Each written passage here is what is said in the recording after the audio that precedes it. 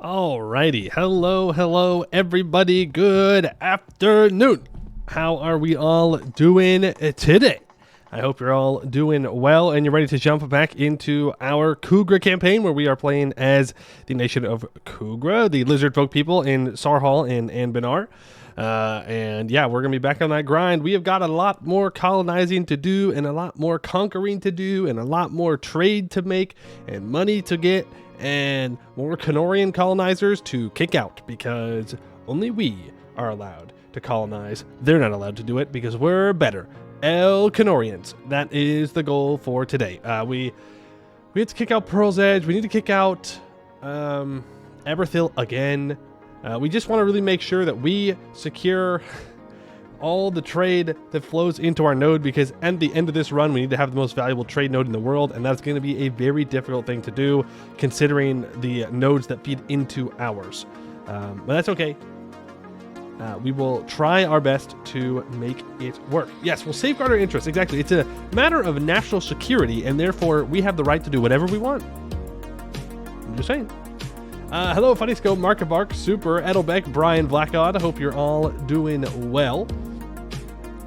Blessed by the streak of streams. That's right. That's right. The doubters are, in fact, in shambles. This is true. This is true. It's Kylie White got under rain and now with a nice cuppa.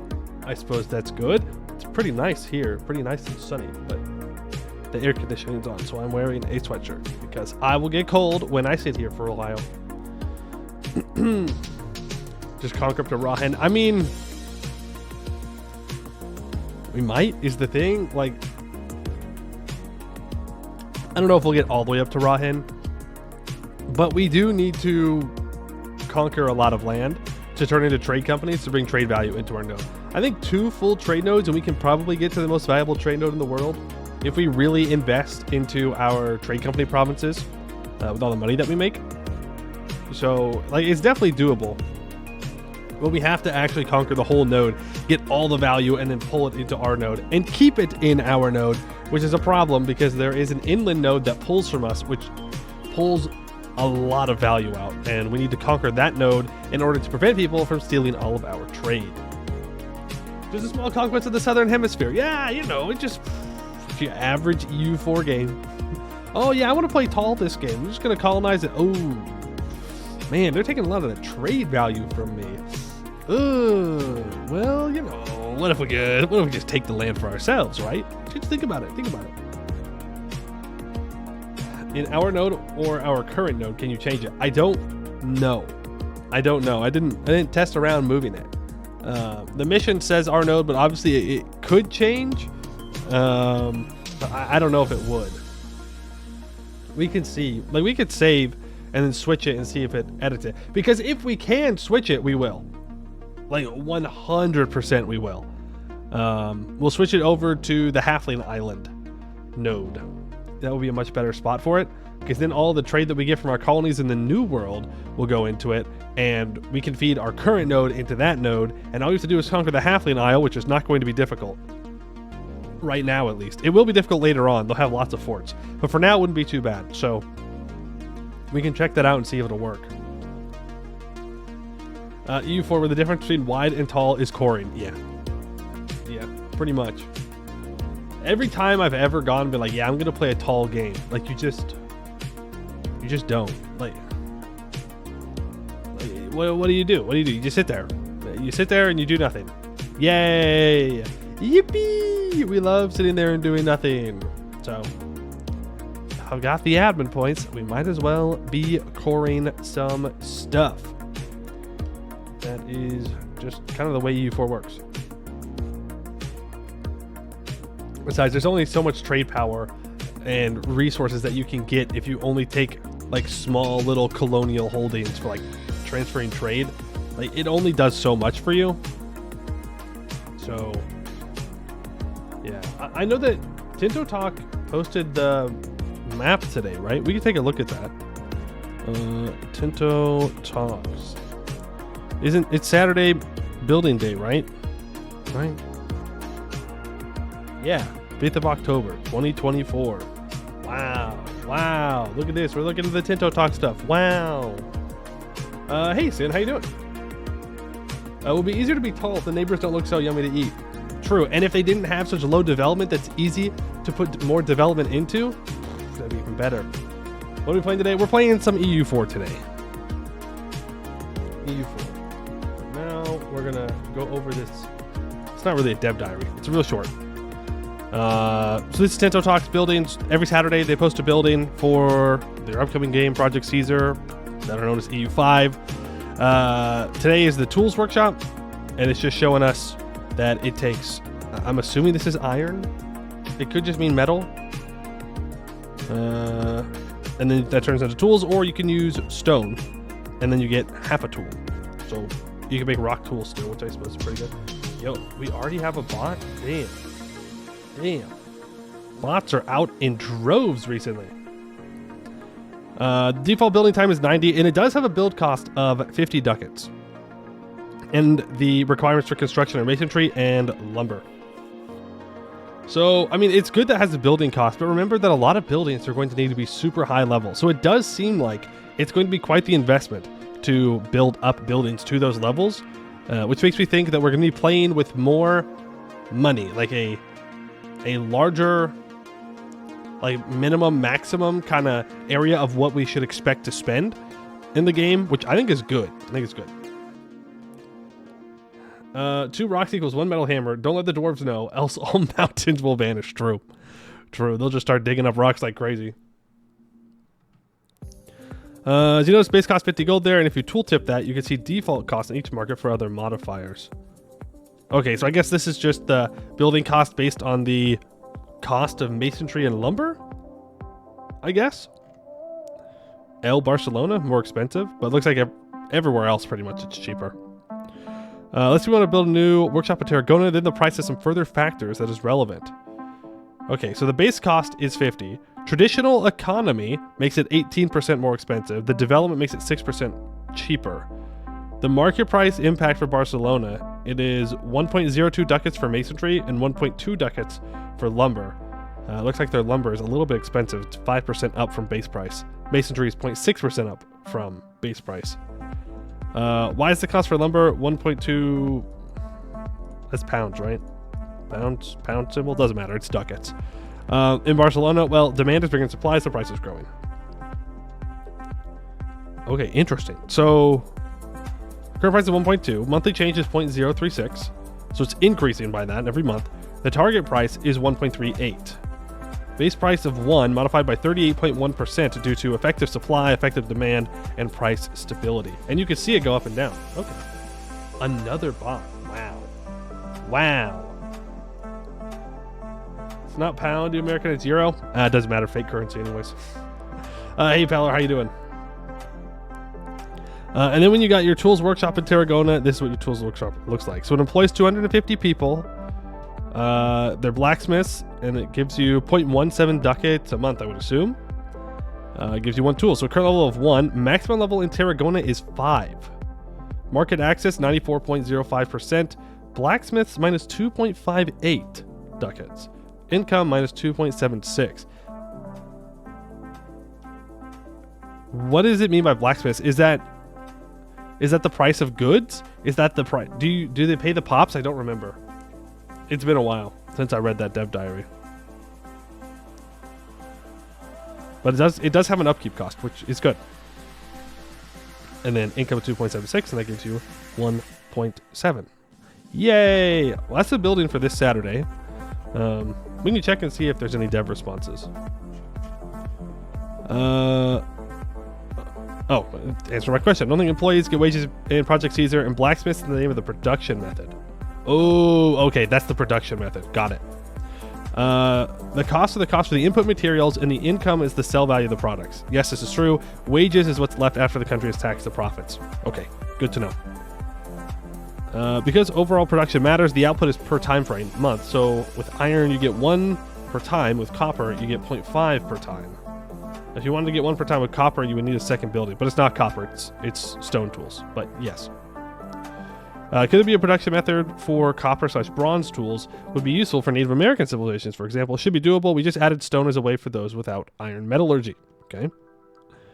So metalworks was renamed to tools, yes. As the economy system would break down that iron, okay. And not starting with asked before, but how many buildings are there in total? We have no set cap or set goal of how many there will be, which I think is good. If you set a cap for yourself, then you'll start trying to combine things into weird categories, and it just gets messy. All right. That is the daily Saturday building. Boom, boom, boom. Easy. Any questions? I don't know. It's pretty straightforward, the buildings. Makes money on top of making stuff which can be sold. Yeah, I think so. That makes sense. But yeah. Yes. Yeah. Because you make the item and then you would use the tools in a different production method somewhere else, say at a farm or something. And then that would also make more money. You just gotta make sure that your supply chains stay nice and fed and good and supplied. I'm looking forward to it. You know, when the game comes out in 2030, it'll be really cool. I'm sure it'll be great. No, if I had to guess, it's 2024. My guess, 2026 is when I think that game will release. Maybe 2027. But I still think that they have a lot to do. So we'll see. We'll see. But it is looking good so far, except for the stuff that we talked about yesterday, which does not look so good. Bonjour, bonjour. Hello, Kill the Lamb. How you doing? Welcome on in. We just got done going over the Tinto Talks Saturday building. Yippee! What was the issue yesterday? In the responses to the dev diary, they talked about how nations of higher rank would take over the war if they were involved, and I don't like that at all. I think they should remove it. I think it's bad. Even if it's historically accurate, I do not think it's good for gameplay in any way, right? I don't want to lose control of my war because a country's a higher rank. For me, that takes out a lot of the fun of it. You check the mystery file over in the Bitbucket, and you do need to conquer Aurkellan and Trakeup in it. And 2, it's your home node, not a specific node. Okay, well, that's half of good news. That's half of good news and half bad news. But that's good to know at least. It sounds terrible game design. Yes, I really don't. I push back on the idea of that. Hey, Curiosa. When the game comes out in 2030, it'll be mid. Then when the DLC fixes it in 2033, it'll be cool. We pray. We pray. We cope. We hopium. All right, that it's good on release. Hope. Cope. Okay. Surely they've got to get it right one time, right? We just got to get lucky, and they've got to make this the game the Paradox releases where it's just absolutely good on release. Cope. You look like a guy who plays The Binding of Isaac. That's the one with the sheep, right? Oh, I hope I was right about that. I really hope that I was right about that. But no, I've not played The Binding of Isaac. First time on stream, usually just a backlogged VOD viewer. Hey, we love VOD viewers here. Yap skippers? No. Not a fan of the Yap skippers, but we love the VOD viewers. Need to be trading relics? Yeah, that'll be easy. The game will be good when Paradox adds the horse armor DLC. Yeah. Well, they already did. To be fair, they already have. The unit packs that's just horse armor DLC, but for Paradox. It's literally just aesthetics. Hey, Faroese. Some fun trivia about the Faroese language. This tastes pretty good is translated to smacks well. You know what? I like that. This smacks well. I could dig it. I think it's good.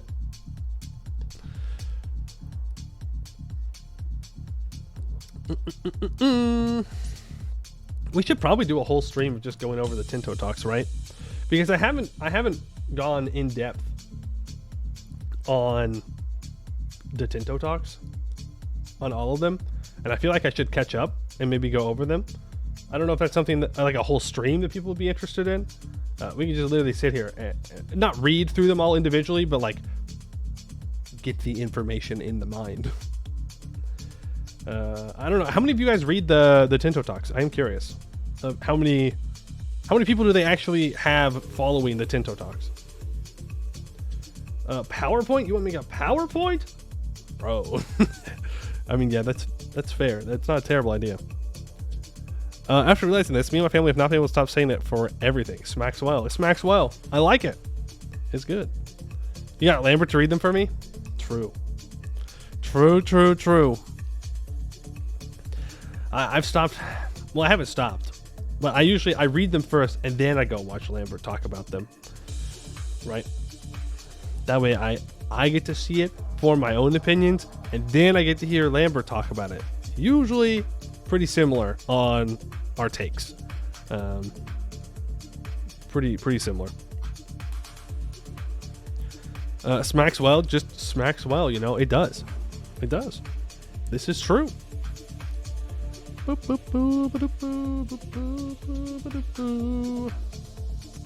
Let's see. Am I missing anything else? Oh, for those of you that are watching when we're playing TCG Card Shop, my friend got the game yesterday, and on one of his first packs pulled a $1,000 card. Feels bad. Feels bad. Did not turn on the streamer luck enough. I accidentally transferred it over. That's on me. I'll try and get it back for the next stream that we do for it. All right.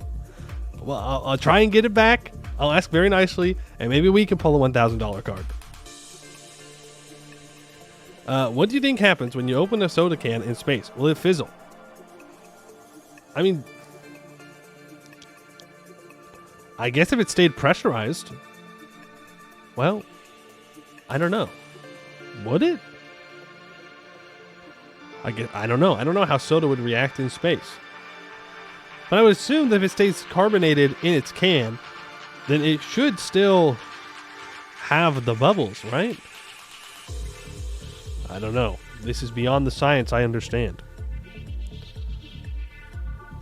In space or in vacuum? I would assume the same thing, right? It's just like where there is no gravity, or well, there's always gravity, but you know what I mean. Or like oxygen, it would just explode, and then it would be a cool explosion and make noise in space. God, dude, I wish I never knew that there are no like explosions. Like you can't have explosions in a vacuum. Like you're not gonna hear it either. Because every time I watch a space movie and I hear it, I'm like, damn, not realistic. Hey, Archer's app. Normally watch on YouTube and reformed Yap Skipper. Welcome to the fight, soldier. Now you must turn upon your old brethren and convince them to not be Yap Skippers. But try the new CK3 expansion. No, I do not want to pay $30 for it. I'll be so totally real with you. I'm not gonna pay $30 for it because CK3 is still CK3 at the end of the day. And I put like 1,000 hours into that game, and I think I'm done with it. I think I'm ready to just let it go. It's pretty fun. That's what I've heard. And if it's great, that's great. I want all games to be good so people enjoy them and can play them. But it's $30. It's $30. The game costs $50. Are they adding a whole half a game's worth of content? Maybe, but I don't think so. Was it a shiny not Charizard? No, it wasn't a shiny not Charizard.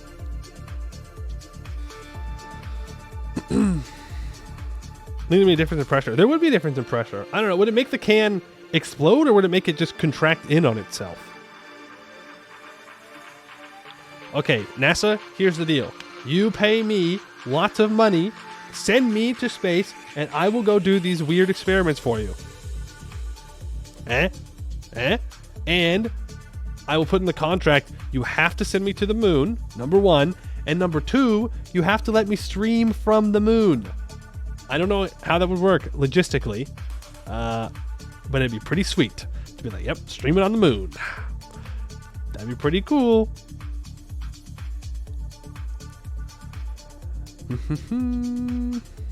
Something entirely different. Do people really enjoy ketchup on their fries? No, don't you dare bring mayonnaise up in here. Not today. Even aside, do they really? And if they do, what does it taste but so bad? Yes. People definitely put ketchup on their fries. The latency would be horrible. It would. It would be very bad, but it would totally be worth it. Yeah, people definitely put ketchup on their fries. I mean, I don't really anymore. When I have fries, well, usually when I have fries, I'm like out to eat somewhere, you know? So there's probably like a burger involved, in which case, I guess in that case, maybe I would use ketchup. But like blue cheese is my go-to. Like I think blue cheese, what's the new thing that we're saying? My fellow Faroese Isle people, smacks well. Yes, I would say blue cheese smacks well. But blue cheese has mold in it. Bro, do you see the color of my skin right here? We love mold in food. We love mold in food. We love food that should not be eaten like that. Rotten food. We're like, yeah, dude, that's good. It's just, I can't really defend it. It don't make sense, but it does taste good. Maxwell don't care about the mold. Easy as. Three most disambiguations: void space, craft in space, or just vacuum, no air gravity. I mean, I would assume in a craft in space is where you would test the soda can theory. They've added happy games with the content. Maybe you'll get it at some point, but for right now, no. Not interested. If the fries are good enough to eat, they don't need anything else. That's true. That's very true. If it is good fries that are like crispy, but not too crispy, and they have good seasoning on them. It comes down to the seasoning. If you just give me fries with just like a little bit of salt on them, no, you just can't do that. That's just criminal. Taste of ketchup just doesn't really mesh well with the taste of fries. In your opinion, mayonnaise on the other hand? See, I just think you're wrong, actually. And the reason that I say you're wrong is because mayonnaise and ketchup are often put together for secret sauces that are used on burgers and fries. So clearly people think it's good. Right? Like, hold on, before I slander them. Hold on. Hold for effect. Hold for effect. Yeah. Okay, so In-N-Out's secret sauce is mayonnaise, ketchup, apparently relish, sugar, and white vinegar. That's what people are saying. But like, it's just mayonnaise and ketchup. They do go together quite often. Well, ketchup and mayo are wrong. Sweet and sour is where it is. For fries? For like potato fries? I don't know. That seems crazy to me. That's because mayonnaise and ketchup do complement each other, but solely ketchup and fries, that's not the case. See, that's weird to me. Like, if someone tells me, oh yeah, I eat ketchup with fries, I'm gonna be like, okay. To me, that's just a very normal thing to do. I don't know why you'd be against it. I'm still on blue cheese all the way, okay? 100%. Traditional Faroese food is literally moldy legs of mutton that have been hung up to dry in a shed for a year or more. Ooh.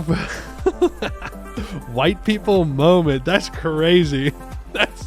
That's so gross. I'm sure it tastes great though. Like, if it didn't taste good, then it probably would not be something that was eaten. But just thinking it through, that is just absolutely vile. For a whole year? A whole year? Is it like salted at least? Like, in what way is it preserved in the shed?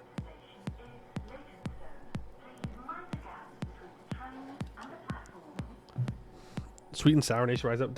Is that like the McDonald's thing? Does McDonald's have sweet and sour? Yeah, okay. See, when I'm talking about fries, I'm talking about good fries. Not McDonald's fries, which I think are trash. To be fair though, I think pretty much any fast food fries are trash. But I don't know if that's quite where I would stake my opinion on fries and their dipping sauce are at.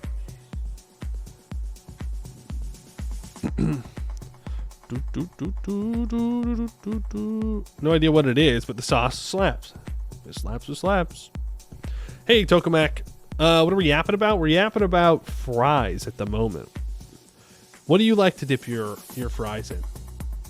Don't read any of the chatters. What do you like to dip your fries in? I wonder, would you join a team or will you have a new opinion?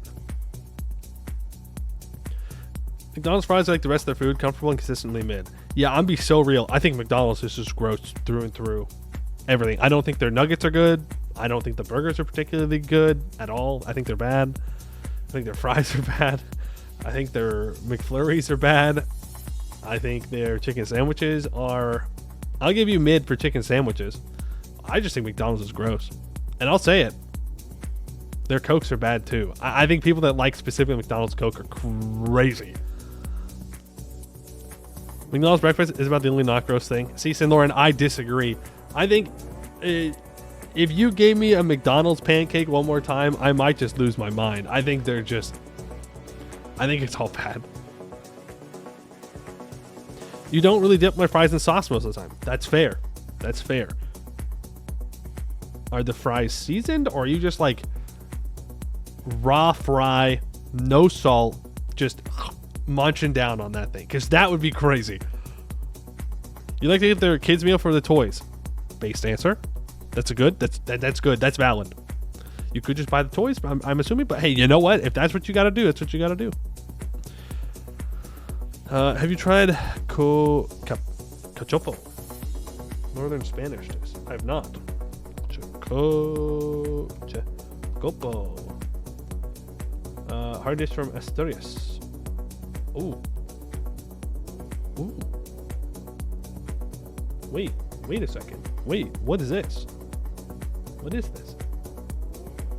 Okay, you guys are about to get flashbanged. So sorry. Wait, maybe I can avoid you getting flashbanged?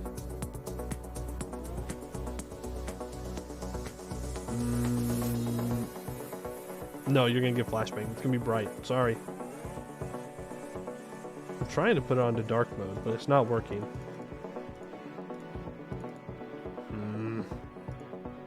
Really? I downloaded this whole thing. Okay, well, sucks to suck for you guys. Look at this.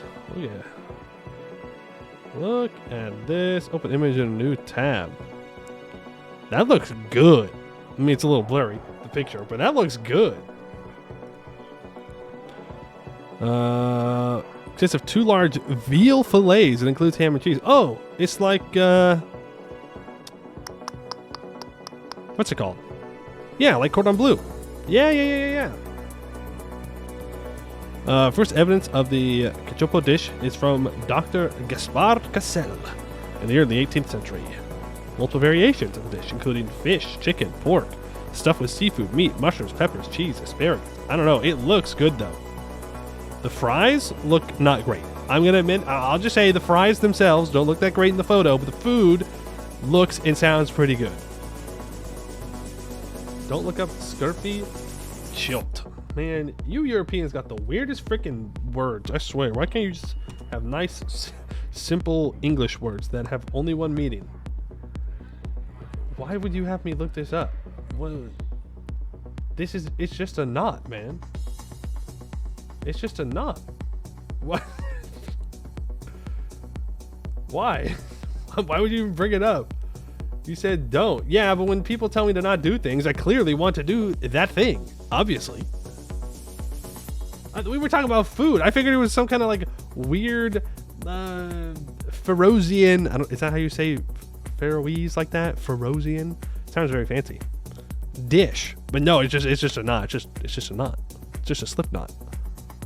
Tell you went to an Asturian restaurant and you eat a cachopo, some breaded mushrooms with cheese sauce. That sounds pretty good. I had the last of my meal prepped soups, which means I have to make more now. But now I'm out of the pre-made stuff.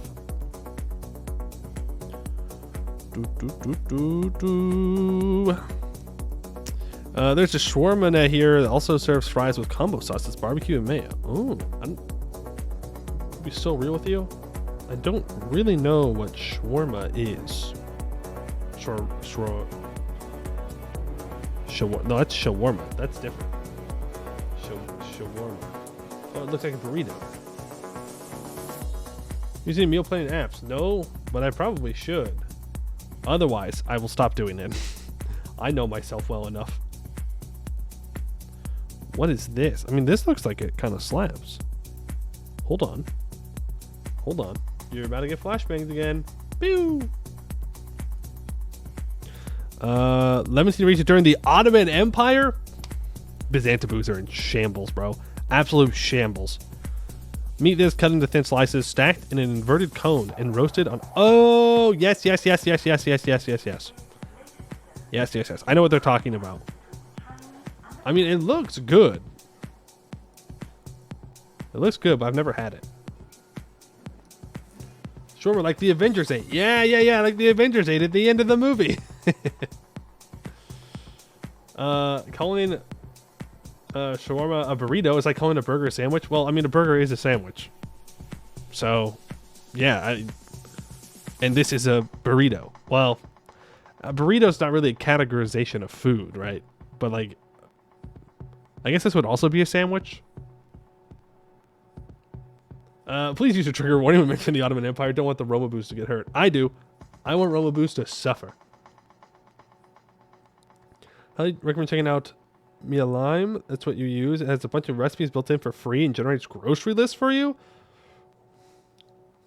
That is pretty nifty. I will definitely do that. I'll check it out. It's a wrap. Yeah, but like, is a wrap a category of food? Really?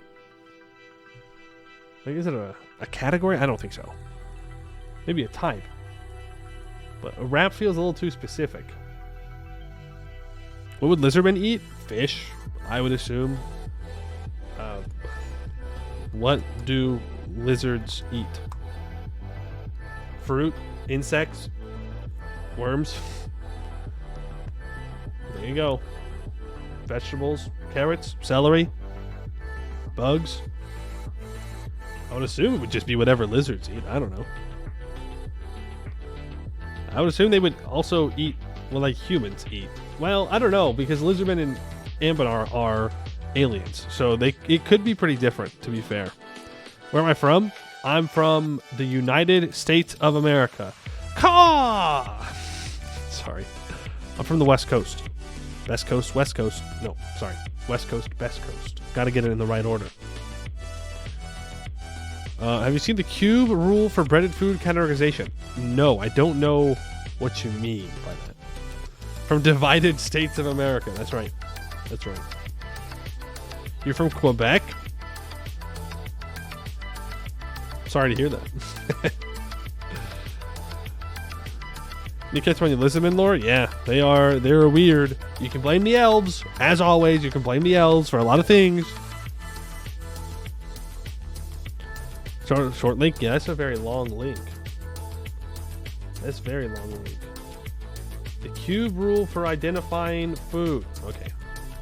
Let's go through this, chat. Let's see what we got here. All right. The cube rule of food identification as seen in the New York Times and the Washington Post. Well, it must be real then. It must be true. Okay, why is this so big? First, we asked, are hot dogs sandwiches? What do we think, chat? What do we think? I say yes. Hot dogs are sandwiches. It is between two pieces of bread, and then there is something in between the two pieces of bread. That's a sandwich. Hot dogs are tacos. No. They're not. No, tacos I don't think are a categorization. Hot dogs are sandwiches, clearly. There's one piece of bread. It does not matter if it is one piece of bread. It is between two different parts of bread. What a hot dog is one piece of bread with a hole in the middle.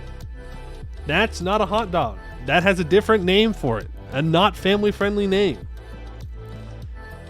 It's one piece though, but it doesn't matter if it's one piece, right? Like, also, the bun breaks apart when you start eating the hot dog. Come on, let's be real here. Let's be so totally real here. You start biting into it and it's gonna split into 2 pieces. All right, let's see what they say. Classic sandwich, grilled cheese. This is disconcerting. A Reuben. Okay, yes, fair enough. Thick Reuben. PBJ. It's got too much jelly. You gotta have more peanut butter than jelly, in my opinion, on a good PBJ. But that's a different conversation. Hot dog. Am I a sandwich? New York said yes. There you go, folks. If New York says yes, it's a wrap. What kind of trash hot dog buns are you eating? The kind that are cheap. I don't eat hot dogs all too often, though I did have some yesterday. Amy. Down with the yapping, JK, he 30 months. Why did they say like down with the yapping? Thank you for the 30 months. Appreciate it. Very kind of you. Sandwiches generally subject to sales tax. Explains what is considered a sandwich. Hot dogs and sausages. Okay, so New York State says it is. Then, whoever this is, okay, listen, the sandwich discourse was played out. We need to have a new discussion. Pop-Tarts are a kind of ravioli. No. Funny, but no, it's not. Specifically because I think if it needs to be a ravioli, there needs to be pasta involved in it, right? It's something inside of pasta. What is a Pop-Tart? What do you mean, what is a Pop-Tart? What? Really? You don't know what a Pop-Tart is? That's crazy. That's whack. Yeah, this is it. This is a Pop-Tart. You eat these for breakfast, okay? You eat them for breakfast. Yum. Very, very healthy. Very healthy breakfast food. Definitely not pure sugar. No. Real good for you. You basically never see outside the US. That's because it probably kills you. Not on purpose, though. I would never say that. Because that would be, well, that would probably be libel. Classic American breakfast, 900 grams of sugar. Well, not that much. My favorite ones, okay, common favorite ones are s'mores. It's a classic. It's okay. Not my favorite. The frosted strawberry, pretty popular. Brown sugar cinnamon, also pretty good. I've never seen banana bread ones. My favorite are, they are chocolate chip. They're not chocolate chip pancake. It's like a chocolate chip drizzle, like chocolate chip cookie dough, but there's not like actual cookie dough in it. Chocolate fudge is like the original Pop-Tart, I think. I don't know. These things kill you though. Done. Very American. I understand that, but that's crazy. You don't know what a Pop-Tart is. I saw some video comparing US Fanta to EU Fanta, and you wonder how US people are alive. Spiked hatred. I don't know. Our food is very bad for us. Like, if you think it stops as soda, like if you really deep dive into what we eat in the United States, and you're not from the United States, you may be scarred. You bought some from the US Amazon, cost me a lot. It was totally worth it. Look, Pop-Tarts are good, okay? They do taste good. And in fact, they went through a whole phase, and I don't know if they do this anymore, where they say that you can freeze them. Like, the original idea of the Pop-Tart is that you put it into a toaster. You toast it up, they get warm, and then you eat them. But then they swapped, and they're like, oh, but you can freeze them too. And I had frozen Pop-Tarts one time, and it was the worst Pop-Tart I've ever had in my life. I don't think freezing them is a good idea. Why is everything in the USA made with corn syrup? That is a very long, in-depth conversation that I would say the majority of Americans have no idea about why we do that. But it all comes down to money. It's money. It's literally money for the corn lobby. And if you think that's a joke, I wish it was. I wish it was. You can look at how much corn is subsidized in the US and how much of a political force the corn lobby is in the Midwest. I mean, you literally have to like bend the knee to the corn lobby to go and run in states in the Midwest where they grow a lot of corn. It is also destroying our environment because we need to have more nitrate in the ground when we grow corn, and so it's creating dead zones in the ocean. It's a whole thing. It is a whole thing. Too long for today, though. We're talking about food right now. This whole thing.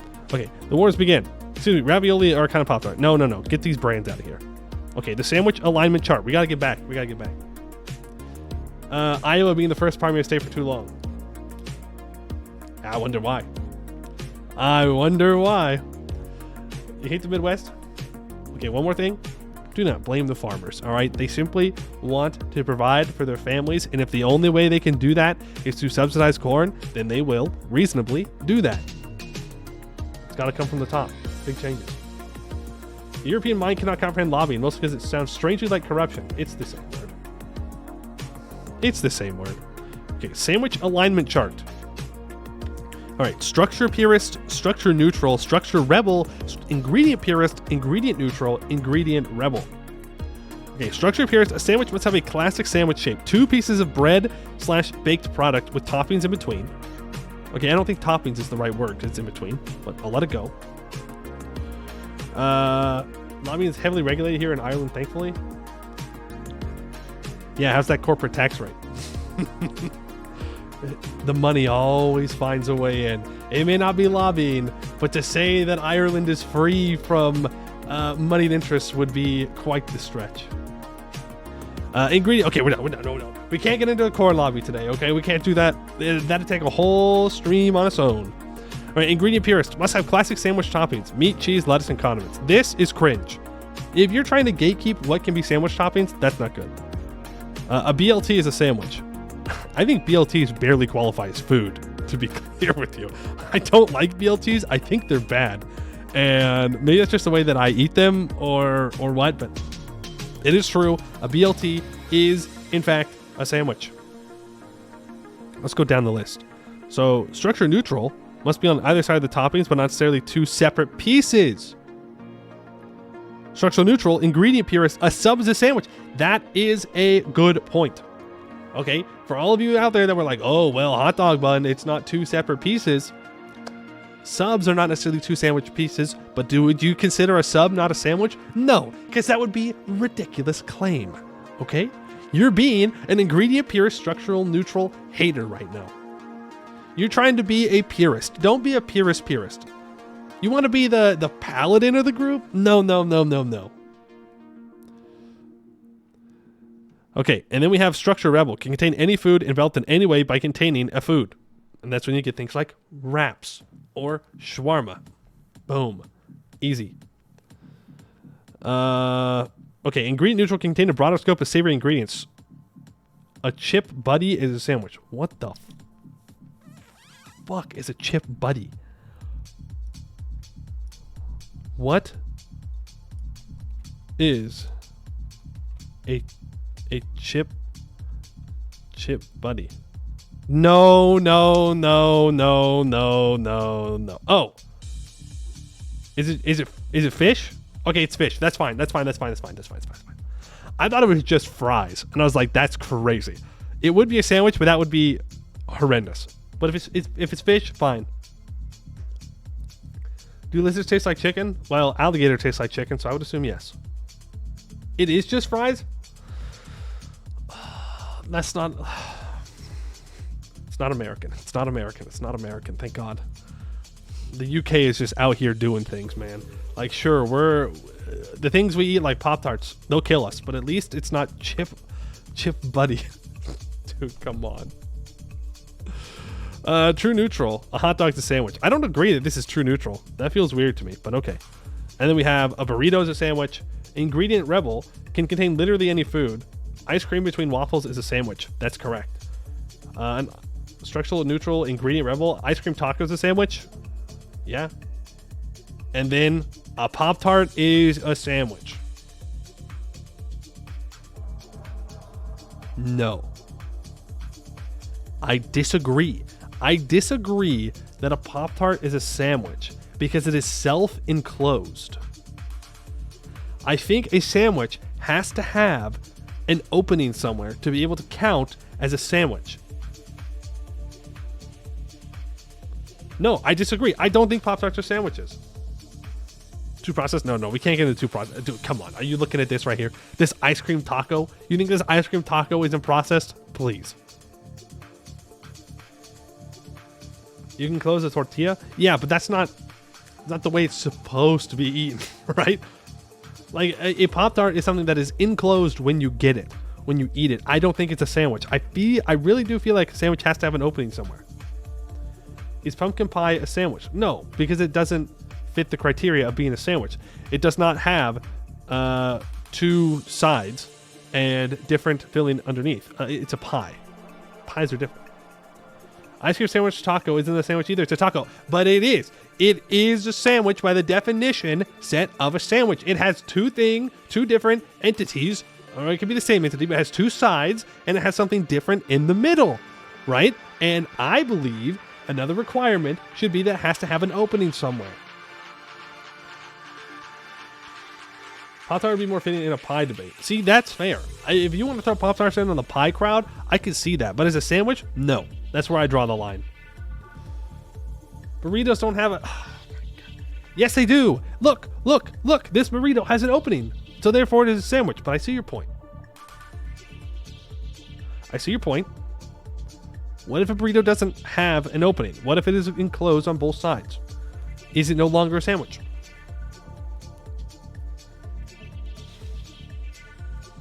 No, it is clearly still a sandwich. It is clearly still a sandwich. It's a good point.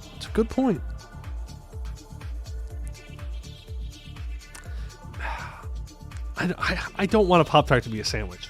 Like, in the grand scheme of things, it doesn't matter, right? But it may shatter my worldview. A Pop-Tart? A sandwich?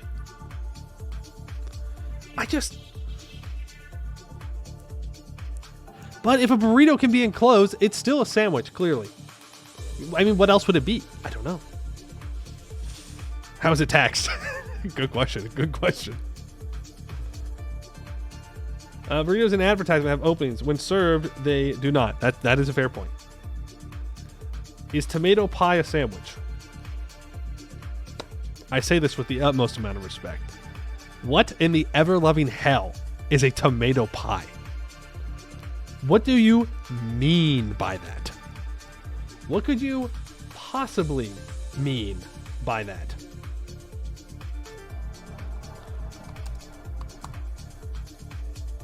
No. You cannot do this. That is illegal. The Italians have gone too far this time. Okay? Too far.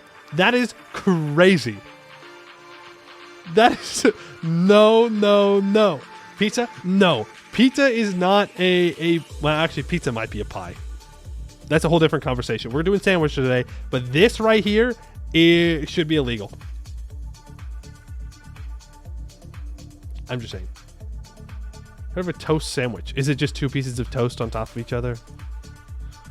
Toast sandwich. Yeah, okay.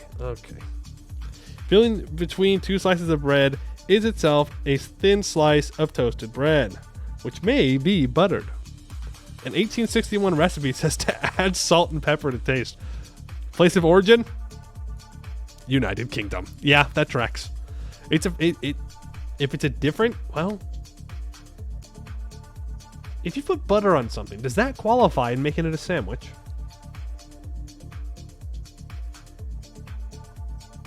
I mean, like other spreads do. Like peanut butter counts, jelly counts. So should butter count? I don't know. It's a weird one though. Beans on toast, illegal.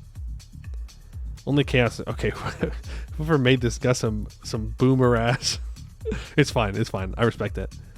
Then spake the holy prophet. What? Spake. Bro, you cannot quote someone like, bro, come on. You cannot be like, this is the prophet. Come on, bro. Come on. We are not all Mormons here. Not all of our prophets are into this. Come on, dude. Are you unsatisfied with current debates regarding what is or is not a sandwich? You should try using the cube rule. Okay. Blessing us with the grand unified theory of food identification. Anime profile picture. Opinion incorrect. Okay.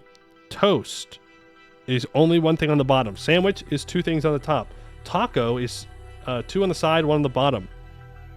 Sushi has four things with two open sides. soup, salad, bread bowl is everything filled except for the top. And a calzone is everything enclosed.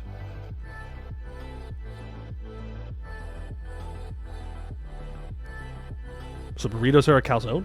I mean, yeah.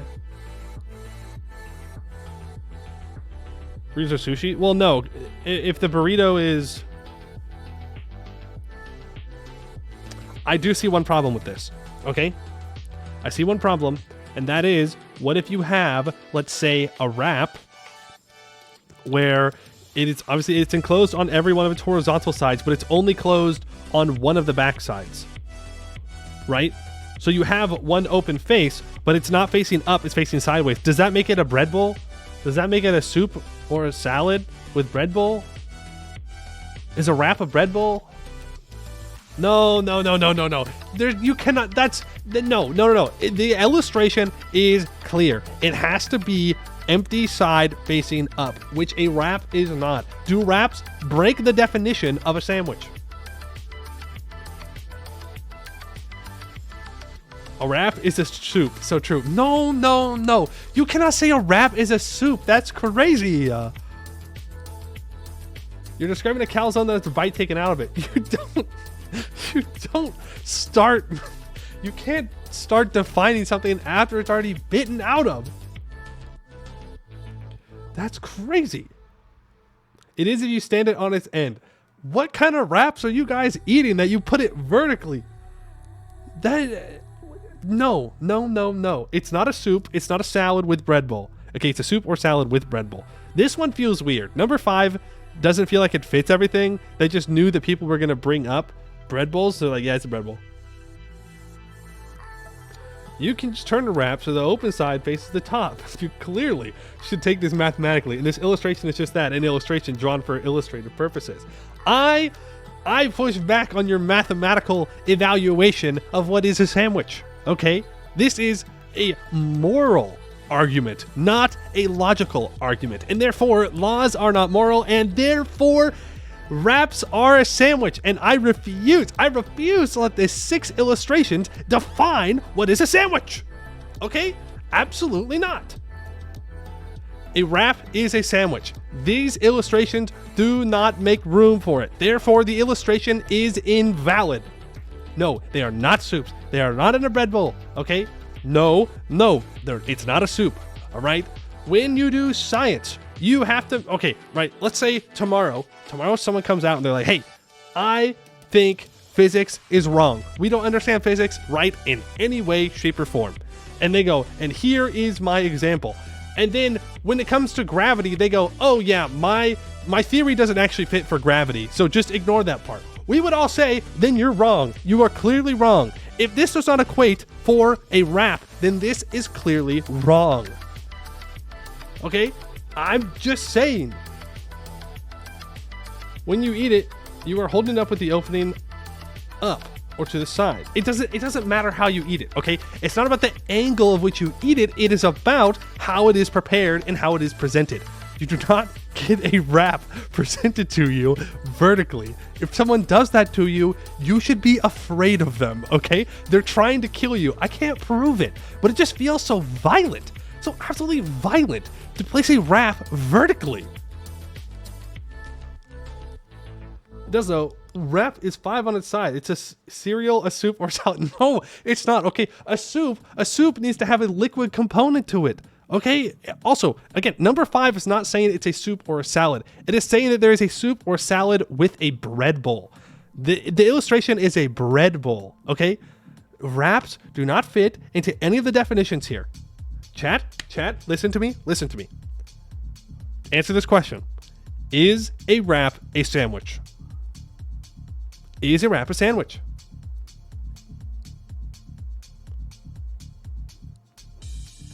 No. Funny scope. There's always that one guy in class. There's always one. We were eating soup with a fork the other day. Objection. Irrelevant. A wrap is a wrap. No. A chicken wrap is a sandwich. Okay, it's a sandwich. It is structure, rebel, ingredient, purist, sandwich. All right, look at the wrap. It is enclosed on all the sides around it and one side on the back, but on the opening on the front, it is open. Okay, it is a sandwich. It is. This is talking about bread bowls. It's different. This entire identification process is bad, irrelevant, no good. Not according to our wife. No. I will never accept them as my prophet. Anime profile? No. Wraps are not a soup. It's fine. Soup.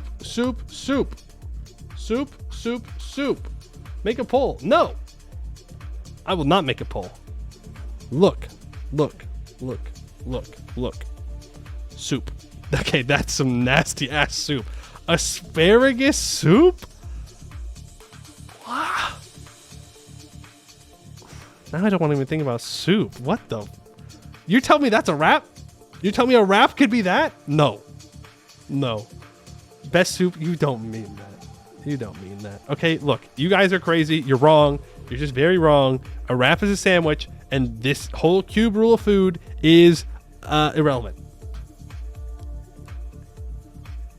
It's delicious. That's crazy. Look, I like asparagus, okay? But asparagus soup to me sounds just whack. Identify any food purely by the location of structural starch. What? Toast. Okay, we're going to go in depth here. No, pizza's not a toast.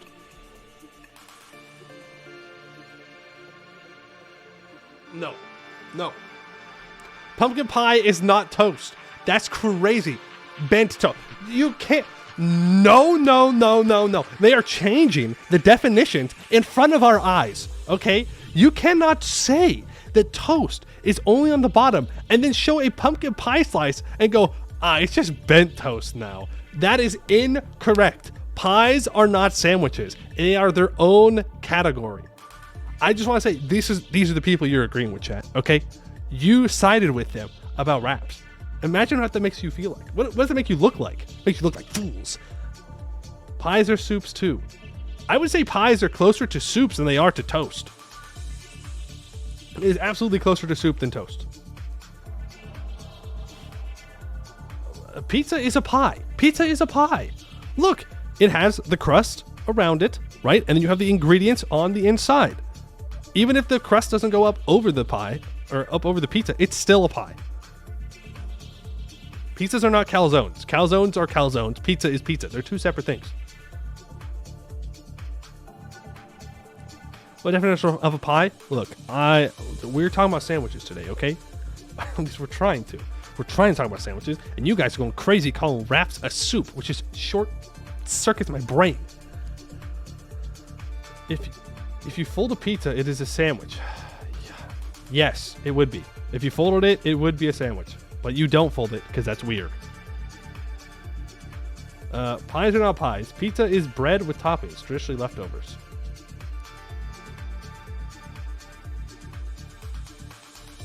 Pies are not pies. Pies are not pies. Pies are not pies. What do you mean pies are not pies? My brain is short-circuiting right now. It's in the name. It's right there. It's like, that's the word that we gave them. Words have meanings. You can't just say things. That's illegal. That's crazy. Answer the question. What question? What question am I not answering? Italians fold pizza when eating? That should be an illegal. Tacos or the three side? Yeah, we got to get to the three side. We're good. I'm recentering myself here, okay? I'm just trying to process all the bullshit that I've had to read, okay? Okay, sandwich. Number 2. Sandwich popular examples. A quesadilla, non-folded. Wouldn't that be a taco? Tote. Ain't no way this dude put the toast sandwich. That's crazy. There's no way in his defense of his categorizations that he put a toast sandwich. He could have chosen anything. Anything. Ooh. Ooh, that makes me mad. Victoria sponge cake. I would agree. This is a sandwich. I would say yes, this is true. This, it counts as a sandwich, but should be not even illegal. Like, this is immoral to make. This is a taco. Right? Well, I guess it depends on how you make it. But the quesadilla is that, well, no, actually, yeah. Yeah, non-full, yeah, you know what? Yeah, I'll give it to him. Quesadillas, sandwiches, for sure. As long as you put one tortilla on top of another tortilla, boom, we're good. Yes. Okay, tacos. Popular example. You cannot make a slice of pie a taco. No, if you define, I mean, I guess specifically here it is talking about pumpkin pie, but no, you cannot say that a slice of pie is a taco. Taco on its side. No. That is crazy.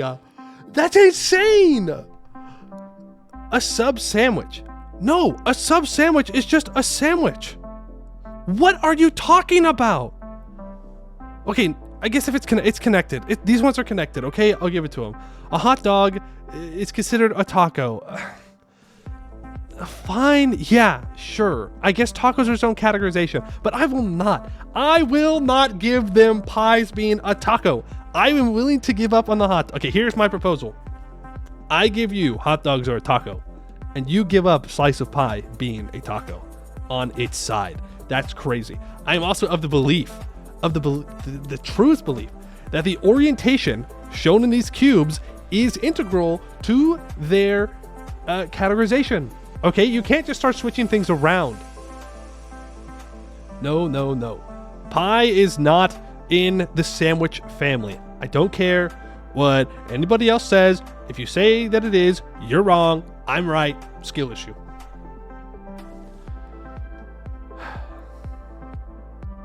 Slicing should not change the category. I agree. Again, it is the dish you are making. That is how you categorize it. How you eat the dish does not affect the type of food it is, right? That is irrelevant.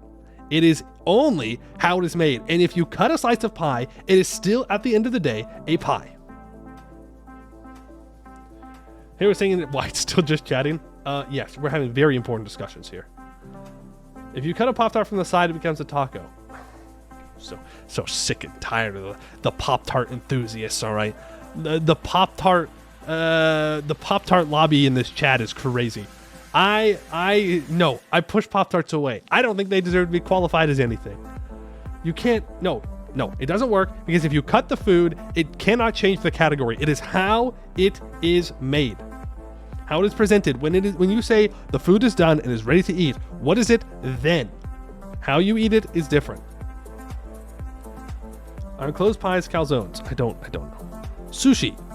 I swear to God, if there's anything other than sushi, just regular sushi on this list, may lose it. No. I don't agree with those Pop-Tart guys. Mamilo, thank you for the 19 months. I appreciate that. You cannot make pigs in a blanket sushi. That is illegal. That is wrong. I disagree. No, that just feels so bad. Maybe it does technically make sense with their categorization. I will give them this, okay? I will give them that pigs in a blanket fits the definition of sushi, but I hate it, and I don't like it, and I don't want to give it to them, but I do. I do. Falafel wrap is a sushi. They cannot. No. Well, yes. No. Okay, I guess this is an important thing that we have not talked about yet, is what counts for one of these sides, right? Does it have to be continuous? Does it have to be able to sit there on that side if you let go of it? Because if it would flip back over automatically, then is it really sushi? I feel like it needs to hold its structure on its own. Wrap is both a soup and a sushi. I'm telling you, the wrap soup enjoyers are siding with the devil, okay? It's the devil himself making this. We find the person responsible for this and hold them accountable. This is wrong. It's a crime against food. It's a crime against humanity. It is. It is. I hate the pigs in a blanket, but I will give them that it is a sushi. Enchilada?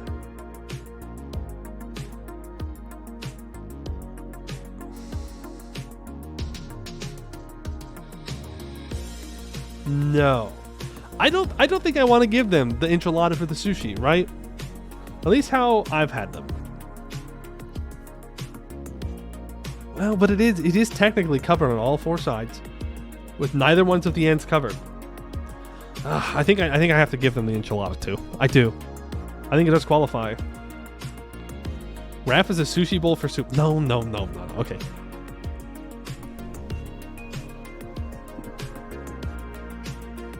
Number 5? Quiche? Hold on. That is not what their number 5 above said. Cheesecake. Soup. Falafel pita. They're inconsistent. It's a different name. It's a totally different thing. Okay. Yeah, I would say that this soup in a bread bowl counts, but why does it have to be in a bread bowl? In a regular bowl, it would also be the same thing, right? Pita is a soup. No. It's this. Okay, what is the official definition? Okay. Baked flan or tart with a savory filled thickened with eggs. Okay.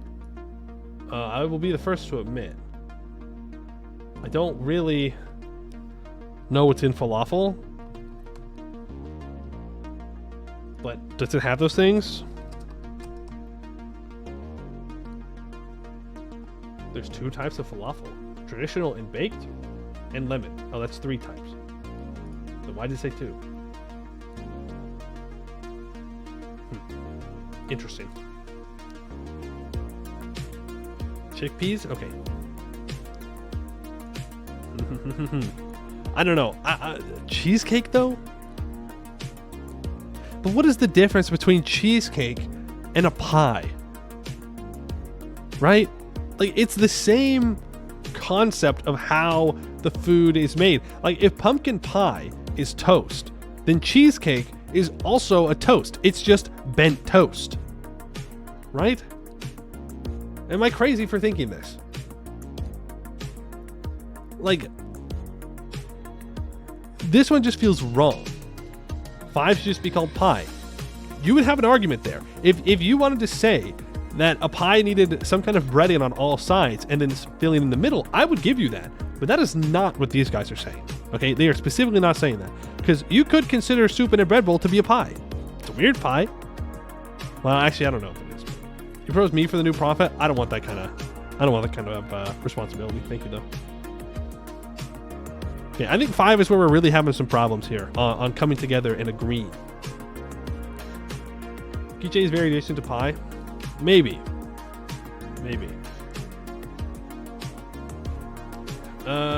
You're leaving now before you have an aneurysm? Alright, see ya. Bonus round? No. This number 5 just needs to be pie. We all agree on that, right? Salad in a bread bowl, deep dish pizza, key lime pie. This is all just different kinds of pie. Weird pie, sure. But, like, it's just pie. I don't know why they're making this so complicated and weird. Call number 4 a wrap? I think that's fair. You could get away with calling sushi a wrap, for sure. I think you're right. Okay, and then number 6 is calzone. It is completely enclosed. You cannot put a corn dog on this list. I will suffer through Pop-Tarts. I will suffer through wraps being soups. But if you come to me and you say that corn dogs are a calzone, I will find you. Are you serious? What are you? This does not even deserve to be counted as food, okay? I don't want it on a list. I don't want nothing. You cannot say that pie whole is a calzone. I get it, because this pie has a topping to it, okay? But a pie is still a soup. It's still a soup, even if you put a covering over it. Ooh. Apparently chicken nuggets are a calzone. Yeah, exactly. And are chicken nuggets and fried fish calzones? No, clearly not. Pie is a soup. I would say that pie is closer to being a soup than it is to being a calzone. Even a covered pie. Even a covered pie. Okay? This is a burrito being a calzone? Sure. Yes. And close on all sides? Fair enough. Bonus round?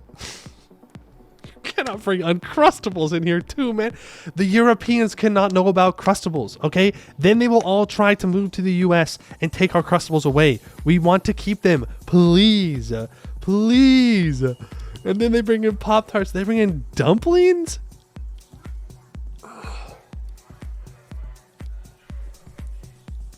Are dumplings a calzone? Are dumplings a calzone?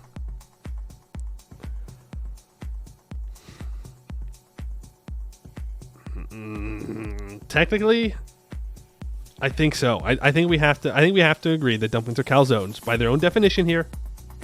By their definition. Pop-Tarts, are Pop-Tarts a calzone?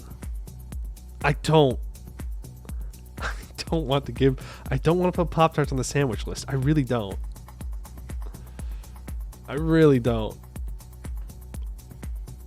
But I think I have to let it go. I think I have to give them Pop-Tarts for a calzone. It fits their definition. Wait. Hold on. Pop-Tarts without any kind of topping on it are a calzone. But it's not just the base Pop-Tart that we're talking about. There's also the topping on top of the actual breading, right? In this case, I don't know, it looks like it might be the strawberry one. In their definition of the cube food, we see, or are here to assume, there are 6 sides, but there are actually 7 with a Pop-Tart because there is an additional layer on it. Therefore, Pop-Tarts cannot be a calzone. I rest my case, Your Honor. It's not it. It has too many different layers. It cannot count. We have to throw it out. It's toast on top of a calzone? A Pop-Tart or a toast? No, it can't be a toast, remember, because toast is one piece with an open face. But Pop-Tarts do have something inside of them, right? That's where the flavor stuff is. So it cannot be toast either. What is happening? We are addressing the allegations. The allegations of a Pop-Tart at this moment being a calzone, which I am defeating, by the way, overhandedly. Pop-Tarts are lasagna in that case? Yes. Pop-Tarts are a lasagna. I can agree to this. Good work, chat. Good work. Pop-Tarts are a lasagna. I would agree. Uncrustables are the closest to a calzone of the 3 options. True. Pop-Tarts aren't food. They are food, technically speaking, and they are a lasagna. Okay. Uncrustables, yeah, I mean, they're a calzone, sure. Unbitten. I like how they had to specify that. I'm just saying, that goes back to my point, that it is about the food individually and not about how you eat it. Because obviously once you start eating things, it changes. Additional cube rulings. Salad. No.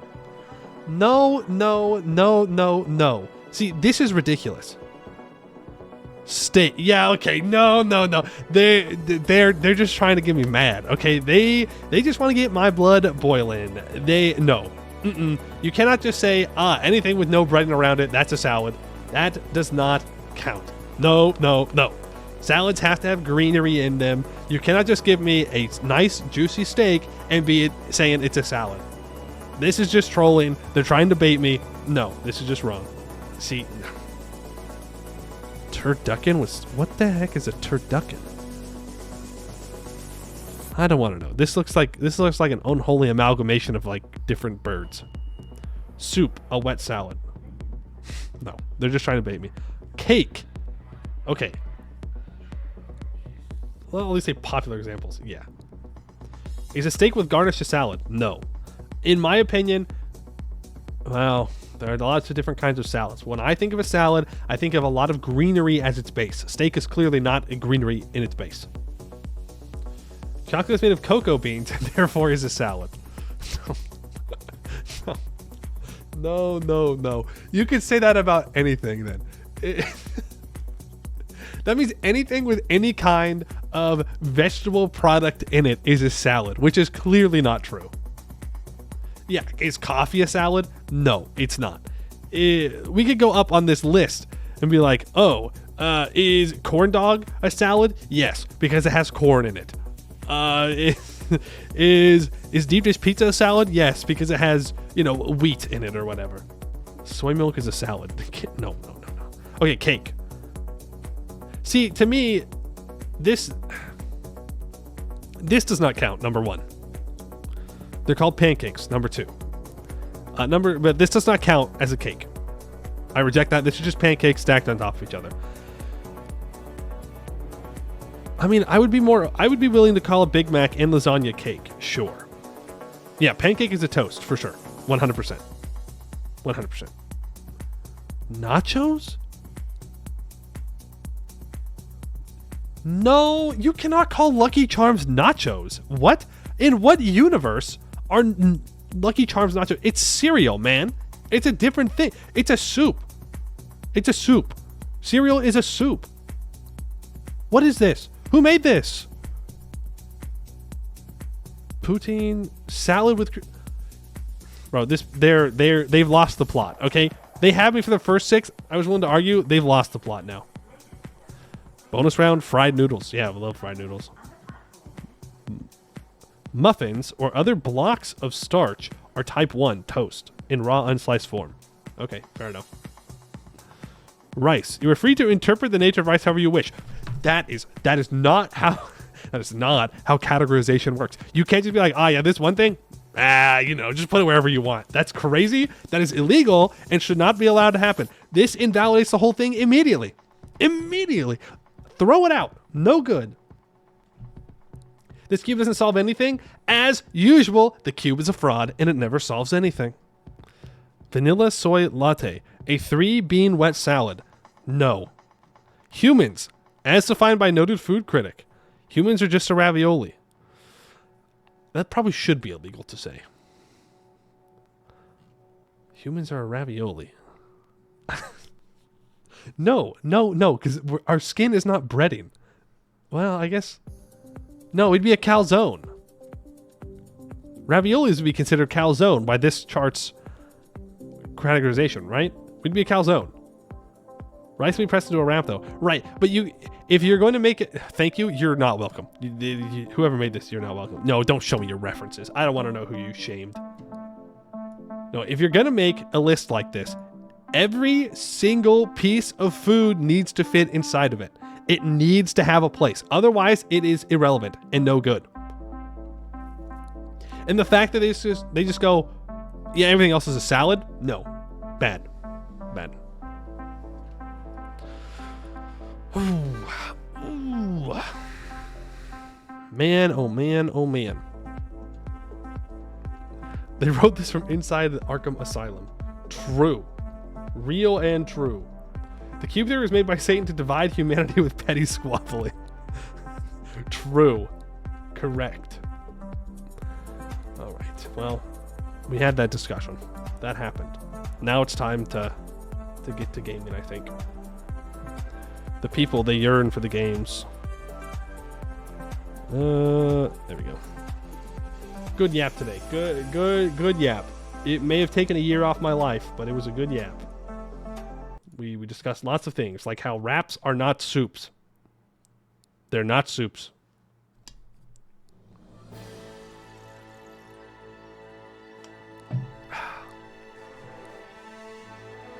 We never categorized wraps, though, did we?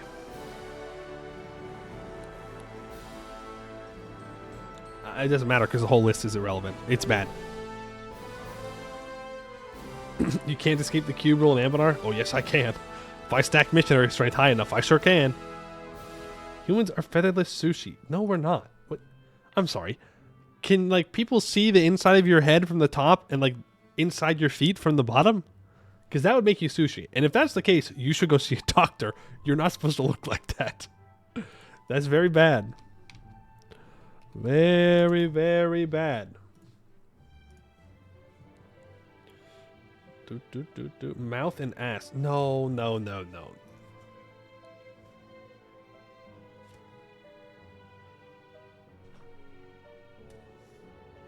Yes. Actually.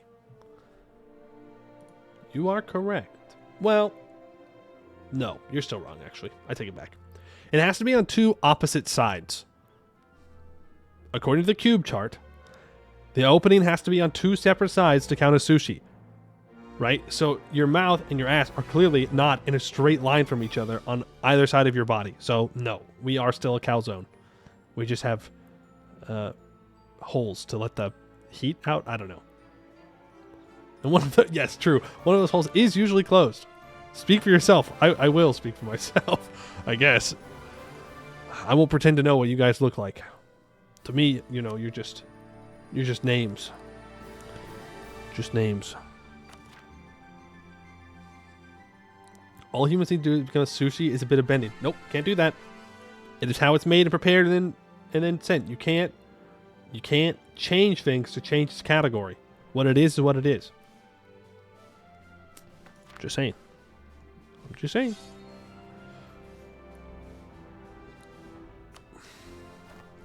All right, it's game time. It's game time. Humans do not equal food. I would agree. Not a really big fan of the idea of eating people. Anyways, hello VOD viewers and Yap skippers. How are you doing today? You missed a good yap. Just saying. We had some really interesting topics to talk about. But we are back with our Khugra campaign, where we are doing pretty well. We have expanded and kicked out colonizers from quite a few spots. We've grabbed a colony in the New World, and we are expanding to the south to take control of this node, get lots of trade companies down here, and bring all the value back home. We do need to go to war with Khugra at some point because they are stealing 23 ducats from us, which feels really bad. And we need to be able to grab this center of trade, and probably this one as well.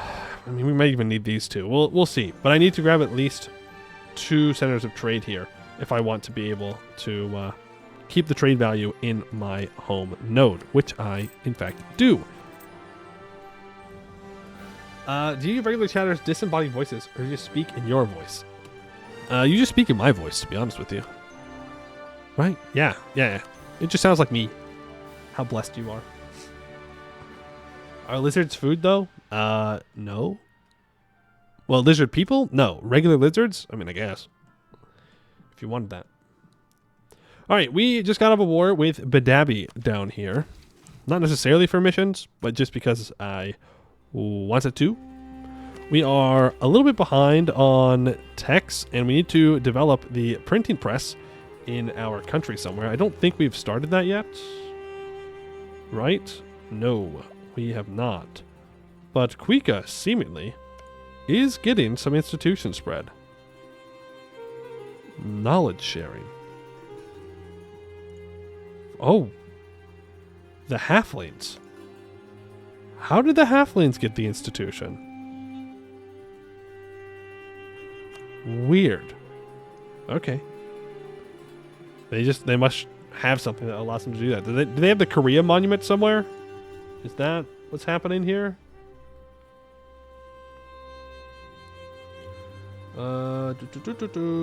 Great projects. College. No. I don't know how they're getting it, to be honest with you. But they do have it. So we could go take it from the halflings. Just not sure how much value that would really be. We need to prepare for another war against Everthil. We are building a spy network because they have an island here, and they're starting to colonize in this area, which I do not accept as valid. I'm not a big fan of that. In addition, I need to get some claims on Pearl's Edge so I can go to war with them. A lot of people will join because they're allied to the current emperor, But I want to take away all this land from them. I want to be in total control over the Artemia node. 100%. We do also need to go into the dry coast region. Now, that does mean that I am most likely going to need to go to war with Rezinkand, which is a bit scary considering I know that their troops are very good and ours are very much not. But we'll see how that goes. We have someone that's disloyal. Yes, Yasa is disloyal. Karak and Ishalani are also almost disloyal.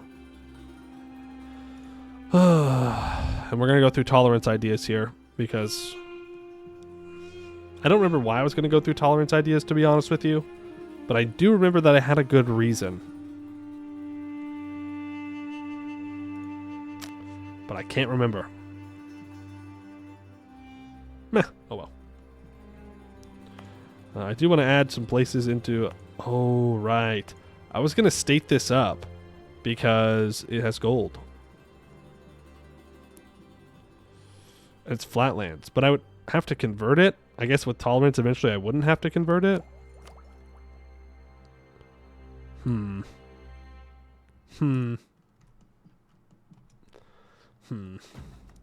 I was to change my trade node, it would be here. To Clove Site. Without a doubt. I mean, we could possibly go to the Sea of Lel. But then I would have to get control over the Genie Coast, which is going to be really hard to do. Just trade it. Well, right now, it's a bad idea because I don't have as much control over it. I need to go take out the Sea of Lel. This is from the depths. We will grab another Admiral, and I will grab this Alien Tier Rush Colony Development.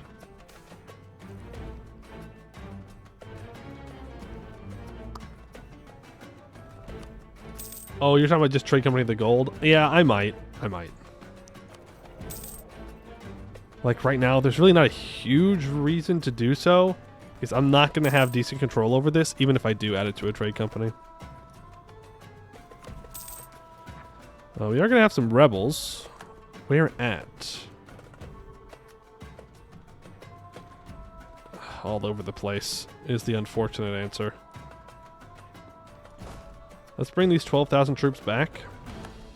We do only have one colonist now, so we are doing what we can there. Let's build up this spy network on Pearl's Edge, who is defending from Laurenkar. Is Vern at war with Laurenkar? No. They're not. Weird. How did they get away with that one? I don't know. A mystery to me. I need to spend my mill points. We do need every province on this river to be at 15 development. But we've already developed with mill pretty much all the way through it. We could do some mill dev on the coast at least. Get a little bit more sailors out of that. Colonial war? Maybe, but it was an insult war. Oh, it was against their colony. And I guess Pearl's Edge intervened. This is true, this is true. Am I over my naval force limit? No. I'm gonna delete these ships. And I'm going to build... Well, let's build a capital ship first. Flagship cannons, fleet morale, and fleet movement speed, please. 1, 2, 3, 4. Build 4 more heavies. That'll work. You're making your way up. Really love Yasa to be loyal, but they're just not interested. They are one Diplotech up on me, but it's the relative army power. I could build 8 more troops. Probably should. In all honesty.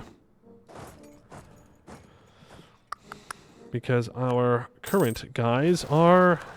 Well, they're disloyal, so I gotta make sure they get in line. Eventually, I want to take influence ideas, but not yet. Okay, I can make a claim on Eberthil.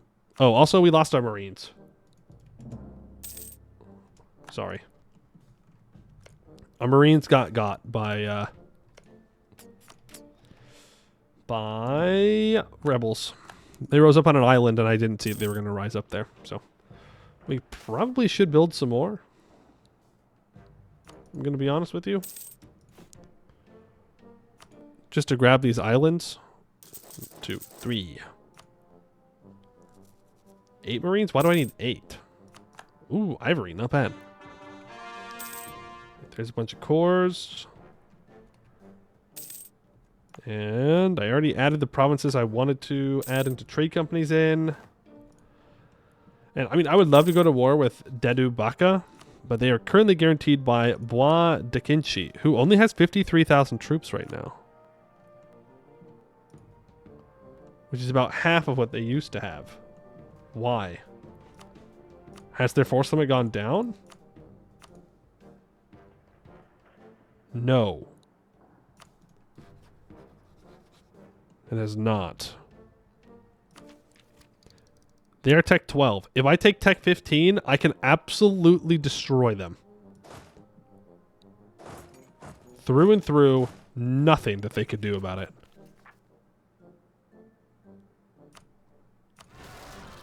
So let's provoke rebels down here.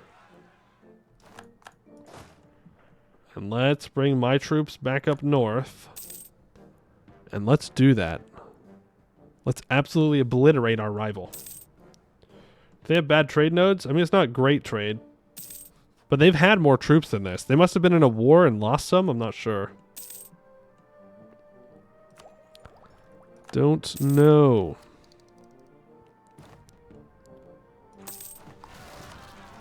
Damn, am I really going to develop the printing press? I mean, it is spreading, but it's spreading to provinces that are not great. Right, like it's not, that's not going to let me embrace it.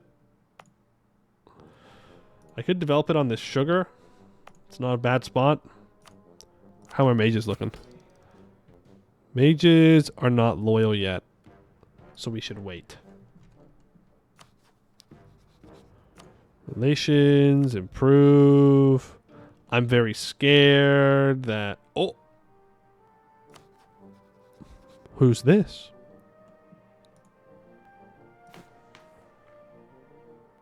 Who is this? The Tiger Command. Interesting. Hey, Fallen Hearts, how you doing? Ba-da-bum-bum-bum-bum. Oh, maxed out all my mill points. Well, let's take it super early. Huge use of our mill points there, but it will allow us to upgrade to, honestly, rather bad troops.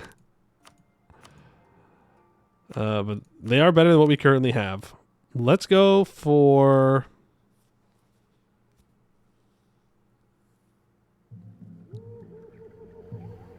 We should probably get more shock going, but this has more fire. Let's go for the urban gunners. When the Kenori Sataya arrived to trade with the Karask, firearms followed with them. Greatly impressed by its power and potential, the Karask began buying muskets to defend the walls of their mighty cities. These weapons were then modified to use serpentine levers to compensate for lizardfolk dexterity, with larger caliber barrels to accommodate more powerful ammunition and punch through lizardfolk scales and hippo hides. Firearms were used decisively to defend Karask walls from invaders, eventually being deployed to weaken the Seer's cohesion and discipline in the open battlefield through continuous volleys of gunfire. Finish the last card game, VOD. How are you? We are doing good. We are doing good. We have not missed much gameplay. We were yapping for quite a bit today.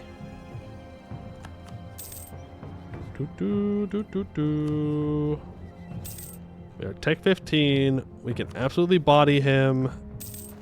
All I need is to be given the opportunity. What is being sieged down of mine? This up here. Oh, guys. Zaratas peasants. That's okay. Our troops are in position. We have our 4 siege general on our siege stack. And our king on the other one. We were trying to kill our king, right? Yeah, because he doesn't have very good diplo. So we want to get rid of him. We will declare a reconquest war for Zolbar. I could co-belligerize Pinghoi.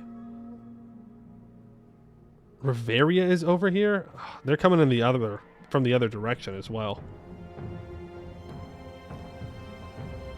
Just got back to when you finally met wrapped for salads and bread bowls. No. You missed. You missed out on the absolute descent into madness that went into. Long story short, I was right. Chat was wrong. I was right to doubt the sanity of the people who wrote that. You are going to go here. You are going to be close by to back them up.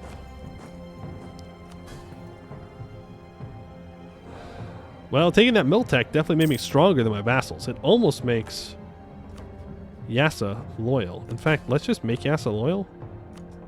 Placate them. And then next month I can royal marry them. And that will also hopefully keep them happy. Of course, I'm trying to kill my king, so that might not last long, but it's the thought that counts. Pinghoi, you mean East Khugra? It's inside implements. It looks different than usual. No, we just can't see it yet. Just over there. We got through that siege. Let's grab this fort here. A little worried because we don't really have a fort line in here anywhere. So they could just run all the way up through here. It'd be really annoying. Really annoying. Do I want to spend the money to get professionalism? Not really. Because we have max professionalism. So let's just lose 5 prestige. I think that's going to be worth more to us. We have morale of army sky. I have all this money. There's always manufactories to build. These are our 3 Marines. Make sure all this is undone. Maybe storm walls in already? I don't know. Hey Alexander, how you doing? Right, Ashikani is going to be sieged. We have a huge Miltech advantage on them right now. 15 versus, well, it's 13 now, but even still. They are going to build up, though. But that gives us Tech 14 and Tech 15. So hopefully, if our armies meet, we'll be able to destroy them. Now, we're going to lose a lot to attrition. We've already lost 16,000. Something we'll just have to deal with. And I will get rid of that dev cost edict for sure. And this one. Thank you. It is John Everthill. We will get him, don't you worry. Great. Ineffective missionary work. Woohoo. Yippee. Okay, that siege is done. He is building up. He does have more troops than we do. There is no denying that. Biraga separatists? Oh. Where are you going? I'm glad I saw you. You go deal with them, and then let's grab the Marines and go unsiege those islands real quick. Bring all of our heavies together here. All the other colonizers are hanging around. Shadow Swamp. What is this? -2 dice roll for attackers. Okay. Good to know. And where is this guy's capital? It's only there. Let's just be smart about this. Because we are outnumbered, but we have the quality advantage. But that, of course, can be squandered. I don't want to do that. Luckily, our sieges are going particularly well. We don't even have that much siege ability. Okay, that's just the migratory guys. That's fine. Not a big deal. And I think it's time to develop the institution. Mages, are you ready yet? Not even close. They want me to improve my relations with Baihan Jin to 100. I can do that. See, he just went up through Yazel Mora, who supposedly hates them, by the way. Somebody, I think it's probably one of my vassals that got access. Yep. Karak got access. And so now I have to deal with enemies on the other side of me. I should really put a fort down in these two spots. Little late for that, though. I'm a little nervous to leave these 25 guys here, but we need to go back and deal with his troops. Well, do we? It looks like he actually left with his 16k, so I don't. My vassals will go back and deal with them. Should attack Yazel Mora for the funnies. Interesting, interesting. I hear what you're saying, and to counter that, I say no. I don't need to fight them. Right? I don't need to attack Yazel Mora. Well, I was going to say I don't need to attack them because their trade doesn't come to me, but it kind of does. Let's buy down our inflation a bit. Don't need to take tech yet. It's unnecessary. But we could trade company it. I mean, it's not the worst idea in the world. We're just going to cut across straight for his capital. He's afraid to fight us right now. That's good. Khugra just embraced printing press. That is amazing. Because then we go to war with Khugra, we take their land, and it spreads back to us. Maybe I don't need to develop it? Feels a little greedy to not develop it, though. Oh, don't you worry. I will be conquering Khugra. They're next up on the list. Right now, let's go get these islands unsieged. And honestly, I have enough for an explorer. So let's grab one. And we can keep exploring. Down to 59,000 troops. We just took massive amounts of attrition recently. We went from like 16 to, what was it? 50? 55,000? Yikes. Well, again, it's all jungle. This land is just painful to move across. We could go for his capital. We could also try and circle back and pick some fights.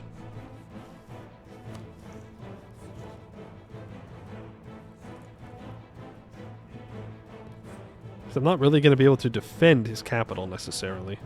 I can also walk up here and grab this marsh. Let's do that. I'm probably taking more attrition because I have those 32,000 together instead of splitting them up. Yeah, 107,000. I mean, it is what it is. See, and our defensiveness is pretty good. And our attrition is at 1.2 here. But it is still effective. We will siege faster. It will be good. We will win. We'll be victorious. Rah, rah, rah. So on and so forth. Okay, put the 3,000 troops on that island. They're at -7. 50,000 troops hanging around here. Our troops are better, but I don't know if they're that much better. Let's get that better general in charge. Another fort occupied. The peace deal I want you to return all cores to none of these people. I don't care. Who is that? Who is Boyar Bati. Who's got crazy cores on them? You. Damn! If I didn't have vassals, that'd be a crazy vassal. L. Okay, no. Return, not to Yzelmora. Not to you. Go to the bottom of the list. To Zolbar. So that is... apparently... what is cores of my vassal. I want these provinces down here. And then... we just kind of fill in the rest of it. I think that works. Emily, thank you for the follow. Appreciate it. You're playing this, you can honestly end up liking the mystery because not only it focuses on tall-ish gameplay. Ish. Was Lizardfolk colonialism? Very interesting first impression for a Lizardfolk tag. Yeah. So I think this is the peace deal I want. And then I'll declare war on this guy before he peace out, so that way the guarantee doesn't matter. And then from this tag, I'll take these 3 provinces so they get rid of the guarantee. Yeah. We'll 100% him. Won't be too bad. He says, right now, before he has to deal with that.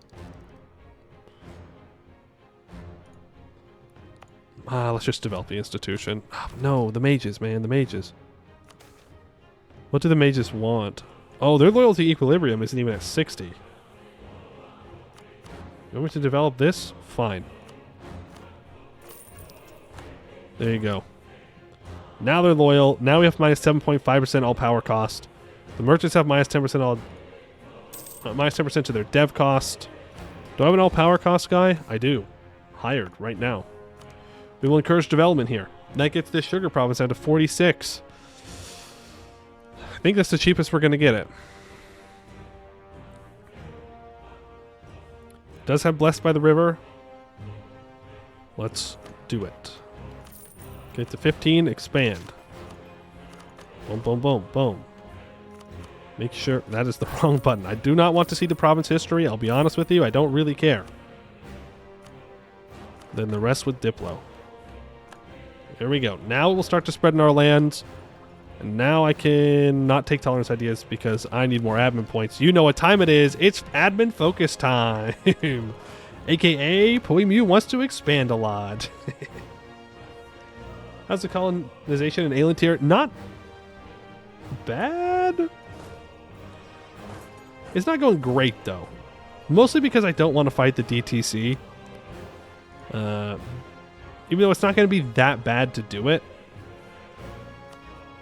And I know it won't be that bad to do it. But I do need to go explore over here so I can see where I need to land. Because I do need more stuff there. Time to open a pack? Pack opening? Find the Canorians. Honestly, the Canorians aren't really a problem. We kind of kicked their ass. I mean, we went and occupied Everthil's capital. Now, it's because they were also at war with Busalar. But they're not really a big deal. And our boats are pretty good. I'm more worried about someone like Sariand or Bois or Nadurabu. They are going to be our main problems. The colonial guys, I think we can fight. Resident Canned could be a problem simply because their armies are so good and we have to move all of our troops over. That I am a little bit more concerned about. For sure, for sure, for sure. I need to send another colonist out, but Riveria grabbed the province that I wanted. That's not very nice of them. I don't appreciate that. That's my song. Hope you enjoyed it. I mean, going up here and grabbing this isn't a terrible idea. Ping Hoi is only on islands now, so we can probably take this island off of them if I wanted to.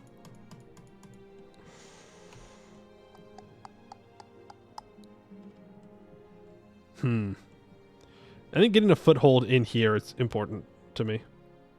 But Ping Hoi will just destroy it. Would you get rented if you get those islands? I'll get rented anyway, so we have to own land here.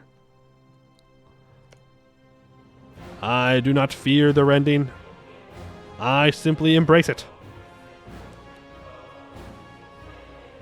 There's no more centers of trade that I can grab.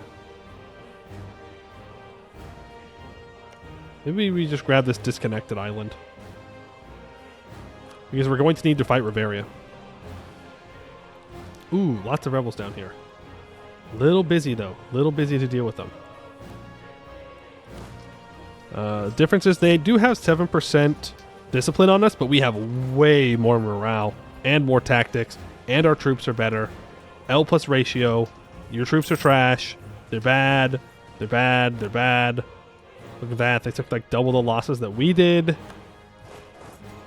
That is good. I do want to deal with these 23,000 troops. I don't want to be in a offensive fight against them into the jungles. That would feel pretty bad.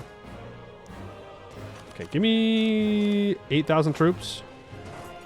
Let's get these provinces up here occupied. That way the enemy does not build more troops up here and start unsieging things when I walk away. Then we'll probably move after his capital. Do we still have access? There is still access, so they could still have troops running around up here. Oh, they're running. Oh, they're running. Get them, boys. They do have a good general, though. 6 shock. Luckily, because we are lizards, we take 15% less shock damage. Oh, no. Please don't run into the fog of war. Please don't do that. That would make me very sad. I don't want to be sad. Please, bro. Please don't. No! It's -2. It's a bad idea. Just walk back, honestly. Just walk back and build. Well, Jungle has more attrition, right? No, actually, it doesn't really matter. So we go for a fort on Sheratsara and another one on Matat to Gokag.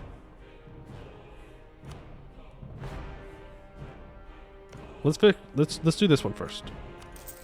It's a lot of money, but we can't just have people walking up and down all the time in here to our vassals. That won't work. Unacceptable. Could threaten Riveria for war? Maybe. I don't know if that'll work again. I think the only reason it worked the first time was because they were in the League War.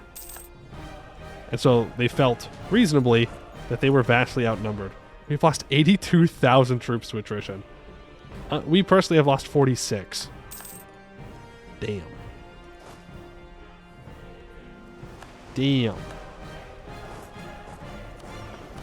You are going to go and explore Southeast Alien Tier, please. But we can try to threaten war on Riveria. I mean, worst they can say is no, right? Ooh, nice. We're going to get an offensive grasslands fight here. Get him. We might wipe them. We have way more morale. Nope, we don't have the damage. Oof. Sad. Sad times. I will let my vassals occupy that stuff. Let's split these 2 stacks, or into 2 stacks. So we're taking a little bit less attrition while we're walking around. I do need to keep an eye out for the troops that went up into Zelmora. We gotta be careful. But they don't just pop back down and start sieging stuff. In fact, I don't really need to siege anything. I can let my vassals do that. They can use their manpower, and I can just sit here and wait. The pro gamer strat is to always colonize the Kenorians back. Yeah, you can't give them a single province. You give them one province, and they'll find a way to win. We just cannot be having that.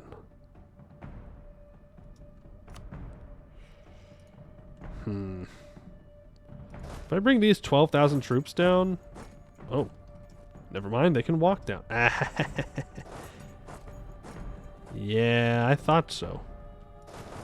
Let's pack the Marines up. Actually, let's just... What do I want to do with these Marines? Where do I want to move them to? Leave them on the island for now. We can probably start our Eberthil War. Wausau has 84,000 troops. They went north with the stack that was in our vassals. Which is rather unfortunate. Because that's kind of far away. We could force march up there. But it doesn't look like they're going to be able to take anything.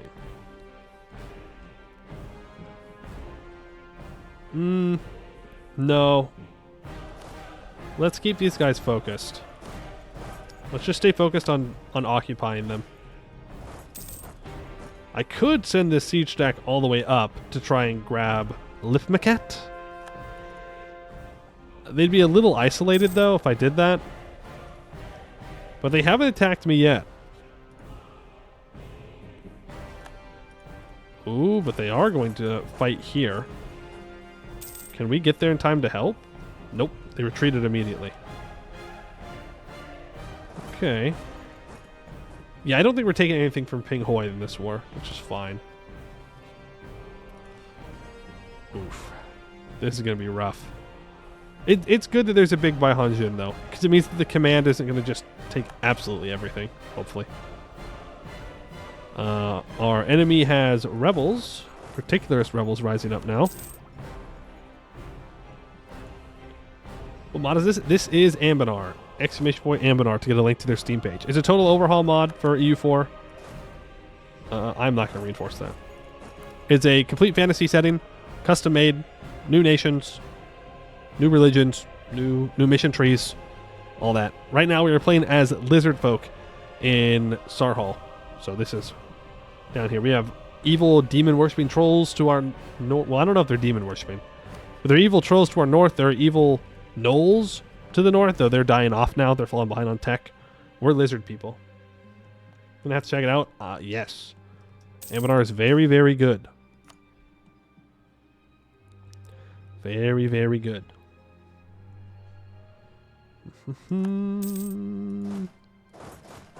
Oh, my general died. Sad. It was a decent general.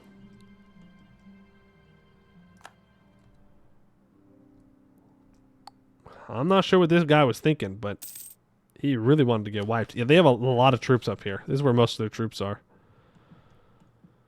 So we do need to be a bit careful. I don't want to get caught out being greedy, especially when we're so close to being able to peace out. If I can get like one more fort, that might be enough to get them to really give up, but we'll see. Oof, so much attrition. So much attrition. You walk back, split you into a couple of different stacks here. That all occupied. Khugra declared war on Eberthil. No, no, no, no, no, no, no, no, no, no, no, no, no, no, no.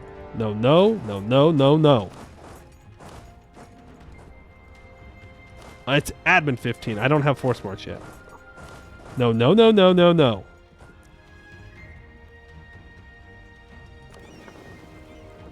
I have a plan.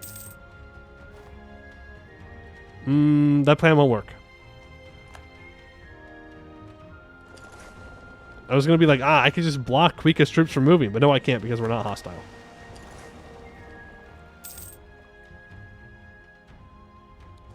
But we could be. We could be hostile, couldn't we? We could decide to be hostile. And wouldn't it be so sad if all of their troops were stuck on an island? Man, that would just be terrible.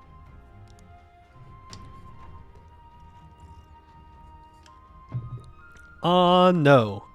Man. And his allies are also landing troops? It's the ones that wouldn't join. But still. That would kind of suck. Yeah, that'd be kind of rough.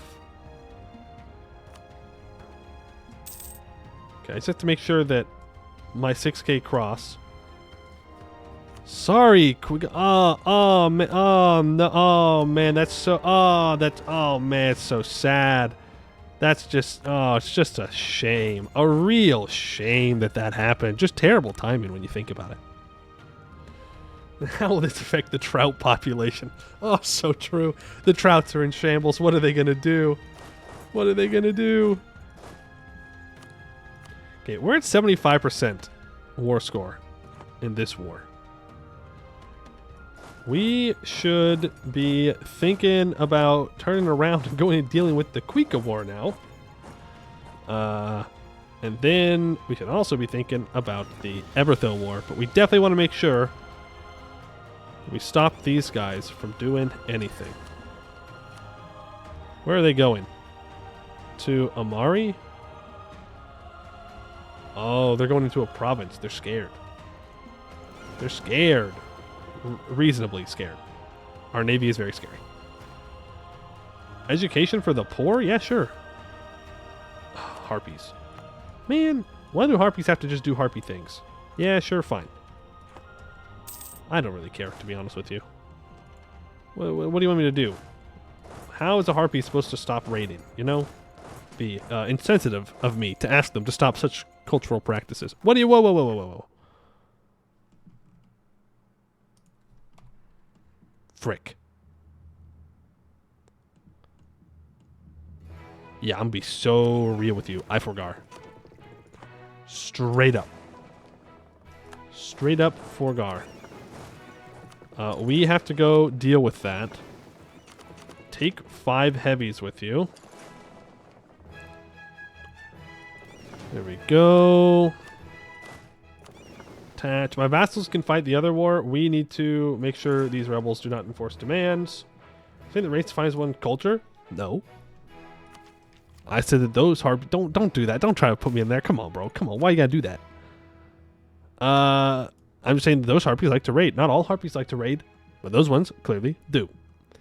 Divine Construction. The neighbors of one of our provinces have been surprised to wake up today and discover their naval infrastructure has significantly improved. It seems that the Irizari have decided to lend us a hand by expanding our shipyards overnight using driftwood reinforced with their divine magic. I'd raid a harpy. No, come on. Lock in. Lock in, okay? What do you mean by that? Don't actually explain that. Ignore that I said that. I'd love a harpy to raid me. You all need the cube. You need to see the light of the cube and become monks or something. I don't know what to tell you. You'd lock in on a harpy. No. That's not what I meant. You're misinterpreting things that I'm saying on purpose. You can't do that. You can't do this. Praise it. Praise the cube. Yes. As long as you're not praising a harpy. I mean, that's ridiculous. Okay, my vassals are going to win this war. Who am I even... Look at these loser halflings. They do have powerful mage, though. That's okay. What do I want from the... Oh, what did I declare for Eberthil? The island, right. So, Khugra peace deal. I need... Why can't I take this? That's weird. I don't really care about the coast, surprisingly. I don't need their capital either. I want this node. Like, this is the node that I want. This is the stuff that I need. When will the channel points cube return? Never. Never. You'll never get it back. Forever gone. Should have appreciated it while it was here. It will be forgotten.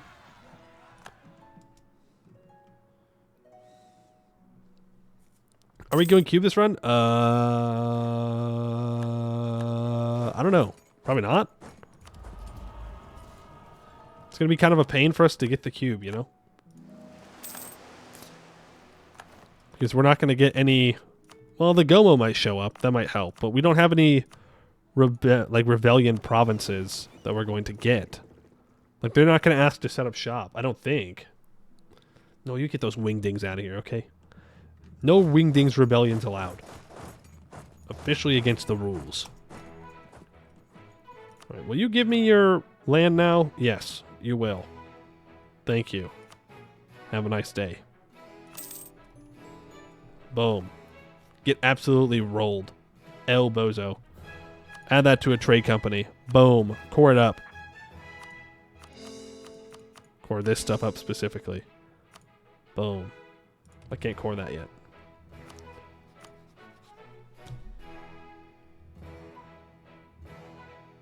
I forgot to declare the war. El Bozo me. El Bozo reverse Uno card.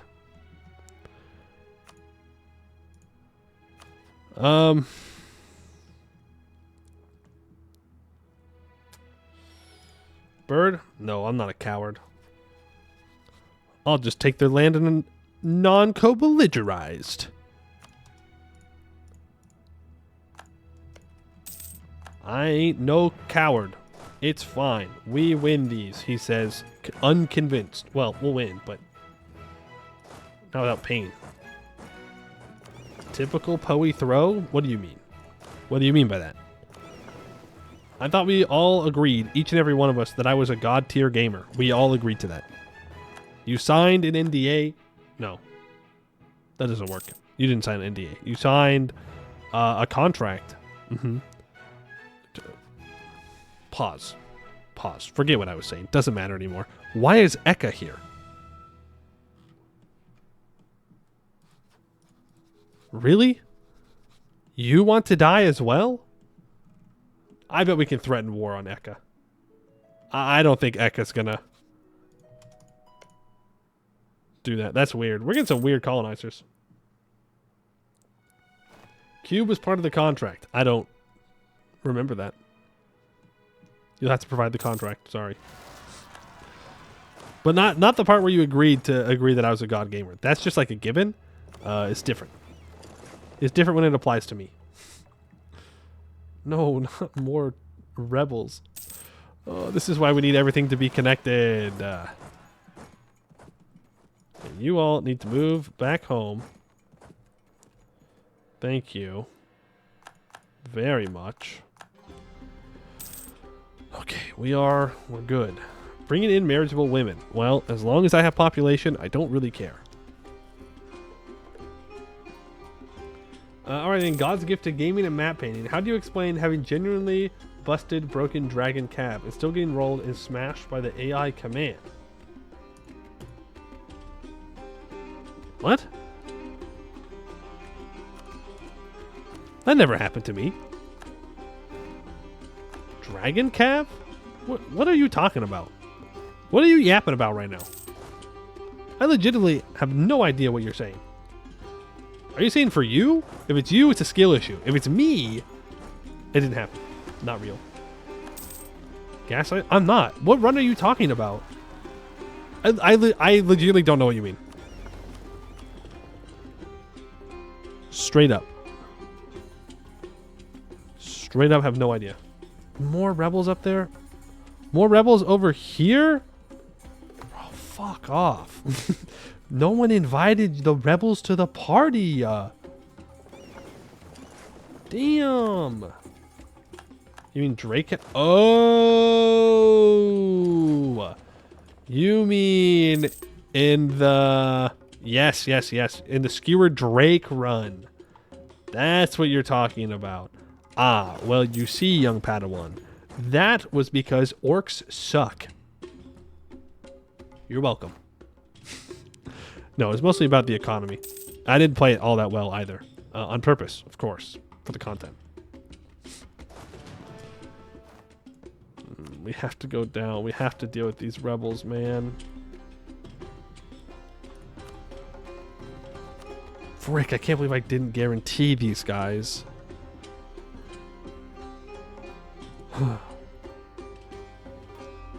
Orc bad enough. I mean, am I wrong? Orcs fall off pretty hard, you know?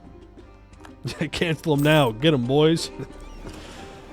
No, I don't know. The Skewer Drake run definitely did not go well. I will give you that. 100%.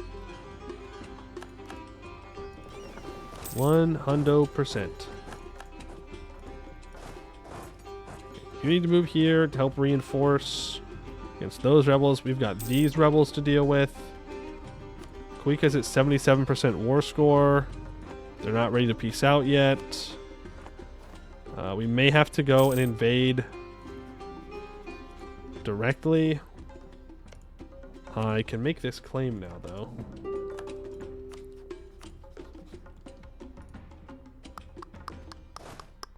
Move you south. No, my 4 siege guy died. Who wants to be a general? I need generals. Plain touch commander. Never mind. We're good. I don't need a general anymore. Well, we could get someone with more siege. Hey, Snakeity, how you doing? First time catching a stream. Hi from YouTube listener. Well, thank you for listening and watching on YouTube. Welcome to the stream, where we are currently juggling a couple of plates here all at the same time. Trying to not drop any plates.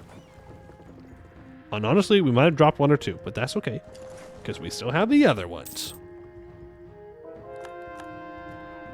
Are we done coring? Not yet. We are still a ways off. That's 36% overextension. And when I take Kuika's land, it's going to be 84% overextension.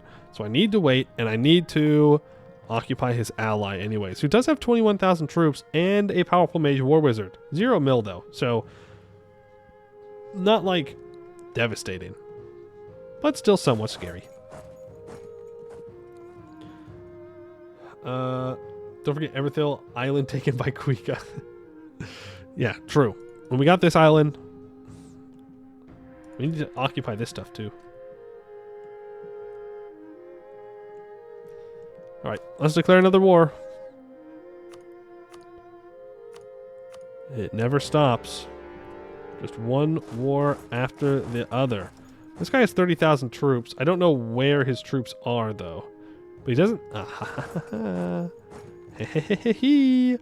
You better watch out. I'm gonna catch ya. You can get 1 morale tick all you want. It is not going to matter, my guy. Not one single bit. Ooh. And we finally get a merchant from our trade company. So now I can pull trade. Or we can actually collect over here in Clove Site. That might be worth more. It is worth more than anything else I could pull at the moment. So let's do that. Collect from there. How far off of embracing are we? I mean, we're getting there. Once we get it in Ryazaz, hopefully that's enough to make it count.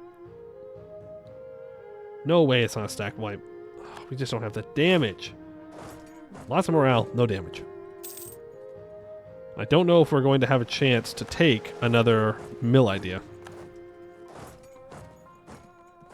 Sorry, we will chase him down, keep exploring. Non-stop war. It is, in fact, non-stop war. That is how it goes. Look, we're just really getting into the colonizer mindset, right? Ooh, free stability. Thank you. Our court mage died. Rip. Did we ever get radical reforms? I don't think we did. Not that it matters. I don't have a trade guy anyways.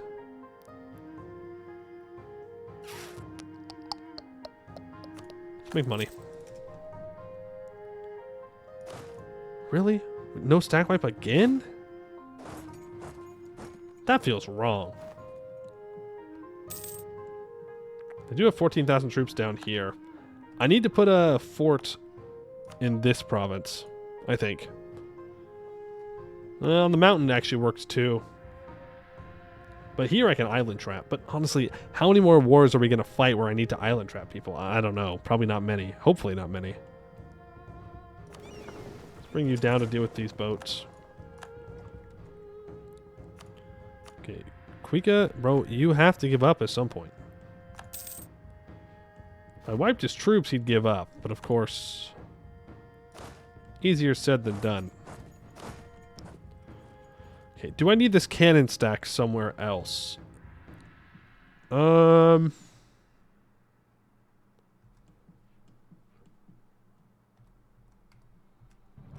them down. Now, from this war, from you, I need 3 provinces. And make it 4.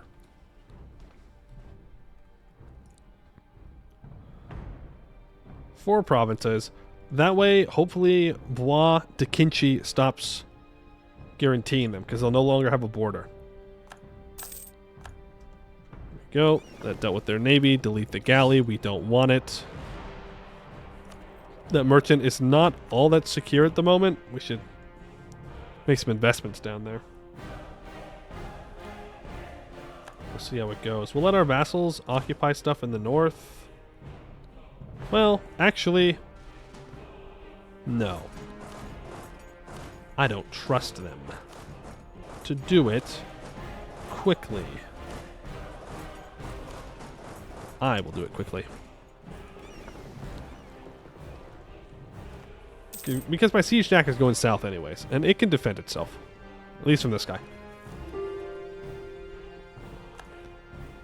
And I do need to deal with this. I need to get this Everthil island from Khugra.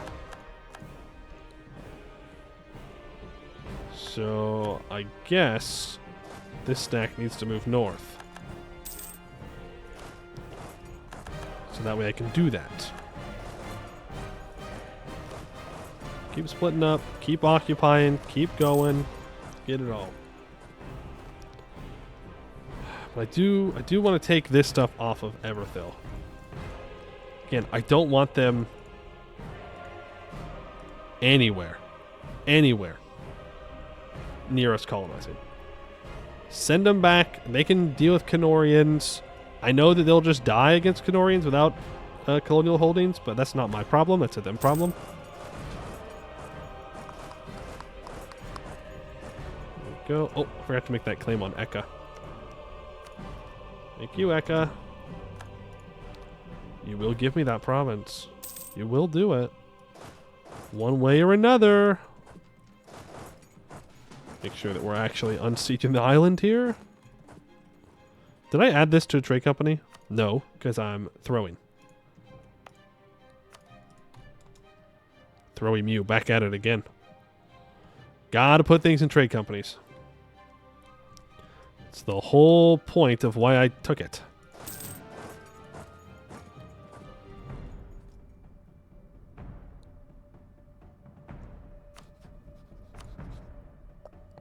That is a bit concerning.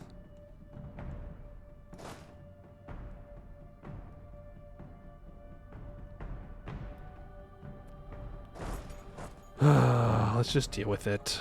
Let's not waste our diplomats. Improve with subjects.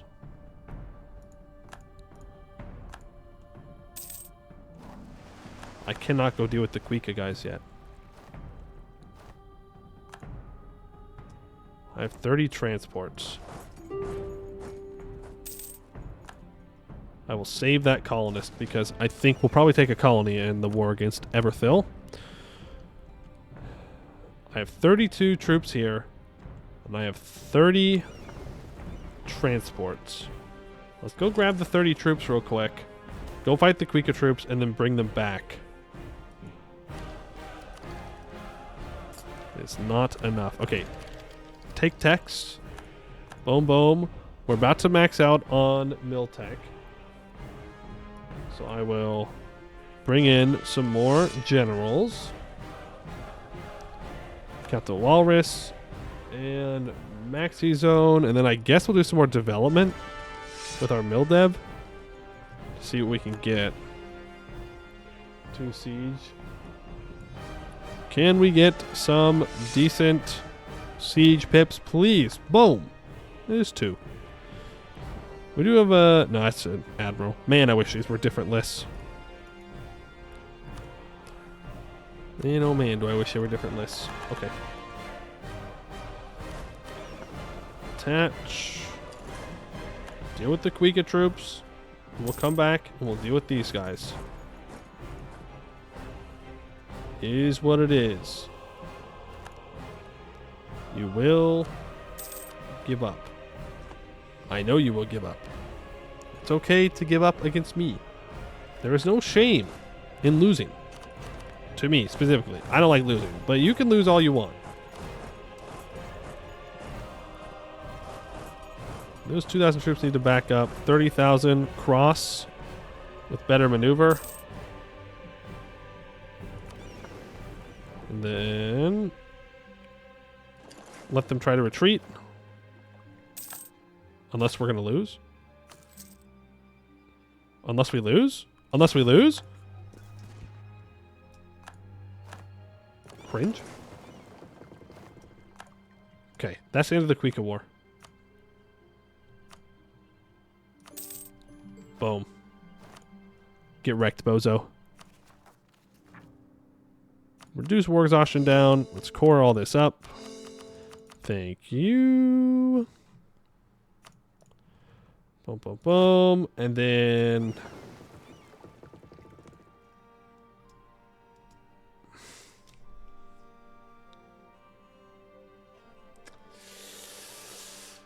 Ooh, I'm so smart. Ooh, I'm so smart.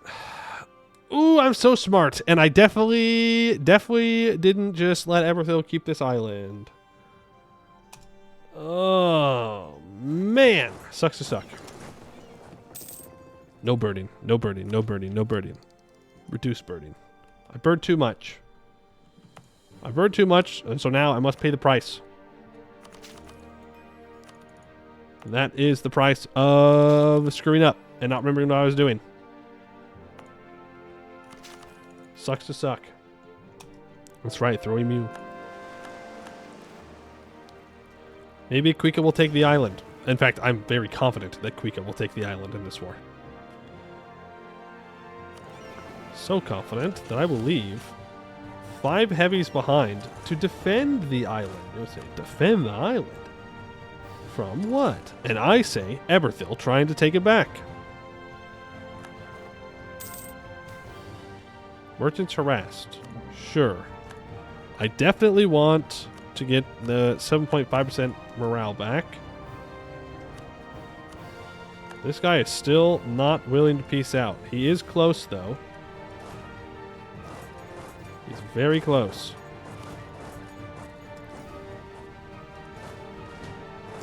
But if he gets his capital back, he's not going to want to peace out. So let's convince him to not take his capital back. We have a halfling minister. They're already integrated, so I will gain the trader that we just got. Hey, we did. Wait, no. This is a different guy. That's the halfling trader. This improved relations is super cheap. You're hired. Without a doubt, you are hired. Oh, my vassals are defending the siege? They tried. Alright, I won't fault my vassals. They got on a 7%. It is what it is. Luck not with us today. Kunolo declares war on Khugra. Ooh. They could unsiege the Eberthil Island. They could unsiege that Eberthil Island. That would be unfortunate. But it is what it is. Well, no. Actually, if they unsiege the Eberthil Island, that's great. Yeah, no, we want that. Yeah, you want access? No, he's too good for me. He's like, no, I don't need any help. I'll do it on my own. Okay, buddy. Okay, regions, dry coast. So all these areas in blue, I need to have at least 5 provinces in here. Does the DTC have enough? Yes. Yes, it does.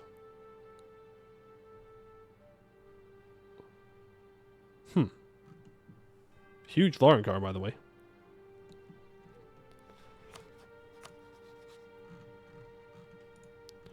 Yeah, I mean, if I can bring my troops over here, we can beat up the DTC. Where's their capital? We could go up there maybe if we needed to. But we can definitely take all of this for our colony. For sure. We just have to get out of our wars in the mainland here. How does the incidence of radical reforms work? Once per leader, lifetime, or just like procs once at any time the right two councilors are together? It happened once a game.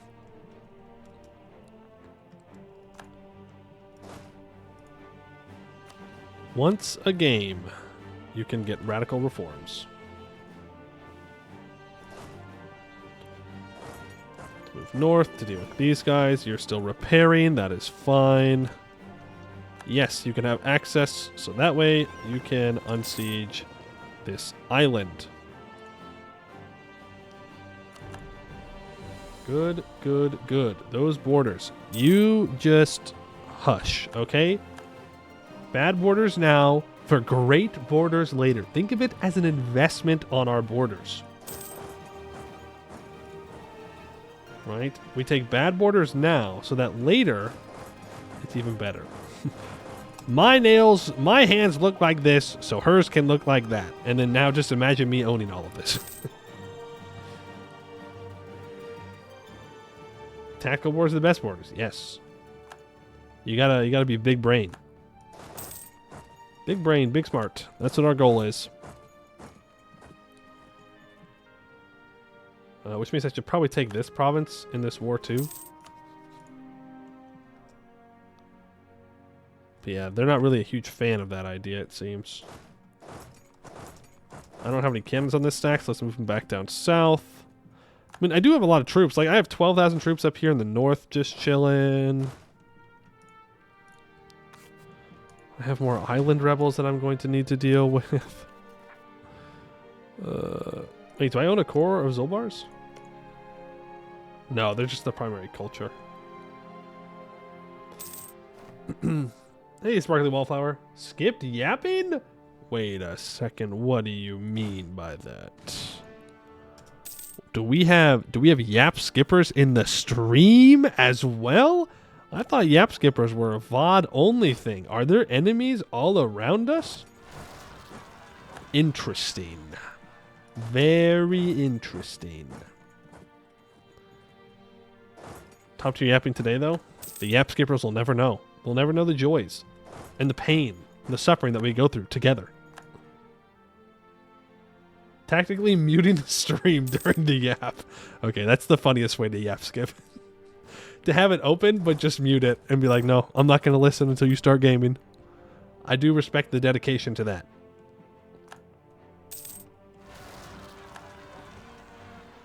Okay. Oh, they're so close. Just cross over. Just walk over, man. Walk over, please. Please. Unsiege this. I beg of you. Why are they not walking over? If you want me to listen to the yap, you got to put the EU4 month tick sound over it. Oh, I see, I see. Yes, it's the sound that it activates every EU4 player. Makes it to where they can actually hear things. All right, let's go and get Watoi Siege down, and then we can get Everthill dealt with. Kweekin, Isagumze Separatists. Well, troops are a little far away to deal with them, so let's walk them up there.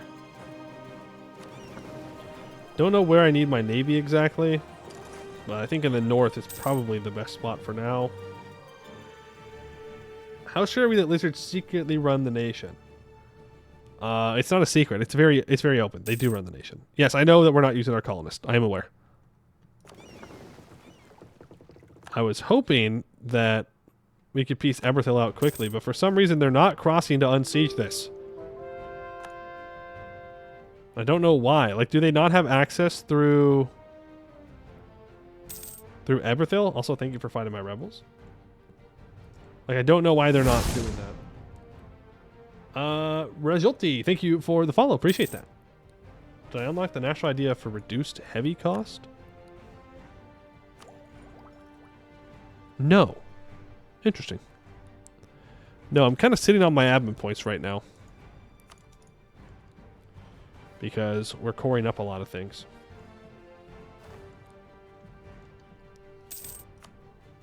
Ships?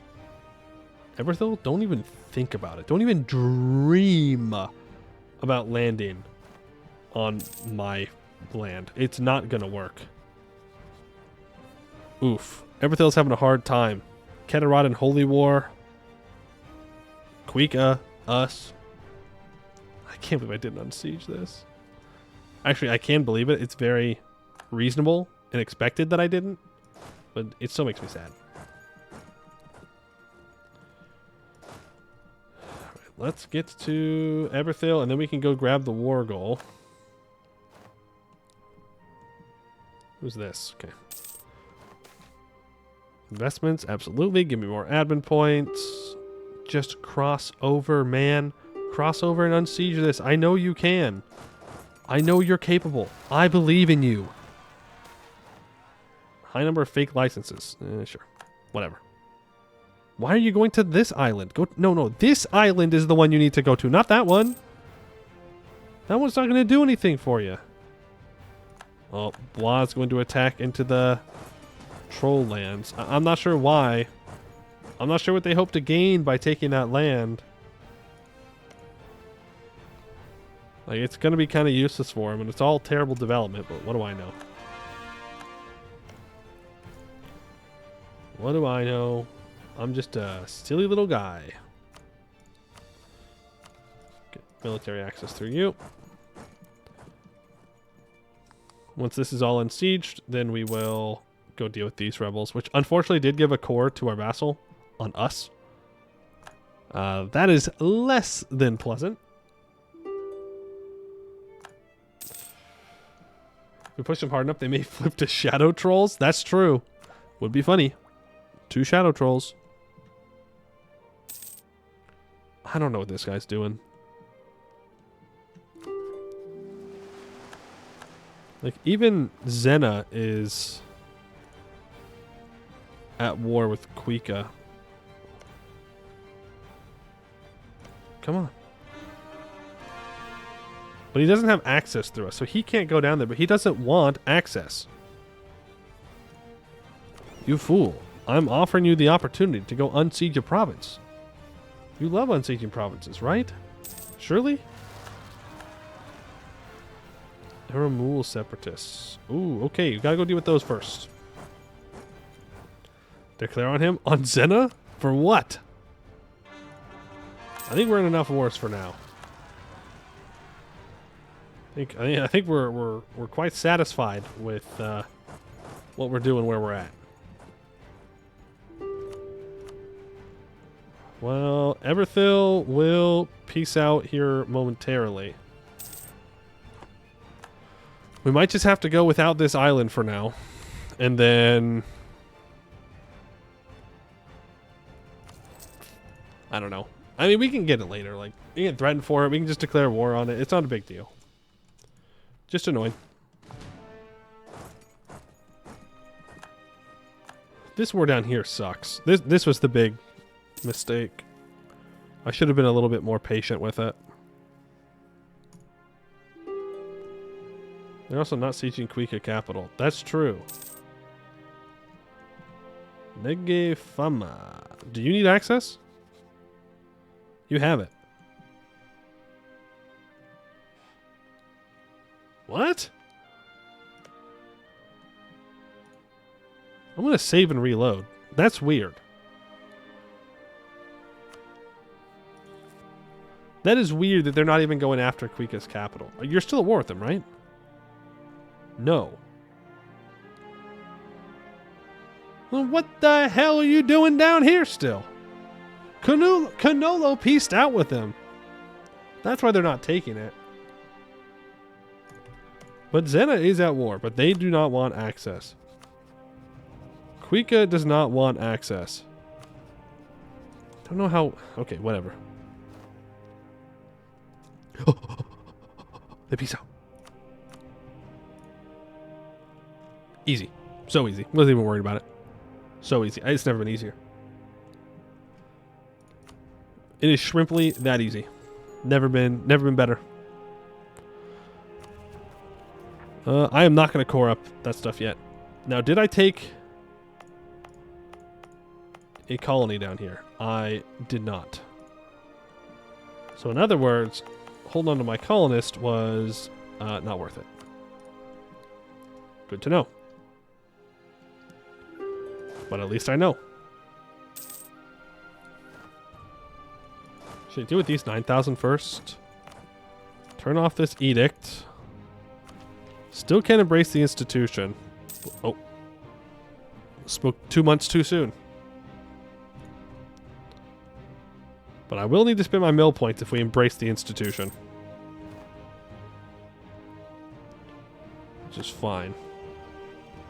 And I should do so. I should embrace it. And then I can take Diplotech. It's 507 admin to take admin tech. 238 for this. And I can peace out.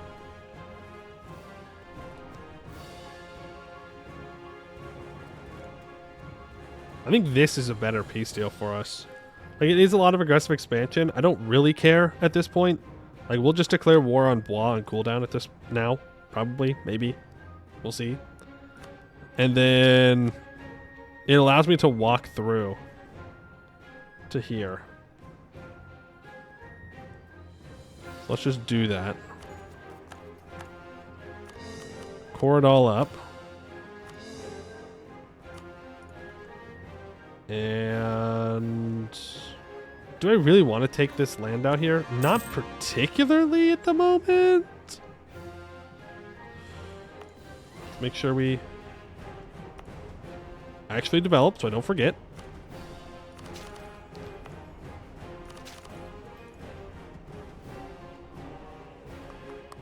Like, what can I even do? I can take his capital. And then I can annex Migratory Tribe. I can take him out.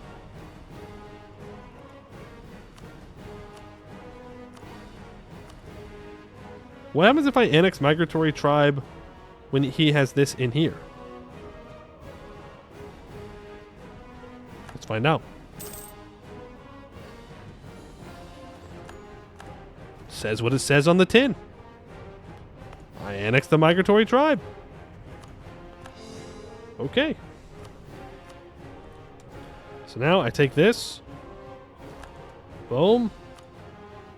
I annex Migratory Tribe. Take some money.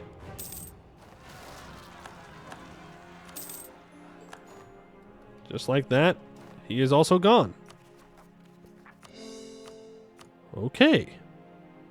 Well, well, well. Go back to collecting trade here.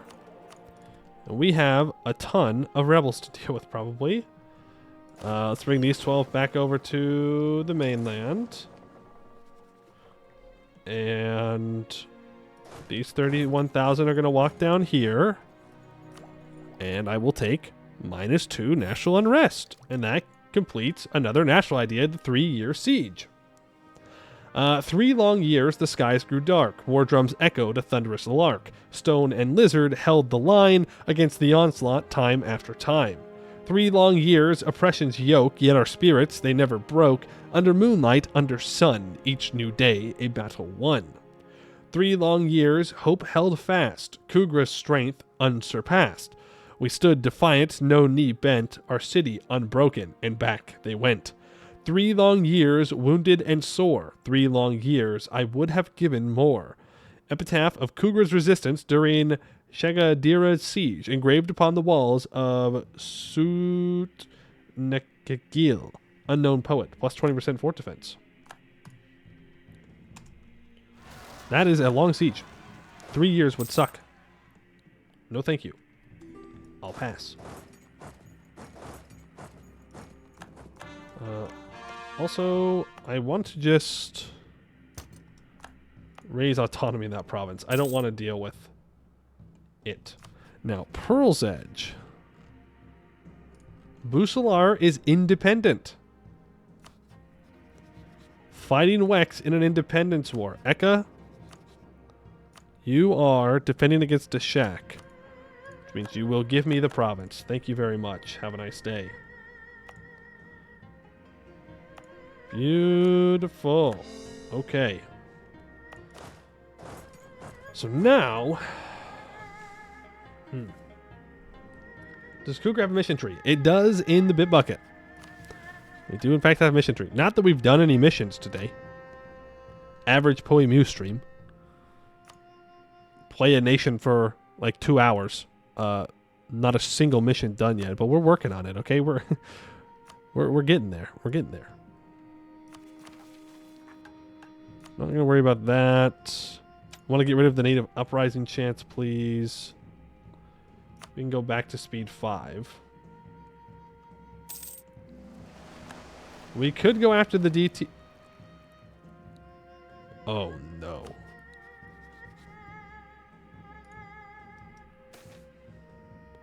Oh no. I'm not going to read those till we're further into Hellas. That's Hellas content. When I think of long siege, I remember the 21-year Ottoman siege of Candia, which inspired 40k for the siege of Cadia. Yeah, see, that's a long siege. At that point, you really gotta wonder, is it worth it? Like, what you're going after, is it really worth that long? I don't know. We could take Miltech early. I think I'd rather just develop more. Eventually, this will all be accepted culture, so I'm not too worried about it. At that point, you gotta start rolling for a better siege general. Exactly. Exactly. Or you gotta build more cannons. Something. Anything. Also, you get out of my country. You don't need to be here anymore. You've accomplished your goal. You don't need to be here. We should get those Marines into position to deal with the DTC. I don't know if the DTC has any troops in the areas that we're going to be trying to take. Enforcement ordinances? Yeah, they can have some autonomy. I don't care. Request for knowledge sharing from Yasa? 3.47? Absolutely. They are getting a little disloyal again. We're at 100 prestige and we gain, so we'll just keep them placated with prestige. I looked at legitimacy, not prestige. L. That's a lot of money, but I don't really want to give them any land. So nobility cannot be bought. Thank you for the admin points. It also helps us with tolerance ideas. More harpies doing more harpy things.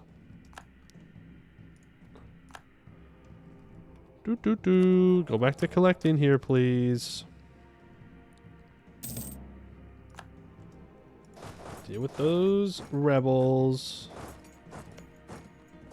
Bois should stop guaranteeing these guys at some point. Why did I just lose 9,000 troops to these rebels? Hello?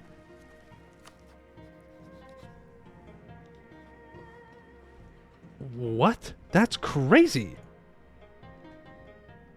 Do we still have the Knolls? I honestly don't remember. I don't know. Yes. They're somewhere around here. I don't remember where, though. Alright, minus 10 years of separatism. That should hopefully help with the rebels.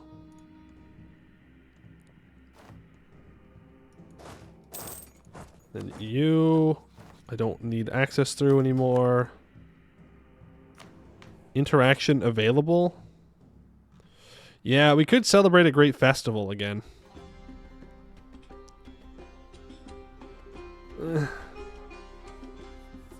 It's 300 ducats. I'd rather spend the 300 ducats elsewhere. I could seize land. It is 1591. We could start trying to go for some absolutism if we wanted. Well, no. Actually, not worth it. We're going to have so many different privileges of the... special lizards here that it's not worth trying to get absolutism. Now, this increases the chance of getting a powerful mage ruler. Do I want to give that out? We take more morale damage, though. This gets cheaper dev cost, more trade efficiency, for more autonomy change. Ooh, I like this one. What are Gekhaikaya?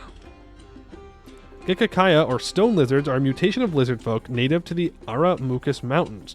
They are renowned for their muscular strength, heightened senses, and camouflage.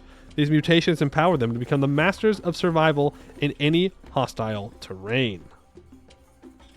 Sure. I like dev cost and trade efficiency, and weird new lizards. Do the mages have any? No. Do the adventurers have any? No. Dawi lizards. True. Pearl's Edge. Pearl's Edge have cores anywhere that I care about? No. What about over here? South Pearls are fully occupied. Resin Can is at war with the DTC. That is a bit worrying.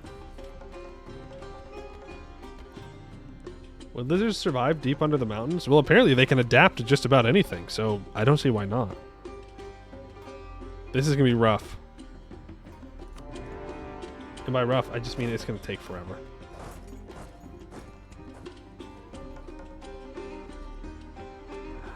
But there's no time like the present. Let's try and hunt them down. Give me your Pearl's Edge. Your boats are no longer welcome around here. Sorry. We are at war with Busalar, who does have these 2 bits of island up here. A coalition? Hello? With who? You are all on drugs. You are all crazy if you think you can actually beat me in a coalition. I dare you. Really? I mean, it's kind of annoying, I won't lie.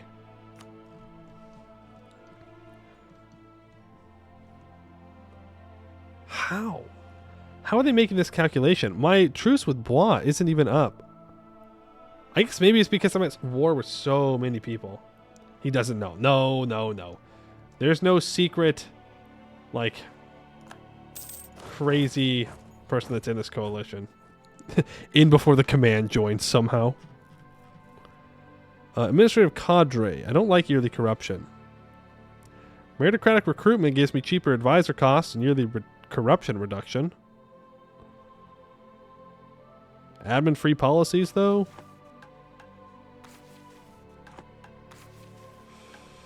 Not bad. I think meritocratic recruitment, though. Cheaper advisor costs, but more importantly for me, that corruption. Helps do with our overextension. They misclicked, and now they cannot go back. I'm sure they're sweating like the meme. True. True. No, that's alright. They'll break off of this poor decision. Soon, TM. After we're no longer at war, then they'll be fine. So, from Pearl's Edge, if we can somehow find a way to make this work, which we clearly cannot? What?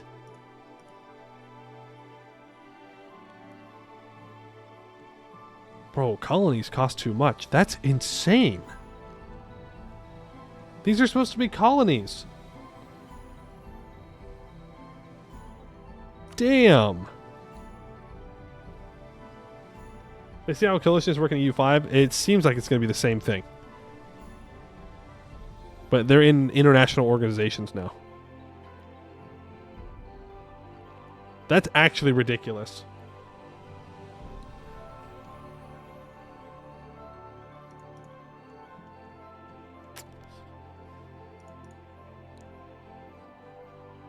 Territories count less war score than states? I believe so. Development gives it +7. Autonomy gives it 3.24. Size of Pearl's Edge reduces it. Religious Wars -25. This is with -25% too. God, that feels crazy. Like, this is just random land on the other side of the world. Come on, man. Come on. Well, we're not going to be able to take 100%. That I can guarantee you. This might take a while. It's so infuriating, though. Let's go occupy the 2 Busalar provinces. It's not like I can go land there, either. If we try and land in the Empire, we're going to get smacked down. Pretty hard.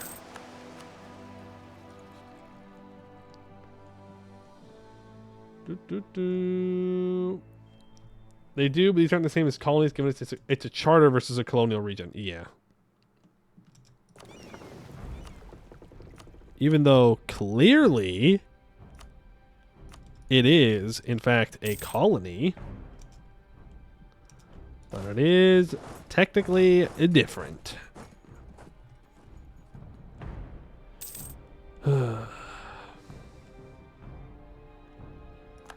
Mari's gonna attack Bimlao. Okay.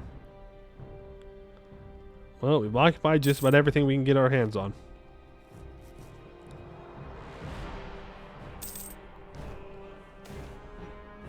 So I guess we wait. If France will find 9 years for Indochina, why can't these guys do the same? Because this is like 5 development total. 5 development total that they simply cannot defend in any way, shape, or form. If they could defend it, fine. Let's go. But they can't. They can't do it, so why does it cost so much? I guess this will somewhat be addressed in EU4, or 5, sorry, 5. Because control will be harder to keep up, and if there's not a lot of control, what we've seen from some of the screenshots is that it makes provinces way cheaper if the control is down. So maybe that'll help offset wars like this. Is it the same thing about Cambodia? No, Cambodia is at least like 8 development. Come on. Is that 82 ships I just saw? Riveria out here trying to flex on me with their boats. See, like, how am I supposed to take them seriously if their navy just melts? Yeah, see, this is what I'm worried about, is that he's going to just keep colonizing up here. That's ridiculous. It doesn't matter. We're just going to... Well, what we're going to have to do... I should take this tech, by the way. Instead of an idea.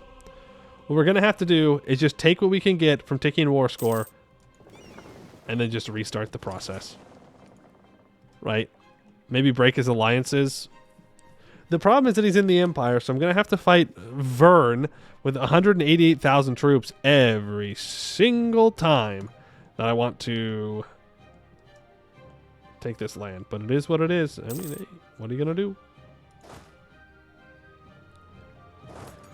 What you gonna do?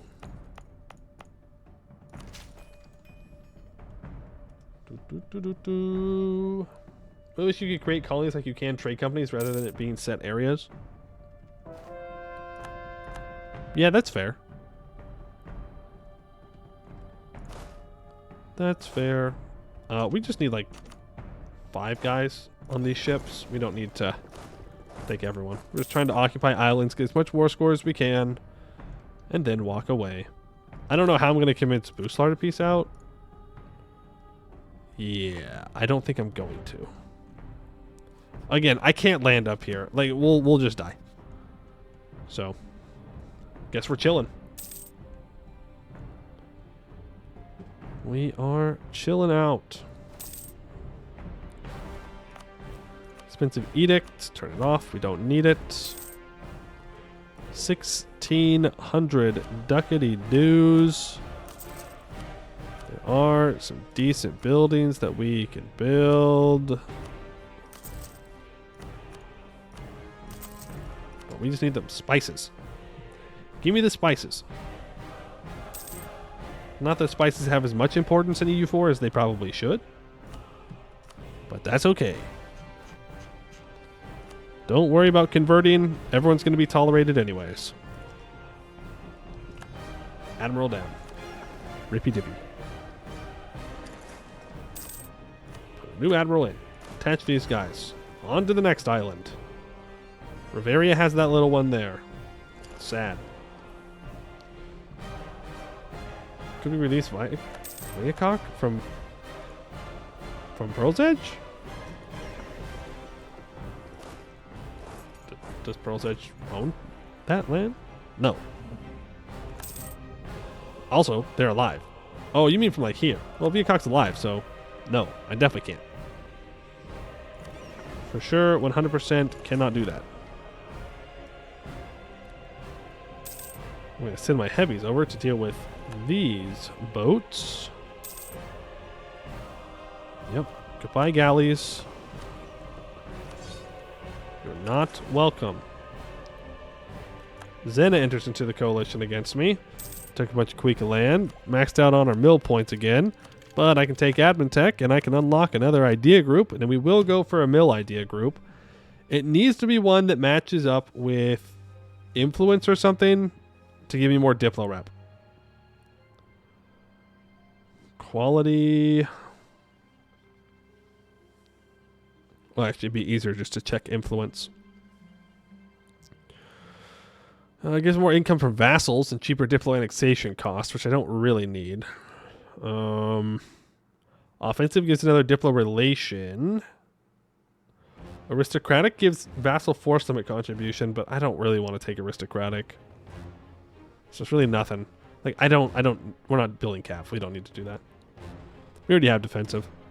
I suppose there could be an argument for quantity, but I think quality is our best play now. Well, quantity with diplomatic gives me +1 Diplo rep.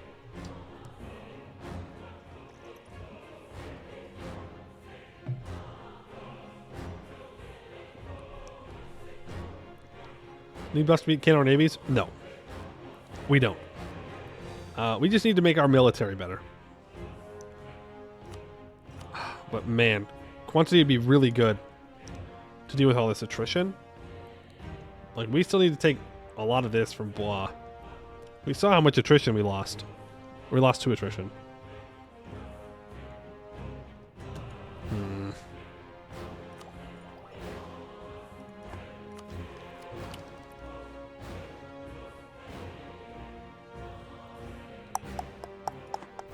It's a tough one. It's between quantity and quality, as it usually is. Well, what else do I have? Inno gain. Oh, if I take quality, I do get minus 25% attrition from the exploration policy. Quantity gives me land leader shock +1 and movement speed 10%. You know what? We go quality then. We can get the attrition reduction from quality. And the naval buffs are not useless. That is a good point. Give me the infantry combat ability, and let's get some cheaper heavy ships. Wharf of Narachuak. The Carrascus Empire may have built the wharf, but Khugra brought it to life. Reclaimed by nature, then reclaimed by Khugra, the wharf of Narachuak now teems with heavy ships, their imposing silhouettes providing shade for seagulls resting on the calm sea. The secret of the wharf's efficiency lies in its innovative construction, combined with locally developed shipbuilding techniques. A network of subterranean aqueducts channel water directly into dry docks, allowing shipwrights to float heavy ship components into position rather than laboriously hauling them by brute force. This makes Khugra's heavy ships some of the cheapest to construct in all of Sarhal, minus 10% heavy ship cost. I want to make sure that we take Tech 16 on time, so we're not going to take the next quality idea. That is decent. It's not decent, it's good. Yeah, it is huge to get that since we have all jungles, but... Ooh. Okay, I did land these troops. I thought I forgot. Let's go to the next Pearl's Edge Island.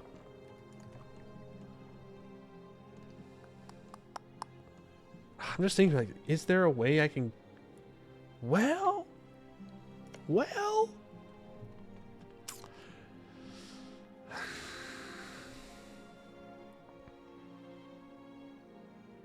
No. If the port for this province was on this side, we might be able to do some, like, island trap shenanigans. But since it's over here in the Sea of Follies, I don't think we can do it. I don't think it'll work. Dry dock time lapses look crazy. I've never seen one.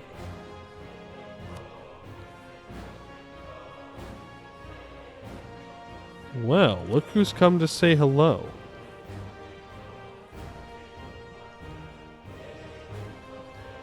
I'm halfway tempted to just let them go. Because if Westham lands troops, and they are, that's war score. And we need war score. So let them land their troops, that's fine.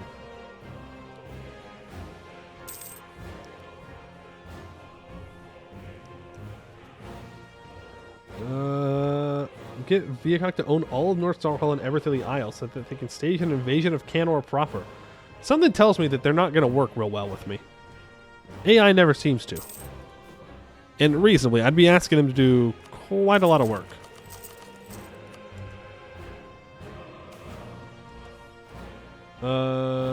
Especially since you almost never see the below waterline hull of a ship most of your life.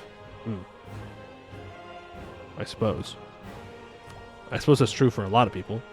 Can't relate, but yeah, I guess. And you are going to go here. They call it Harpy Love. That's fine. If you want to be like chat and love harpies, you are allowed to do that. Ooh. Okay. Abba Vuyabaya. Coming in to take land in the north, which is fine. Gnomes are illegal, though? Yeah, I agree. But gnomes are not harpies, so... Weird how you brought up gnomes. Weird. Oh, do not let these guys run around in circles. Cut them off in the north. You cannot escape. It is so Jover for you. It is so Jover for you. You should not have landed your troops in Sarhal. Just as I will not land troops in Canor, you should not land them in Sarhal. It does not work out for either of us. Feline love for harmony. No. You can't. No.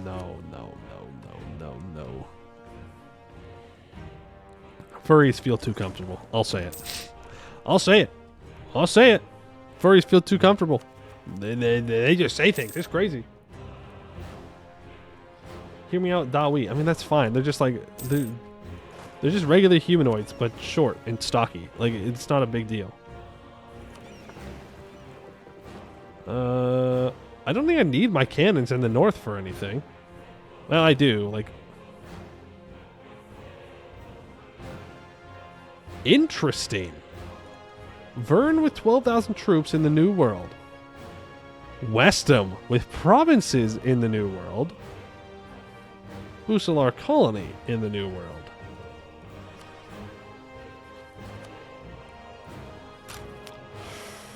I mean...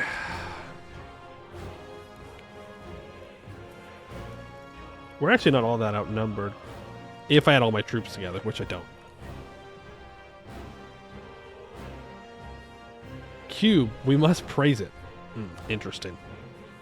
Also, Blois has not stopped guaranteeing these guys.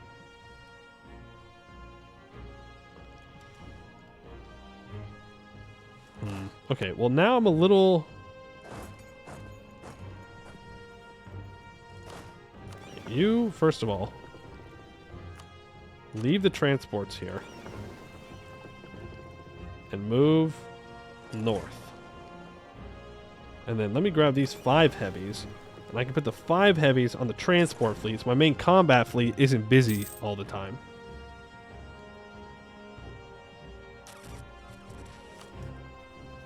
Let me build a spy network on Khugra so we can annex them when the time comes. That is almost done, right? With Bois? Yep, 2 years.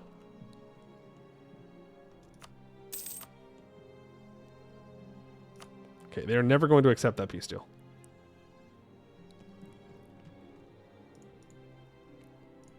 They wouldn't even accept a white peace right now. Strength of alliances and whatnot. This is when fighting colonizers gets real painful. Real painful. Do harpies have beaks or humanoid faces? I guess it depends on the... Depends on the world. I'm pretty sure harpies in the Anbennar universe do not have beaks. Do centaurs have horse snoots? Or human faces? Human faces.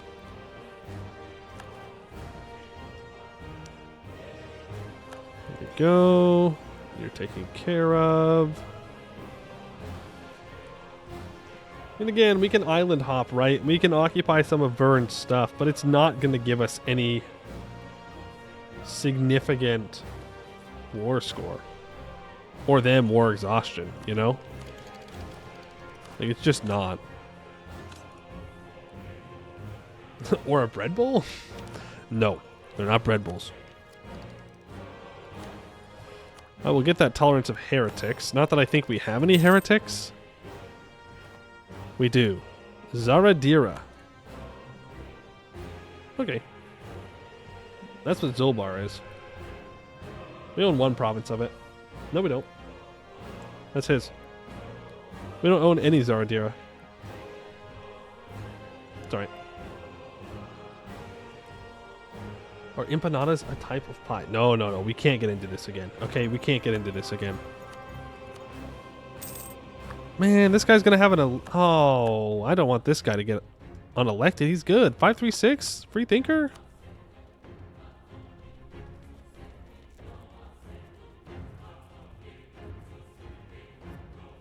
Unfortunately, tech costs are just too good to really ever give up.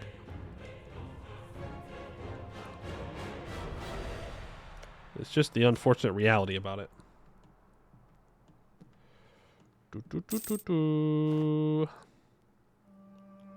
A lot of money again. Let's start upgrading the lizard port, because eventually it will increase the price of cloves, which I think I control the world supply of. So, that would be a good idea for us. Make us lots of money. And I like having lots of money. How do I only have 34% control of this node? That's insane. We gotta go grab the center of trade. I guess he also does have this toll. So many wars, so little time. So difficult to actually go and do it. No, I don't want to lose my admin advisor. All power cost, though. Nah, give me the money. What about Nagas? We have Nagas. They're just snakes. Well, I guess if you're talking about the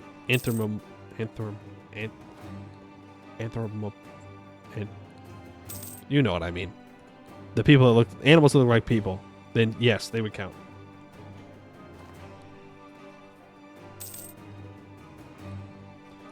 Right, Pearl's Edge goes to medium. Xmas is on medium. Vern is on high, but I can probably get them to medium.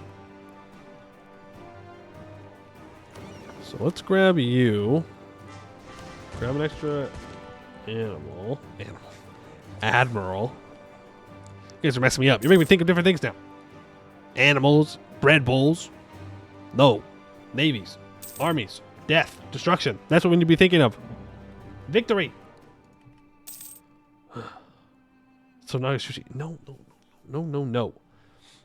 It'd be a bread bowl. That's a joke. It's a good reference to our yapping session today, and I don't believe what I just said. All right, it's not true. It's not real. You're wrong. Oh, Pearl's Edge has more stuff up here, too, that we can occupy. There's our truce up with Bois. Now, here's the good news. They can't join a coalition currently. Here's the bad news. We have to declare war on them, or they will join the coalition.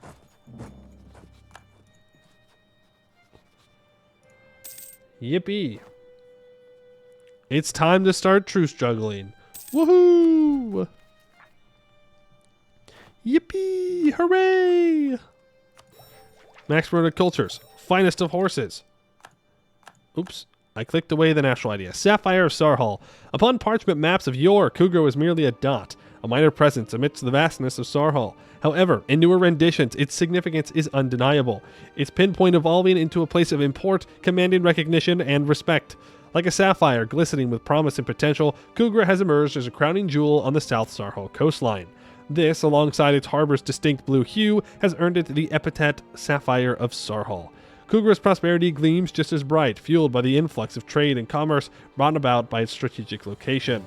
These trade routes, those veins of prosperity, extend across the land and sea, pumping the lifeblood of commerce into distant markets. From the grand skyports of Faiten to the Mage Tower of Aranthil, Khugra has evolved from an unknown destination to a trading necessity, plus 15% trade efficiency. And now we start making even more money.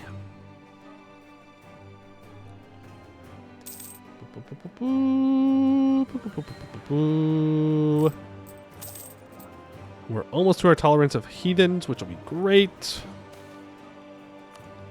That'll put it up to at least -0. And it will give me a bunch of religious unity as well. New age ability. We could go golden age here.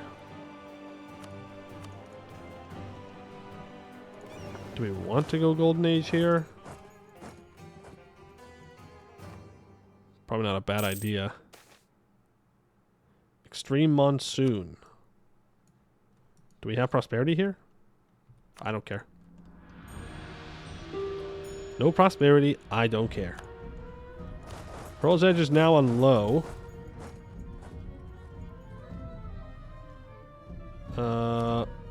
Shalani, don't ever ask for a province again. You're lucky you're not annexed. And I mean that. They're lucky because I just never got around to it. And now I feel like it's kind of too late, too little. Doesn't matter. You move up here.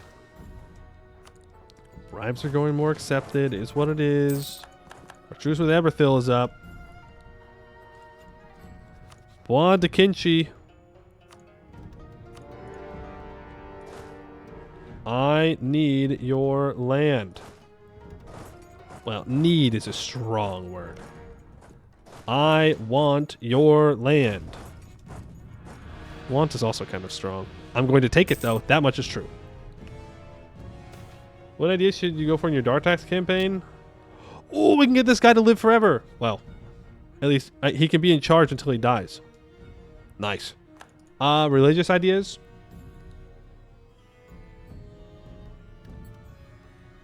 Offensive ideas? Trade ideas?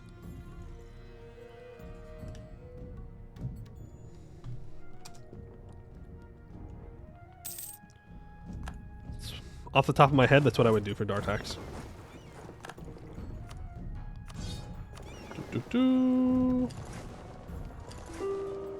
Let's occupy more. But you definitely need religious.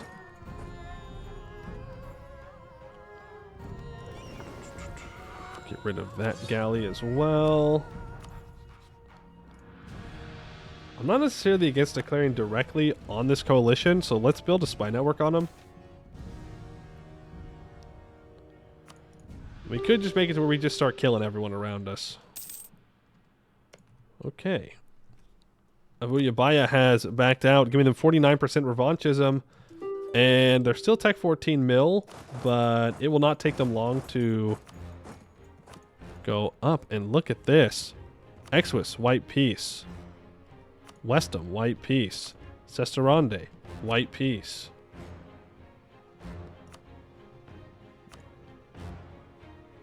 I may just need to not take these two provinces from Busalar. Take them directly in a war. He's allied with Vern, which is annoying. But there are ways around that. Oh no, because I'm already at war. Never mind. I thought maybe Istralor was rival to Vern or something. But no. Vern, we could have been allies. Well, no, probably not actually.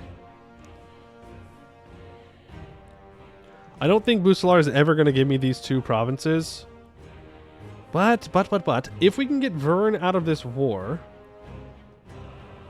which might take a while, but it is possible, then maybe, just maybe, we can go land some troops in the north and really put some hurt on Busalar and on Pearl's Edge, enough so that we can actually take 100% worth of war score. Don't know. It's worth a shot. There's that siege.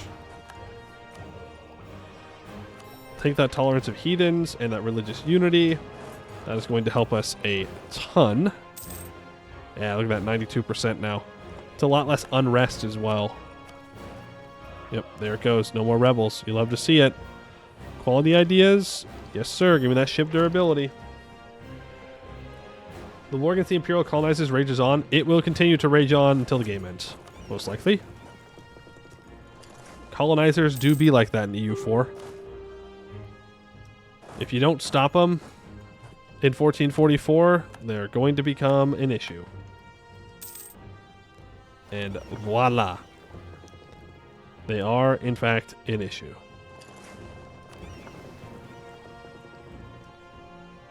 Yeah, we definitely need to repair these ships. So let's get them into a port to repair for a couple of month ticks. Busalar is on low.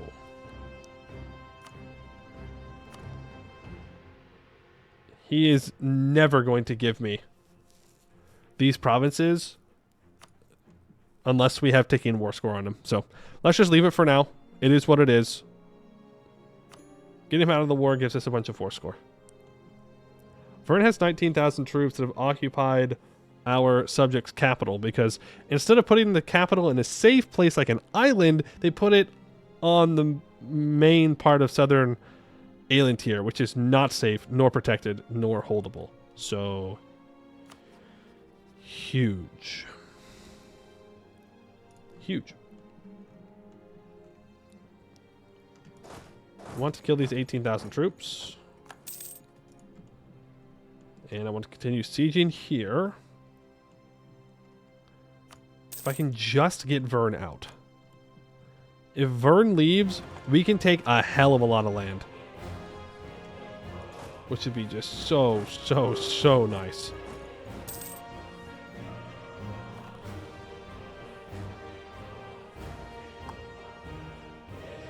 I don't have upgraded heavies, but how fast is fast? When can you get here? The 10th of Tierfall. You scorch that. They get here on... Okay, they get here on the 29 of the first month of 1600. And you get here before that. Alright.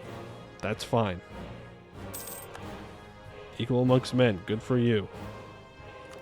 And then pop the rest of my boats out as well. Get another 5 heavies on the front line. Down goes their ships. They're losing heavies. Nice. Okay. We defeated their capital ship, but I think it was able to retreat. Since we were not told about it. Okay, well... Rip the Marines once again. Oopsies.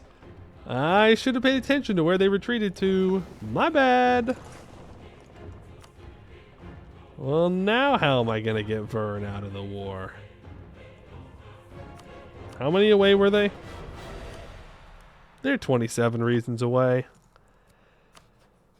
They're never going to want to peace out. They're the Emperor. The Emperor has stupid high amounts of desire to stay in the war.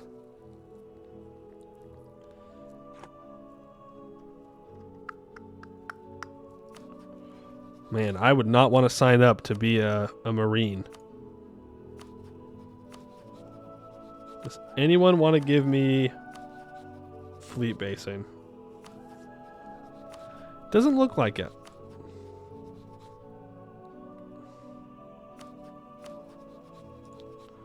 Because like I could go.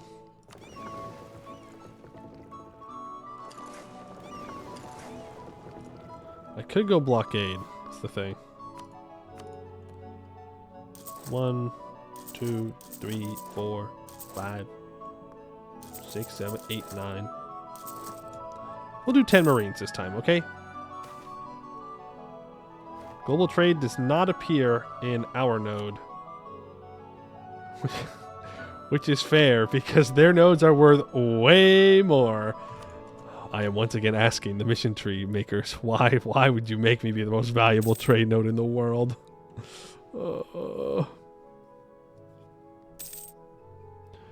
You are asking for something so difficult.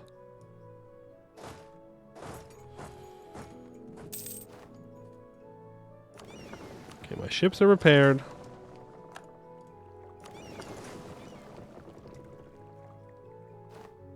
He still has 12,000 troops here. Let's take a little trip. Let's go north.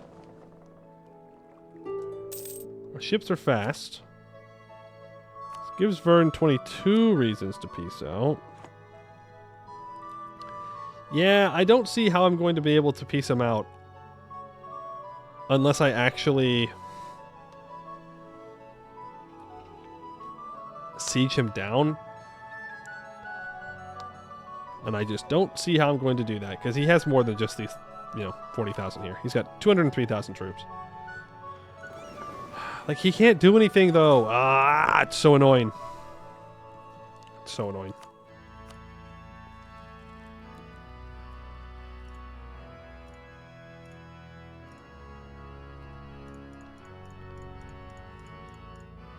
I can't even take this, man. Ugh. And I'm at max ticking, so I kind of just have to deal with it and piece them out, I think. And how much war score is they getting from my 0.6? I mean, I could send troops to the New World to fight.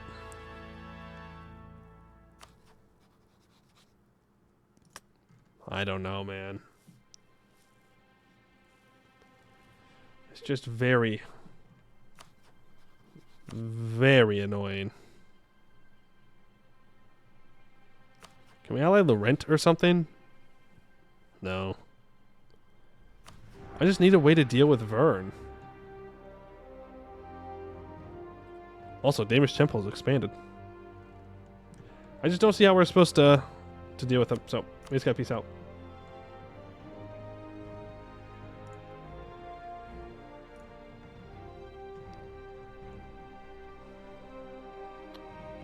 This feels criminal.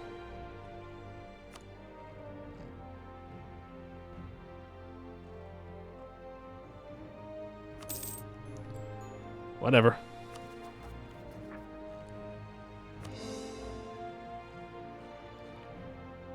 Go ahead and core what we can.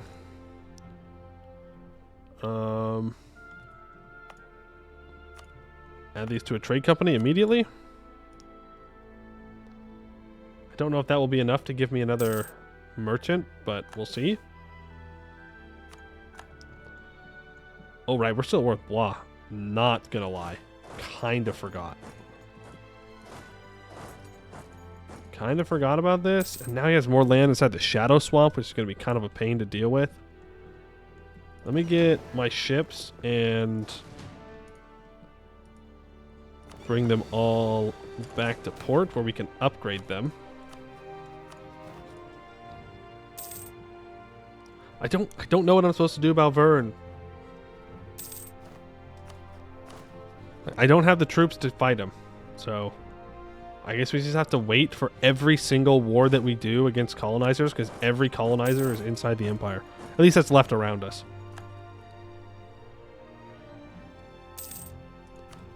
And Blois back up to 87,000 troops. He's still at Tech 14, though.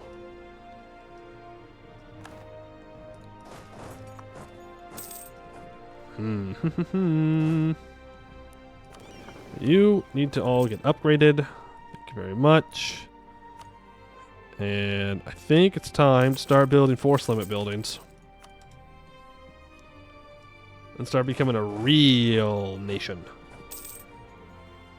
There's lots of investment that we can still do. Right now, I'm kind of just trying to prevent this coalition from being a problem, so it goes away.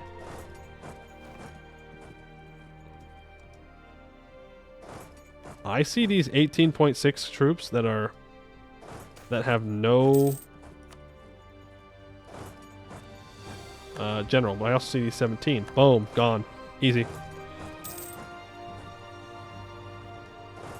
These have a general now. But they are on one of my forts. I will take that naval morale. Thank you very much. We'll go after his capital. Ugh, we do need to go to the New World. I mean, we still haven't done a single mission. DTC is up to 71,000 troops. I'm not sure how many they actually have down here. There is only one way to find out, and these Marines are going to find out. Ooh, they got up to 40,000 troops there. Luckily, it doesn't matter. Don't know where they're retreating to. We will definitely be following them. Come here. Come back. I want to say hello. I want to say hello to your troops. Come back here. There's the end of Khugra. Or the truce with Khugra, at least, is ended. We'll get around to that. Hey, Tea Drinker. Will I touch one of the Germans when Project Caesar eggs the basket? I don't know what you mean by eggs the basket. As in, will I play inside Germany in EU5?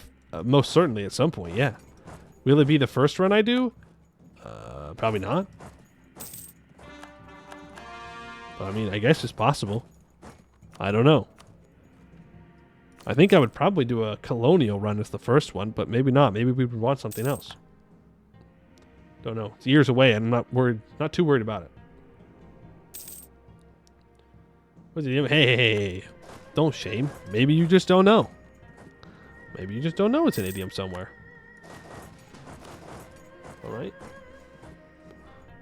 You don't know. No need to be mean about it. Damn. Portugal run? No, probably not Portugal. I don't know. I don't know if I'd want to play in Iberia, to be honest with you. I don't know. It's so far away. I could be cringe and do an England run. I don't know. I'm also drawn to playing inside like Italy for a first run and like mods and stuff like that, just because it's a rich region. But then you don't really learn how to nation build in totality. I don't know. It's years away. I really don't know what I'll play first. And you know, you want to know the real truth of it? The real truth? I won't decide until like the day before. Come on. Come on. I'm not going to put that much thought into it. I'm not going to know until the very end. Royal marriage with Zarat is over. Oh, speaking of royal marriage. Gotta make sure this guy stays loyal. Boo, boo, boo. Alright, well. Let's attack here. You reinforce in. Do the damage that we can do. Try and follow them out, I guess. I don't really know what I want from them in this war. I want 2,000 ducats. I want war reps.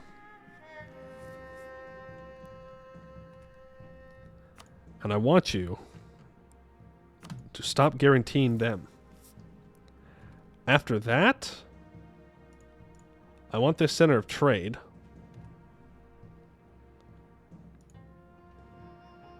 I want to connect here. And then I kind of want this trade node to the best of my ability. I'm fine with this peace deal. We don't really need to do anything else. Coastal centers of trade? No. Different war.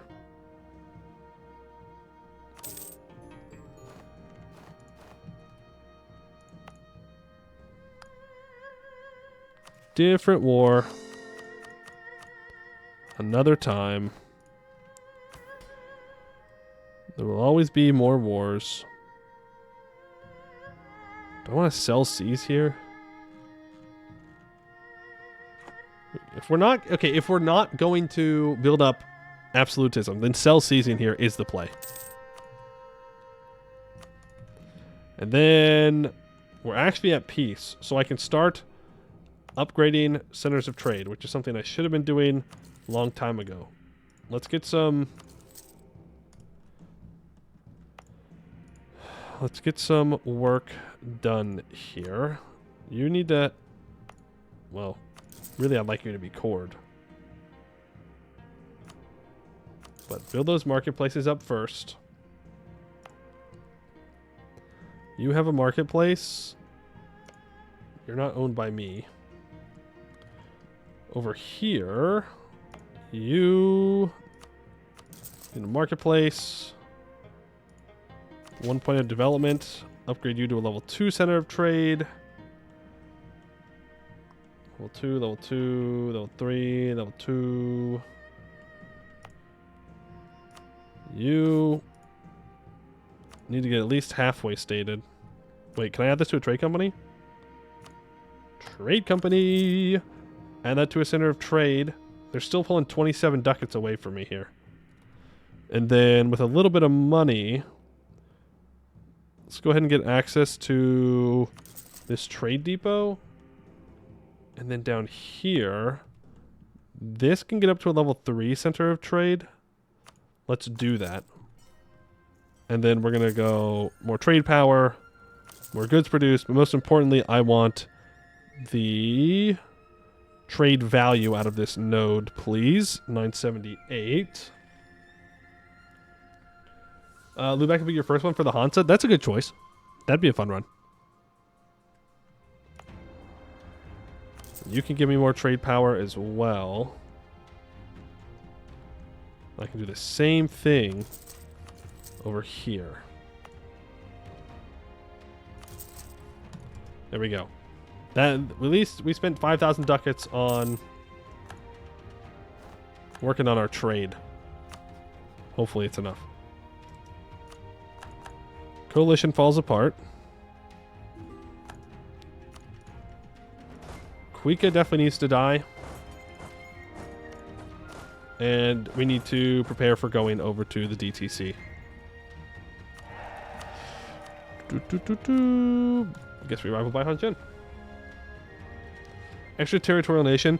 Yeah, I don't know if I want to do that first, but I definitely want to check it out. It sounds really interesting to play as a nation that doesn't have territory. It's weird, but like a good weird. Like it's new. You are going to go to Aelintir. Congratulations. I hope you're ready to go to Aelintir. We are focusing admin, right? Yes. You need a general.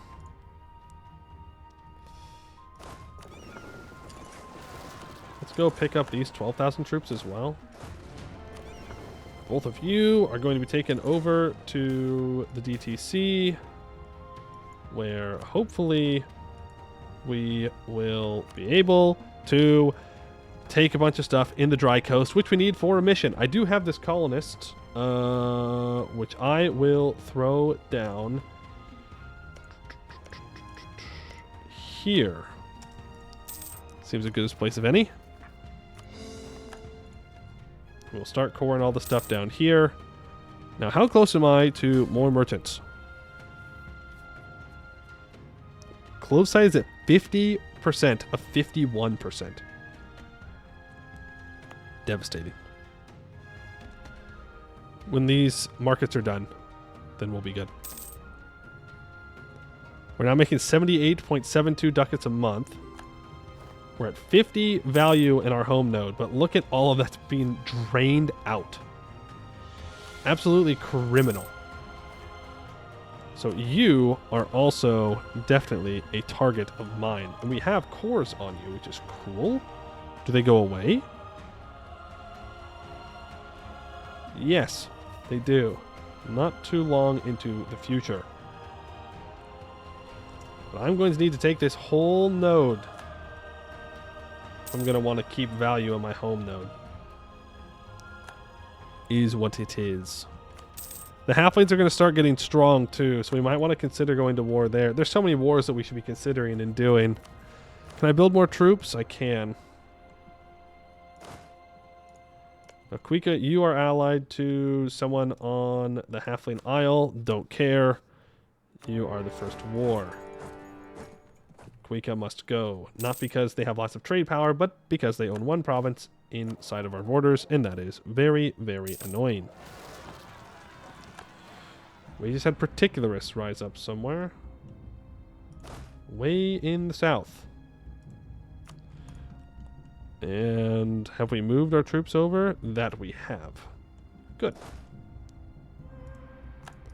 And they can come back, and they can move them, and we can declare war on the DTC. Colonialism for Jungle's Edge. And we hope, and we pray, and we hope again that the DTC does not actually have a bunch of troops down here. Because if they do, it's going to cause some issues. For sure. It is for sure going to cause some issues. Khugra will give up eventually.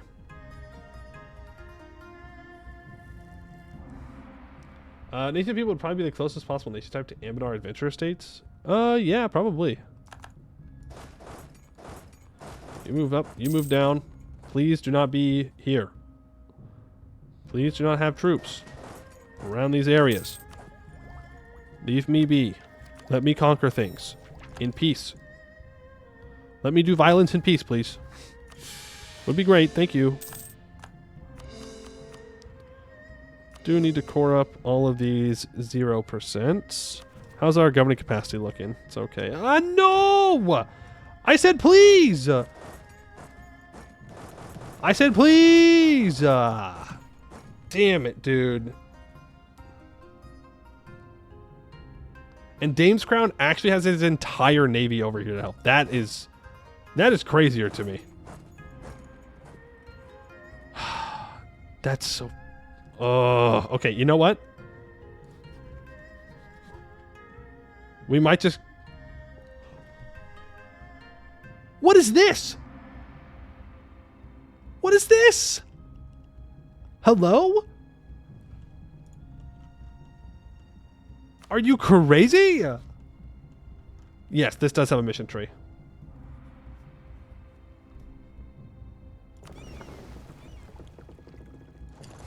That is beyond ridiculous that he's actually full command to helping his ally here. I should have declared war for like Parnarka or something.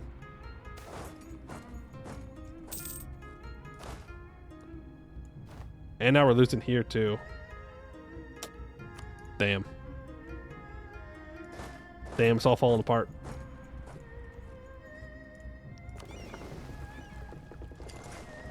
Time to work up, I guess? Yeah, that's going to have to be our only option.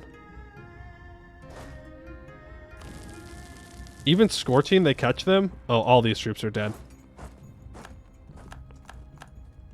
They are all super, super, super dead. That is crazy that they're actually sending troops over. Okay, we're going to hit these Dame's Crown ships. Okay, we're sinking his boats. Yeah, we are destroying his navy. Eviscerating his navy. I don't know why he's not retreating. That's crazy that he just did that, but hey, it makes me feel good. Nothing I can do about this. They stack my troops over here. Which is fine. My colony has troops somewhere they don't need to be, as usual. We're going to move these guys up to relieve the Halfling Isle that's being sieged down. Khugra is now no longer on low enthusiasm because their ally's going to save them. Trust me, bro. Trust me, bro. My ally will save me. Do have 10 transports. We can go save these 5 Marines at least.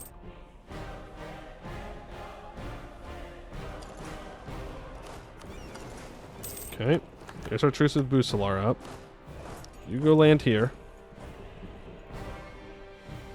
Oof, oof, oof, oof, oof, oof, oof, oof, oof, oof, oof, oof, oof.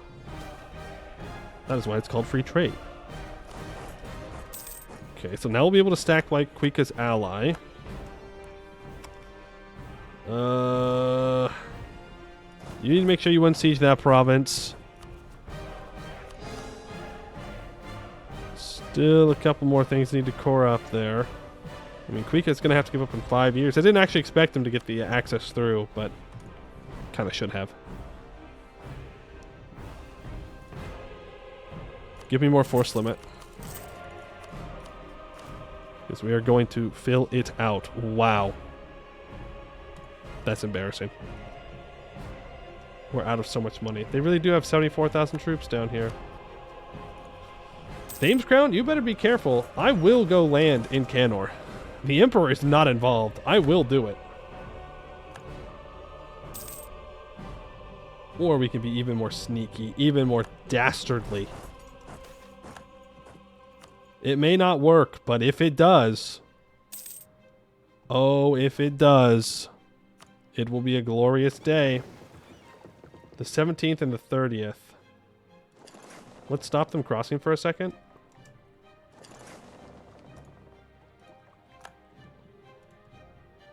Let's see if they go back. They will. Like moths to a flame. Really? Get out of here. Get your cheap, ugly ass troops out of here. Can I build a troop on that island? Please do. Actually...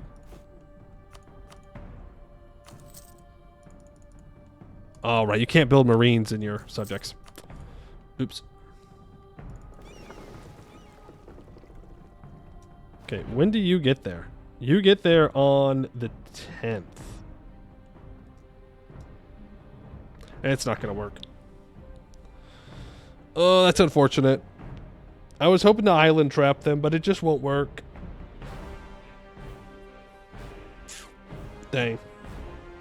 If they had moved together at the same time, we would have been fine. That doesn't mean that we can't deal with some of our other islands. Maybe convince them to move their troops onto them. Just be annoying like a little gnat. We'll see what happens. Over here, let's stack wipe his ally. Our 25,000 troops are chilling, waiting. Man, I hate fighting colonizers. Truly the worst. I do have transports here. Let's go grab our troops, and we're going to go take this halfling capital. Thank you very much. Sorry, I'm locked in right now.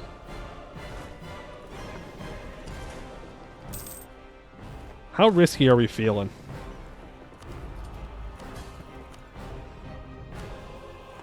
I'm feeling decently bold. Start that golden age. Do you think the DTC has troops on his capital? Or around his capital? The answer is yes. The answer is yes. Clearly, obviously, he does. We do need to rebuild troops. Combat width is 30. Build me a 30-10 stack in the capital. We will be back. We will be back. We'll be so back. It'll be so great. So freaking fantastic. I cannot believe that. I mean, like, okay, the DTC has troops in the south. Not a huge deal. Like, that makes sense. But the fact that Dame's Crown sent 30 to 40,000 troops to help out in the New World? What the world? What in the world are we talking about here? In what universe does the AI do that? It's not necessarily a bad thing, but I don't know. You figure that they would not want to send that many troops away.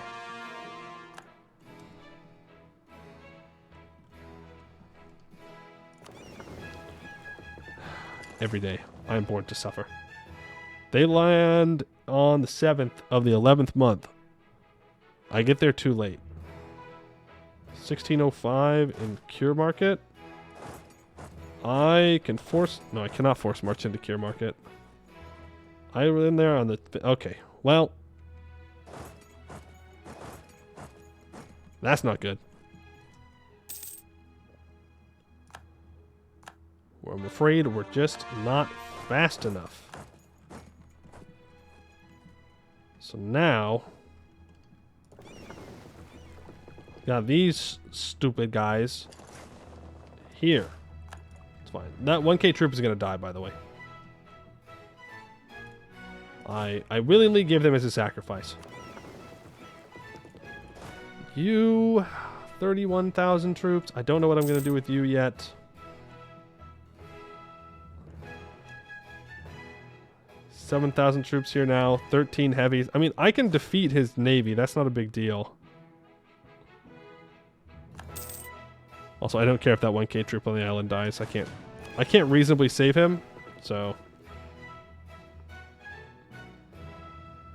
He has 2 cav. He has too many cav and cannons. I think our troops can beat him.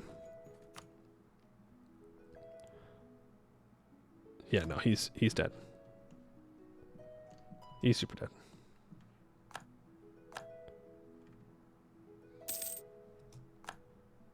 Okay, we've won the siege against the halflings. We are going to catch out one of the DTC's navies, though. And we failed to fight them because we're carrying troops. Love that mechanic. I love that I don't have a choice, because I would have loved to have actually done that. We may be looking at trying to get a white piece with the DTC, to be honest with you. Right, there's the artillery combat ability. There's the discipline. We can unlock the manpower recovery speed and less attrition. Nope, land here. He split his troops up. Do not let him get away with splitting his troops up. My troops are better. I hope. I hope they're better. Because if not, they're going to have a really bad time. Here in a second. Yeah, they're better.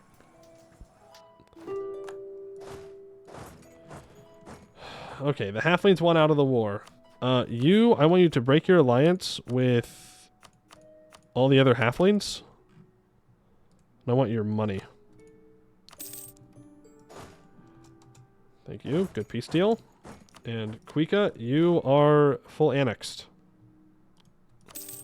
That war was fine. The other war that we're in is a little bit more rough. Grab that improved relations. I'd like to finish tolerance ideas. We will defeat you. Don't you worry about it. You will die. Whether you like it or not. The Marines of Khugra are undefeated. Specifically these Marines, because the Marines that do get defeated die. But these Marines are undefeated. He keeps getting a month tick. It's very annoying. He doesn't have a month tick this time. Yeah, strengthen the monarchists again. Okay. No way. What is happening? Am I going crazy? He didn't get a month tick. Why did he not get stack wiped? Hello? Please, give me a break. Invite a scholar. It's just the morale guy. This is ridiculous. This is ridiculous. Turn on like the cartoon music of like chasing people around in circles. You love watching Point Me stream because I can watch all the BS of EU4 without having to deal with it myself. Yeah, that is the benefit.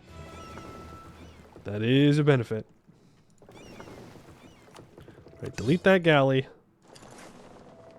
Let's get our troops over to the other side.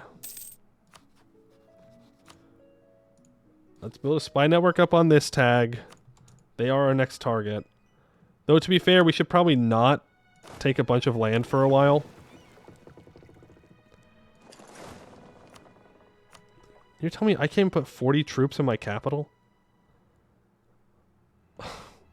Dude. Really? Alright. Let's get these troops drilling. Anyone have tips for New Zealand world conquest? I mean, my initial thought is, why would you do that to yourself?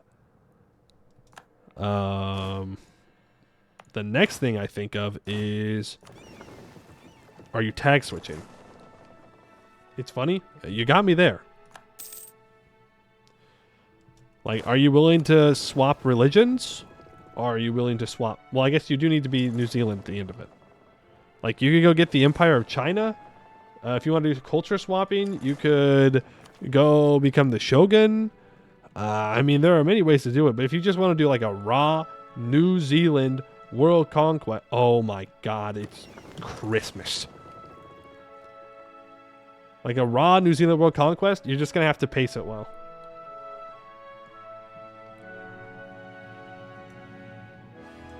No. Do not let him get away.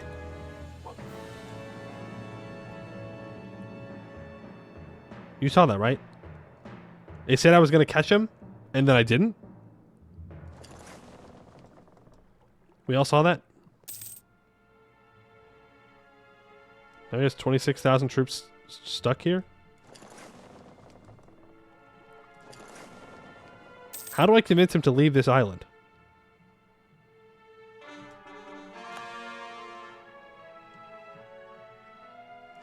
I'm going to pop out. We're going to pop off.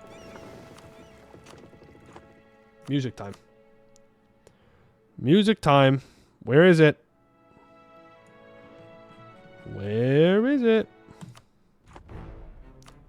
All right. All right, sailors of Khugra. It is time. Get the Morale Navy's guy in there. Ugh. It is time to send the Dame's Crown fleet to the bottom of the tail sight. All right? This is where we define if we are worthy of colonizing. Okay, it doesn't sound great when I say it like that. Now is the time to prove that we are truly the best navy in the world. Our enemies simply cannot hope to match our morale. They simply cannot hope to surpass our durability, and they cannot hope to match our tradition. Okay? We have the best navy in the world, and it is time to show that we can prove it. Khugra rules the waves! Here we go. We have 70 engagement width versus their 40, and 6.2 morale versus their 4.3, which means we have every single one of our heavies on the front line. And that means we outflank them. Oh boy. We rolled a 1 to start off with, not great, but our 5 shock pips is pretty good. their boats are splinters. We sink 3, capture 2 before they run away. And they have landed troops on this island. Oh, and the admiral died right after. We value their great sacrifice. Their great sacrifice for our nation. I need an admiral. Anybody want to be an admiral? They're taking more trade money from me now. I don't know what's happening here. Yeah, the last hurrah before his heart gave out, exactly. I'm going to start transferring from here. Froyo, no. No, Froyo, I can't have 2 fire pips. Why do you do this to me? We need maneuver. Lots of maneuver. You've evolved 4 fire pips, 4 maneuver. Not bad. Not bad at all. Let's see what you have, Korean. Better. Just better. Just a skill issue for Froyo. Simply just better. But how do I convince him to move these troops? But he's got a lot of troops stuck here. Maybe he doesn't have that many over here anymore. Let's finish that tolerance idea. Tons of heretics and heathens. Max is increased. Also minus 10%. Idea cost. 50% inno gain. I don't really care about the global settler increase. I'm going to be so totally real with you. It's your Florida man energy. Is that is that it? Does it just build good admirals? Because the state's going underwater eventually, as in like soon. So you got to prepare. I do want to select a naval doctrine. We don't need shipboarding. Let's just go fleet and bean, and make our ships cheaper. Should have done that a long time ago, by the way. Who is Pearl's Edge planning on attacking? Better be careful, Pearl's Edge. They're going to attack this guy. Do I still have a truce with Pearl's Edge? Until 1609, huh? Start improving with this guy. Maybe we can do it a little enforced peace shenanigans. Incoming category 3? Yeah, I know. South's getting hammered right now. Not good, not good, not good.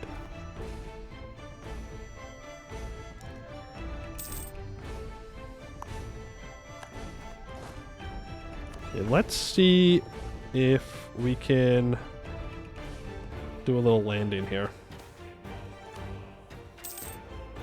Waiting for the 2 heavies that we captured to repair them.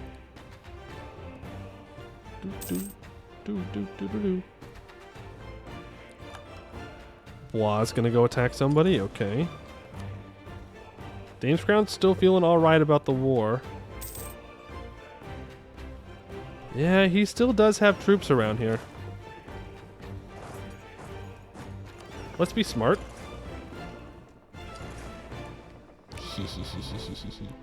You thought I wasn't paying attention. You thought I... I'm so tired. So tired of not being able to sink ships when I should rightfully be able to sink the ships. Come back here, you coward. Come back here. I'm not done with you. Alright, well, he was done with me. He's gone now. No one wants to work anymore, SMH. But that does mean that... Dragon Command? Okay, but the command is still big. So... you know. Currently fighting number 4 world power, by the way. Steel maps, at least the water ones. True. True, that wouldn't be a terrible idea.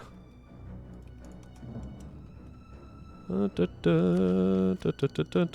almost time to take Diplotech. Okay, no, go back out here. Let's go land on this island. Maybe this time we can get a little bit more lucky and be able to defend it. Oh. I don't think so. I was going to let them land, but I messed up. Military complacency. Are we? Are we being complacent? Are we really? Because it really doesn't feel to me like we're being complacent right now. It feels to me like we're doing really good. He put an admiral on here. He wants to bring these ships back out. You know you want to bring the ships back out. You're so tempted. You're so tempted to bring the ships back out. You're so incredibly tempted to bring those ships out. You want to bring those ships out so badly. Think about it. Think about the glory you could find if you just brought that one single ship out. Think about it. Think about it. Think about it. You want to bring that ship out so badly. Take tech. 52k with attrition. Yeah, but it's not going to be a lot of attrition. And it's not just Iran. It also is some Dame's Crown stuff too. You want to bring those ships out so bad. Look, it's just 4 little guys right here. It's just 4 little guys. You could take out the 4 little guys. Was it that easy to convince him? That's crazy. I pretended like I was going to move. And now you die. Unfortunate that I got there when I did, though. That could have been a little smoother.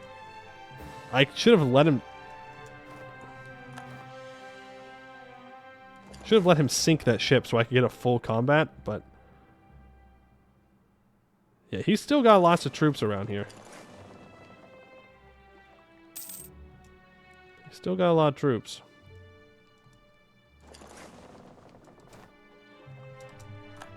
When do they get here? They get here on the 30th? Ooh, I don't like that. I get here on the 27th, so we will block it.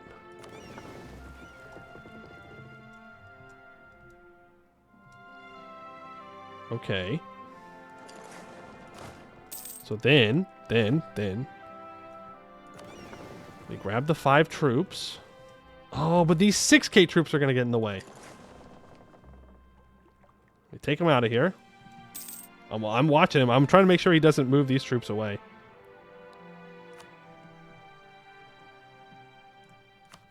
Pearl's Edge has declared the war on this guy. I don't think I can enforce peace while I'm at war, though, can I?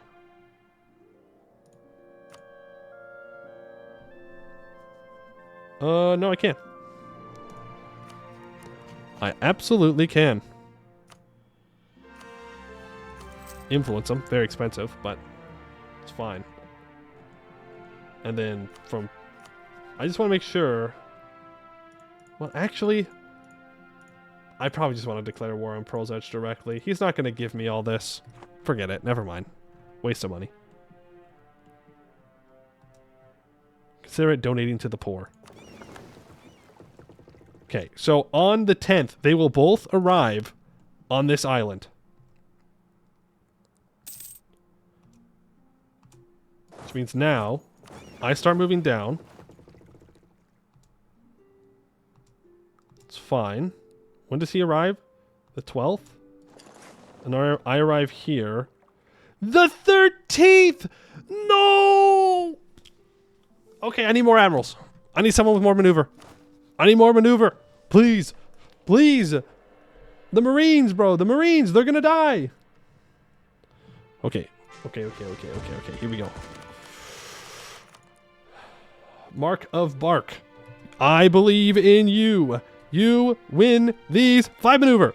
No! PLP, please. Think about the Marines. Think about them. Think about the Marines, bro. No! Fallen Angel, you've always been a great admiral. I've always believed in your admiraling abilities. Oh, it's so Jover. It's so Jover. It's so Jover for them. No. Wait. It might not be so Jover. 13th? I need a 6 maneuver admiral? It's never been more Jover.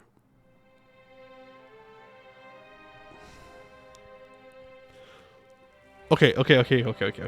Hold on. My current boats.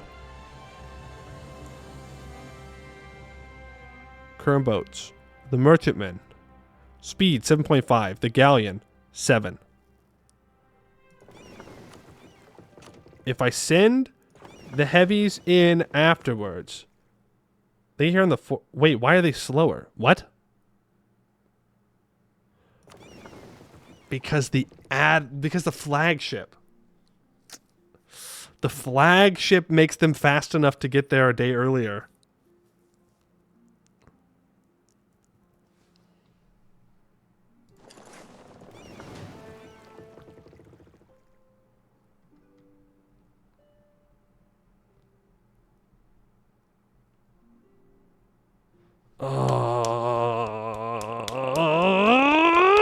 I think they're done for.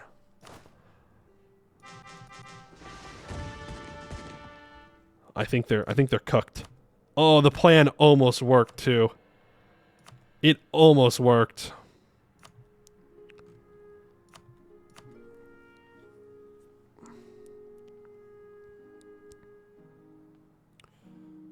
We were almost able to trap them. Oh, this is so sad. This is so sad.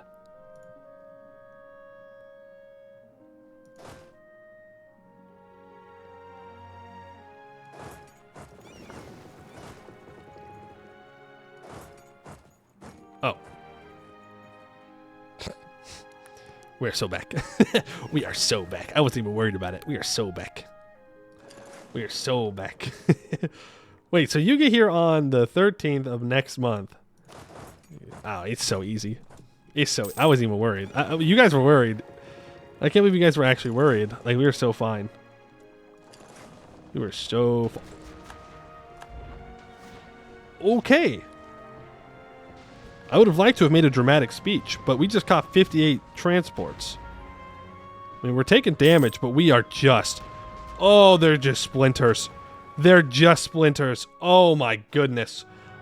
Oh, my goodness. Warning to sailors going through tail sight. It is not safe. There is too much debris in the water. Oh, my goodness. Flagship alone might be fast enough. No, because the other heavies are the same speed. Right? Nope. It was, in fact, 0.5 faster. You might be right. It might have been fast enough. That's okay. Plus 10% movement speed trait. Let's go. We are so back. We are so back. Leave behind the super damaged ships. Then pop out to deal with... Okay. I would like to build a shipyard here to help prepare my troops faster. Well, the DTC is on low. If I go grab the war goal, they would let me leave, but I'm too damn stubborn to leave. And besides, I'm just making money right now, and I don't really want to be conquering anywhere else. Well, like, I do want to be conquering, you know, but we need to catch up on admin tech anyways. So, meh. So we'll just wait. I could state some stuff. At least half state it.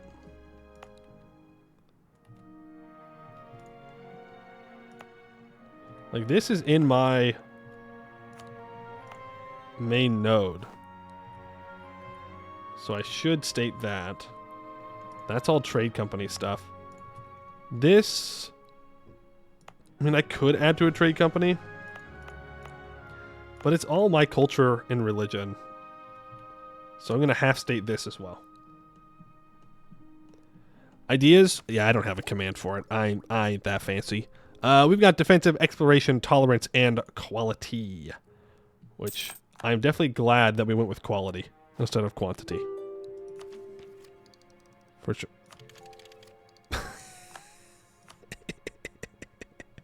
This guy thinks he's won. Oh, you silly little AI. You silly little AI. You just wait until I get a general with some maneuver pips on him. Like that. And now we can force march. We have maneuver pips. We are going to island trap those troops. So help me God. I will do it. Let's build a bunch of regular troops as well that we can land afterwards once we've island trapped them. Expand to the unknown world beyond questions if you should core his home territory. Yeah, well, you know how it is. Too many leaders.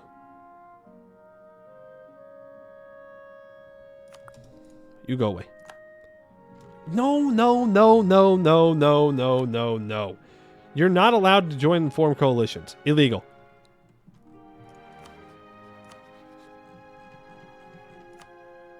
It doesn't matter. The coalition will fall apart when I'm no longer at war with these guys. Okay, bring all of these troops over here. Our boats are repaired. Get rid of the galley. That makes me slow. Can I upgrade these ships? Oh, they have to be in a port that I own.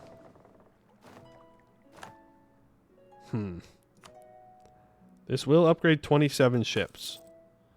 Okay, detach whatever's damaged. And the 2 light ships. I need to check where these troops are. Okay. I see you. Oh, he landed down here. Damn. That's sad. Now I've gone too far away and he's going to get troops out. Oh, absolutely massive sacrificial play there. It's going to allow me to catch these ships. Istralor declares war on Ping Hoi. Should be illegal. There goes all of those boats. Okay. Westham is elected emperor. Who are Westham's allies? That means I don't have to fight Vern, though, when I fight Pearl's Edge. Sestiermark, Benin. Oh, this is much better. This is much better for us to fight Pearl's Edge. Over. 100%. Elvern. Huh? Wait a minute. Wait a minute. Something here ain't right. Something here is different. Hold on. The Black Doctrine? Okay. Interesting. I was telling everybody that Vern's evil, but nobody listened to me. No, no, no. I'm not Canorian. What could I possibly know? Okay, so now he's the Black Doctrine. That's the religion that the Black Domain goes, right? Isn't it? Is that the Black Doctrine? Maybe it's not. Maybe it's something else. Ooh, Sarian getting kind of close. Sarian getting kind of close. Orican, thank you for the follow. Appreciate it. Yeah, it's the Black Domain religion. That's a big Roaring March. Does that mean... No, they're not on the list. I don't know. But apparently they decided evil is better than being the Emperor. I don't know how, to be honest with you. But I'm fine with it. I think it's a great development, great decision for them. They should live their best life, especially one that helps me do what I want to do. Is the shipyard built yet? Almost. There we go. Now it is. Rush of colonists. Thank you. I should be improving with my subjects and making claims on this guy. Covert actions, built spy network. Made back doctrine available to all Witch Kings and not be locked to just Black Domain. Well, there you go. There you go. It's working. Fun fact, it's working. For sure. Oh, some of their boats got away. Rip. Magical desalination. Nice. Free prosperity on the coast. They think they've won, but I'm just biding my time. They think they've won, but I'm just waiting. They think they've won, but they have not. That's my song. Hope you enjoyed it. Speed for it? Why? We're just sitting here waiting for the boats to repair.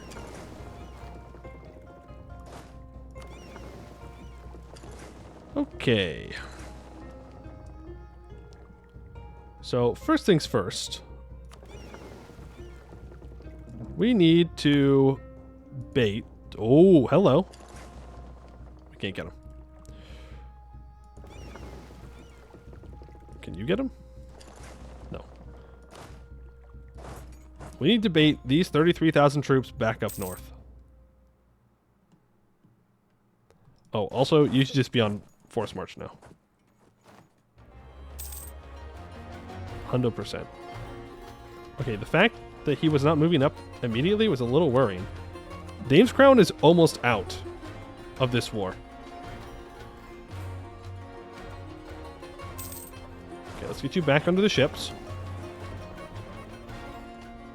And moving south. If we can just deal with Dame's Crown, we'll be fine. You are going to go here, and we're going to be ready to come back down here. There we go. You've picked him up. And now he should walk back down to occupy this. Please, please walk back down to occupy this. Yes. All according to plan. This whole war has been according to plan. This is exactly how I wanted it to go down. I wanted it to be this drawn out and long and painful. This is just a plan. Yes, yes, yes. Yes, yes, yes. Okay. And then, before I start landing troops here, I'm going to send my 6 light ships down to immediately block off any chance he has at moving back up. He's going to get here on the 13th. My light ships are going to get there before. And that's going to block him. And then he's going to be stuck sieging. Thank you. Thank you very much. You can all clap now. We did it on like our 5th attempt. On our 5th attempt, we were able to island trap him. Yes, I am good at EU4. It is true.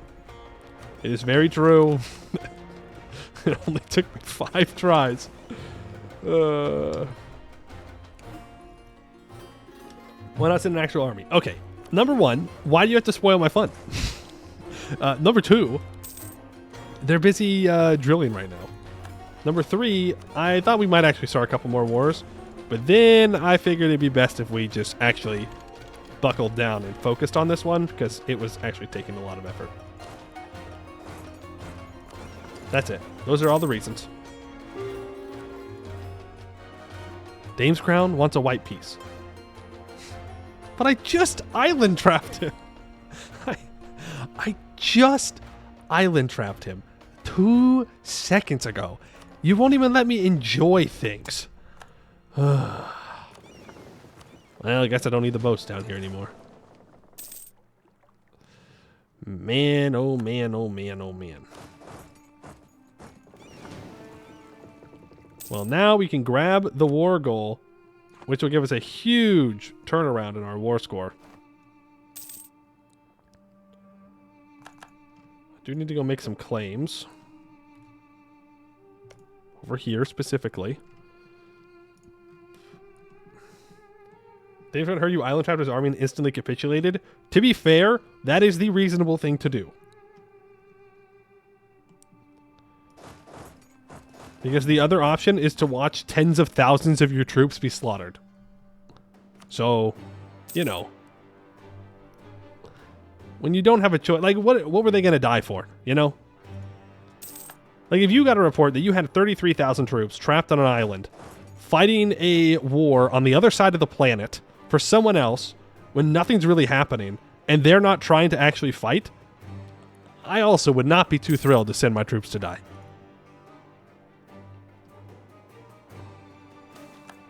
An example to us all.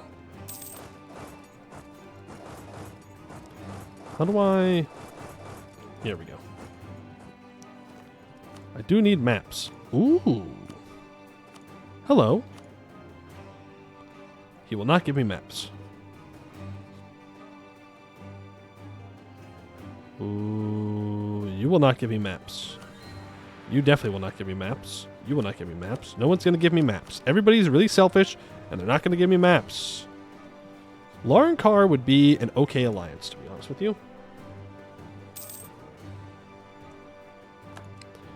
They were caught up on tech, at least. Right, make sure... Okay, everybody's drilling. That's fine. 9. If you think... Okay, well, I can't take everything, but I need the dry coast. Give me this island as well, please. That island seems pretty important. To me.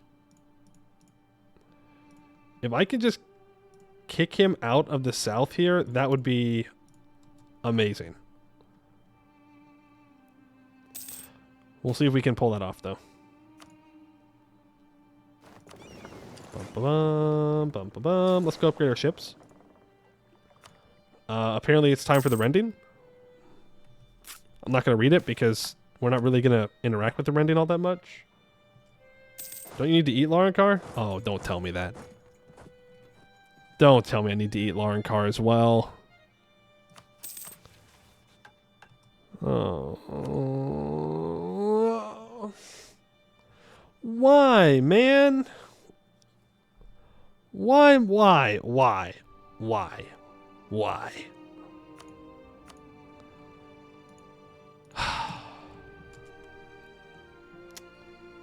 We're gonna need more troops. We're gonna need a lot more troops. And more boats. And a lot of things. We're gonna need a bigger boat. Yep. We sure are. We do need an actual army over here. No doubt about it. We're gonna need a much bigger real army over here. None of these 5K mercenaries. That's not gonna cut it, I'm afraid. Have I ever played Endless Space 2? No. We're gonna need the floating hold that Abdel Tunger gets. True. Can I just have a floating hold? I have lost 3 stability now from just random events. Come on, game. We're a very stable nation. Like, have you seen our boats? They're pretty impressive. Just saying. I do like space games, though. But no, I don't think I've ever played Endless Space 2. Do I own it? No. I do not own it either. You know, I always gotta double check that you don't own a game that you just never played and you haven't looked at in a while. If you think that you are getting out of this war without me taking everything you own on the mainland here, you're crazy. I have ticking war score now. I will wait. I have all day. Well, that's not true. I do need to wrap up soon, but like, metaphorically speaking,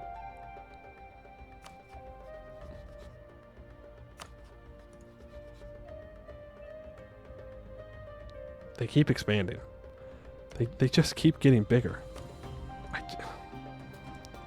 I love colonizers, dude. I love how war score works, and I'm so excited for this war score system to come back in EU5. I'm so excited.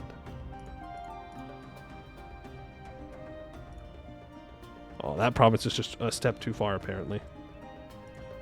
I like this island, too.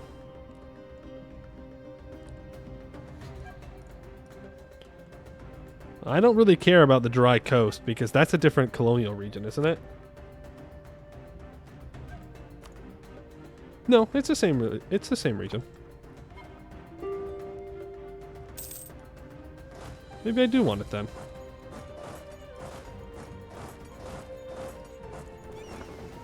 I meant to upgrade the ships and then I didn't.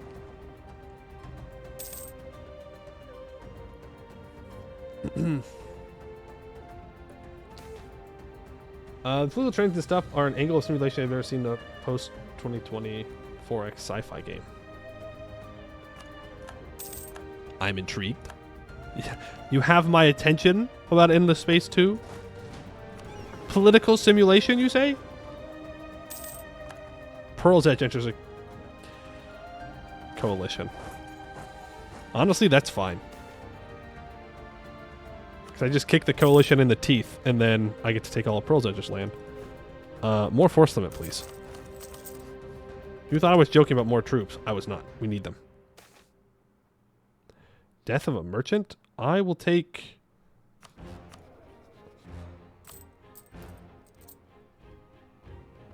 Cheaper admin advisors. Pretty good.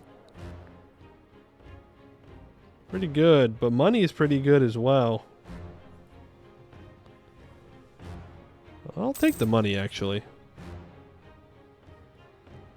Cheaper ideas for the ideas that we don't have. Huge. DTC. Just capitulate, man. Just do it. You've lost. It's Jover for you. I'm going to need a army down here soon, because I bet Rezincand will attack my colony. If I know Rezincand, which I don't really, because I've never played them. Where'd you get Haramari? I don't know. We've colonized up towards Hellas, so there's a chance they're on these islands somewhere. Nope. They migrated in somewhere, and I just didn't notice. Don't know where. Could be in one of the ports. Could be anywhere. Honestly. You looking forward to the Rezincand rework? I didn't know they were getting reworked. There's 41% war score. Take those 3 provinces. I don't need this. I don't need the island either. Ah, it's in the region though.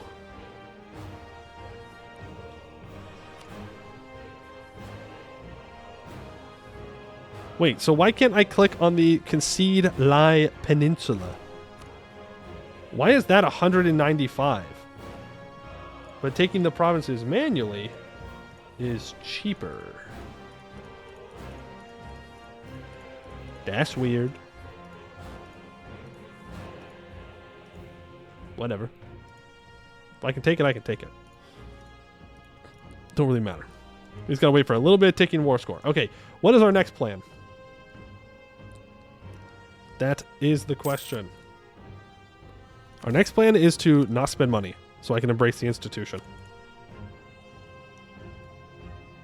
Endless Space 2 is political parties like pacifists, militarists, industrialists, ecologists, scientists, religious. Certain empire constructions or actions like building scout ships, building colony vessels, expanding planetary industry, or building trade companies will move your populace on a political spectrum. Okay. Interesting, interesting. Elusive cat people. They're just very good at hiding. Stop people from stealing all your trade money? That is the dream. That is not a bad next goal to have. But if I'm being honest, I think securing more land in the south here is a better idea. Not that I think it's a bad idea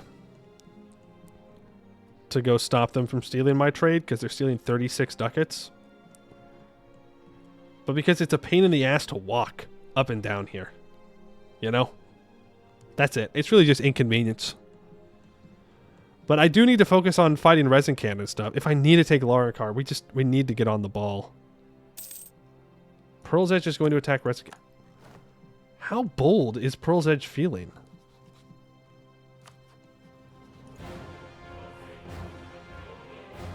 Huh. Weird.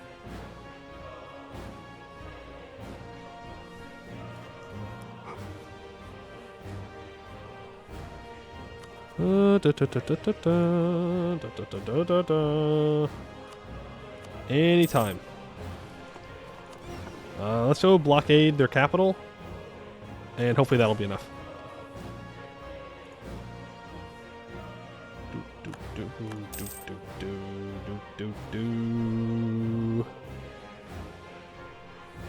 I mean, maybe we should kill this guy too. He's guaranteed by resin can. That's their truce with Blah up.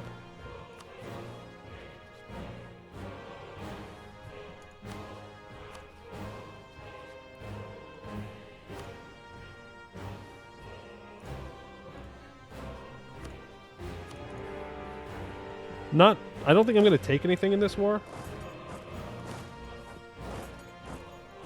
Well, I'll take a couple things. Well, not much, though.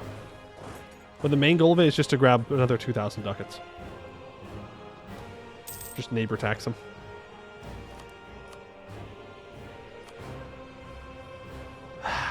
Victory, sweet victory. It will only cost 964 admin points for my subject.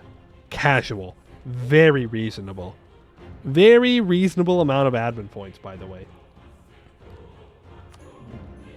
But it's ours. Oh. How long does this war take? 10 years, I think. I could have checked, but it's too late. But the good news is we can complete this mission. The only mission of today. Shores unreached. A land most mysterious awaited our explorers in the west, one we lack any reliable records of. We seem to be reaching areas previously unknown to lizard kind. The uninhabited islands we first sighted should be an excellent center for our new colonial administration. We have also heard news of natives in the mainland who seem to be in a quite desperate situation, clearly in need of our help. Country name changes to Velignatsek. Scale Spring will become the new capital. Scale Spring will be renamed to Kanshaga. The event of the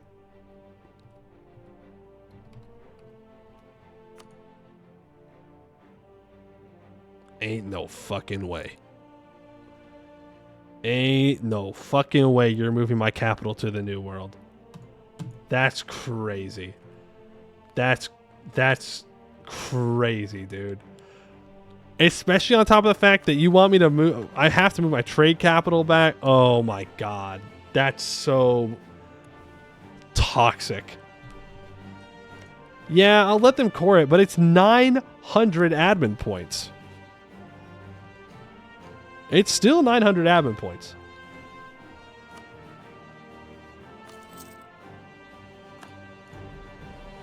It's my subject, not me. I'll be good. It won't move my capital, move my subject capital. We're good. Okay. I will believe you, but not enough to not save. I believe you, but like not that much, you know? Like there's still a part of doubt in me. Okay, I'll keep reading now. The uninhabited islands we first sighted should be an excellent center for our new colonial administration. We also have heard news of natives in the mainland who seem to be in quite desperate situation, clearly in need of our help. Okay. The tragedy of the dry coast. We have colonized the dry coast and met the Uno-ai. They need help, they lack water, and they tell us they are tormented by an evil jungle who wants to enslave them. Thankfully, we have come to save them from extinction. We will offer them evacuation towards Tanais if they want it. They can serve our proud nation there. For the ones that stay, big promises are made. We will protect them from the vile jungle, even if we have to burn it to the ground. Their desperate situation makes accepting subjugation to Khugra the only option. And with the cooperation of the natives, making our new colony profitable will be much easier.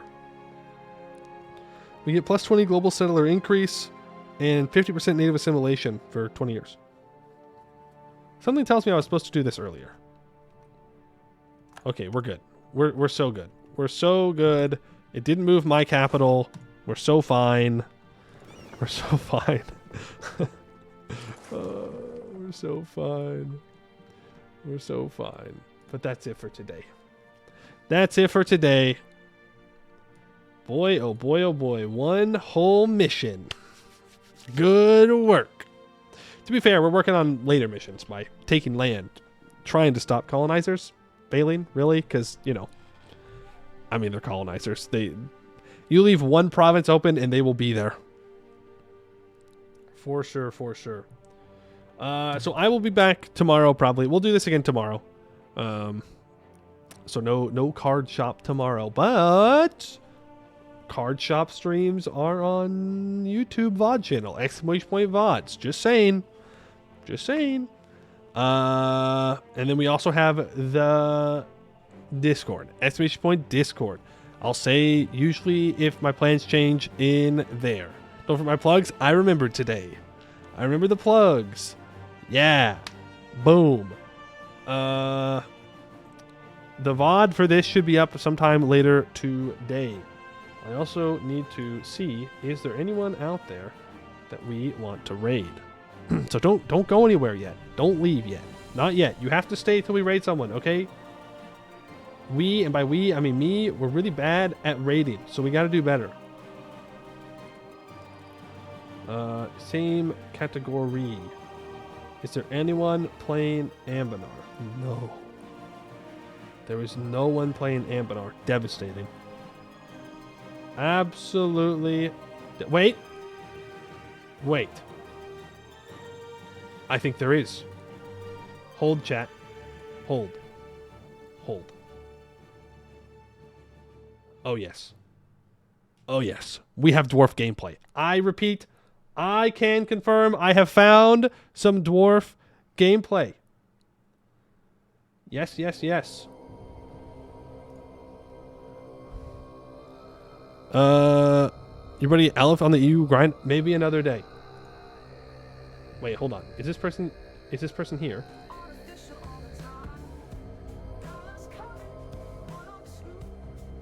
I don't think so.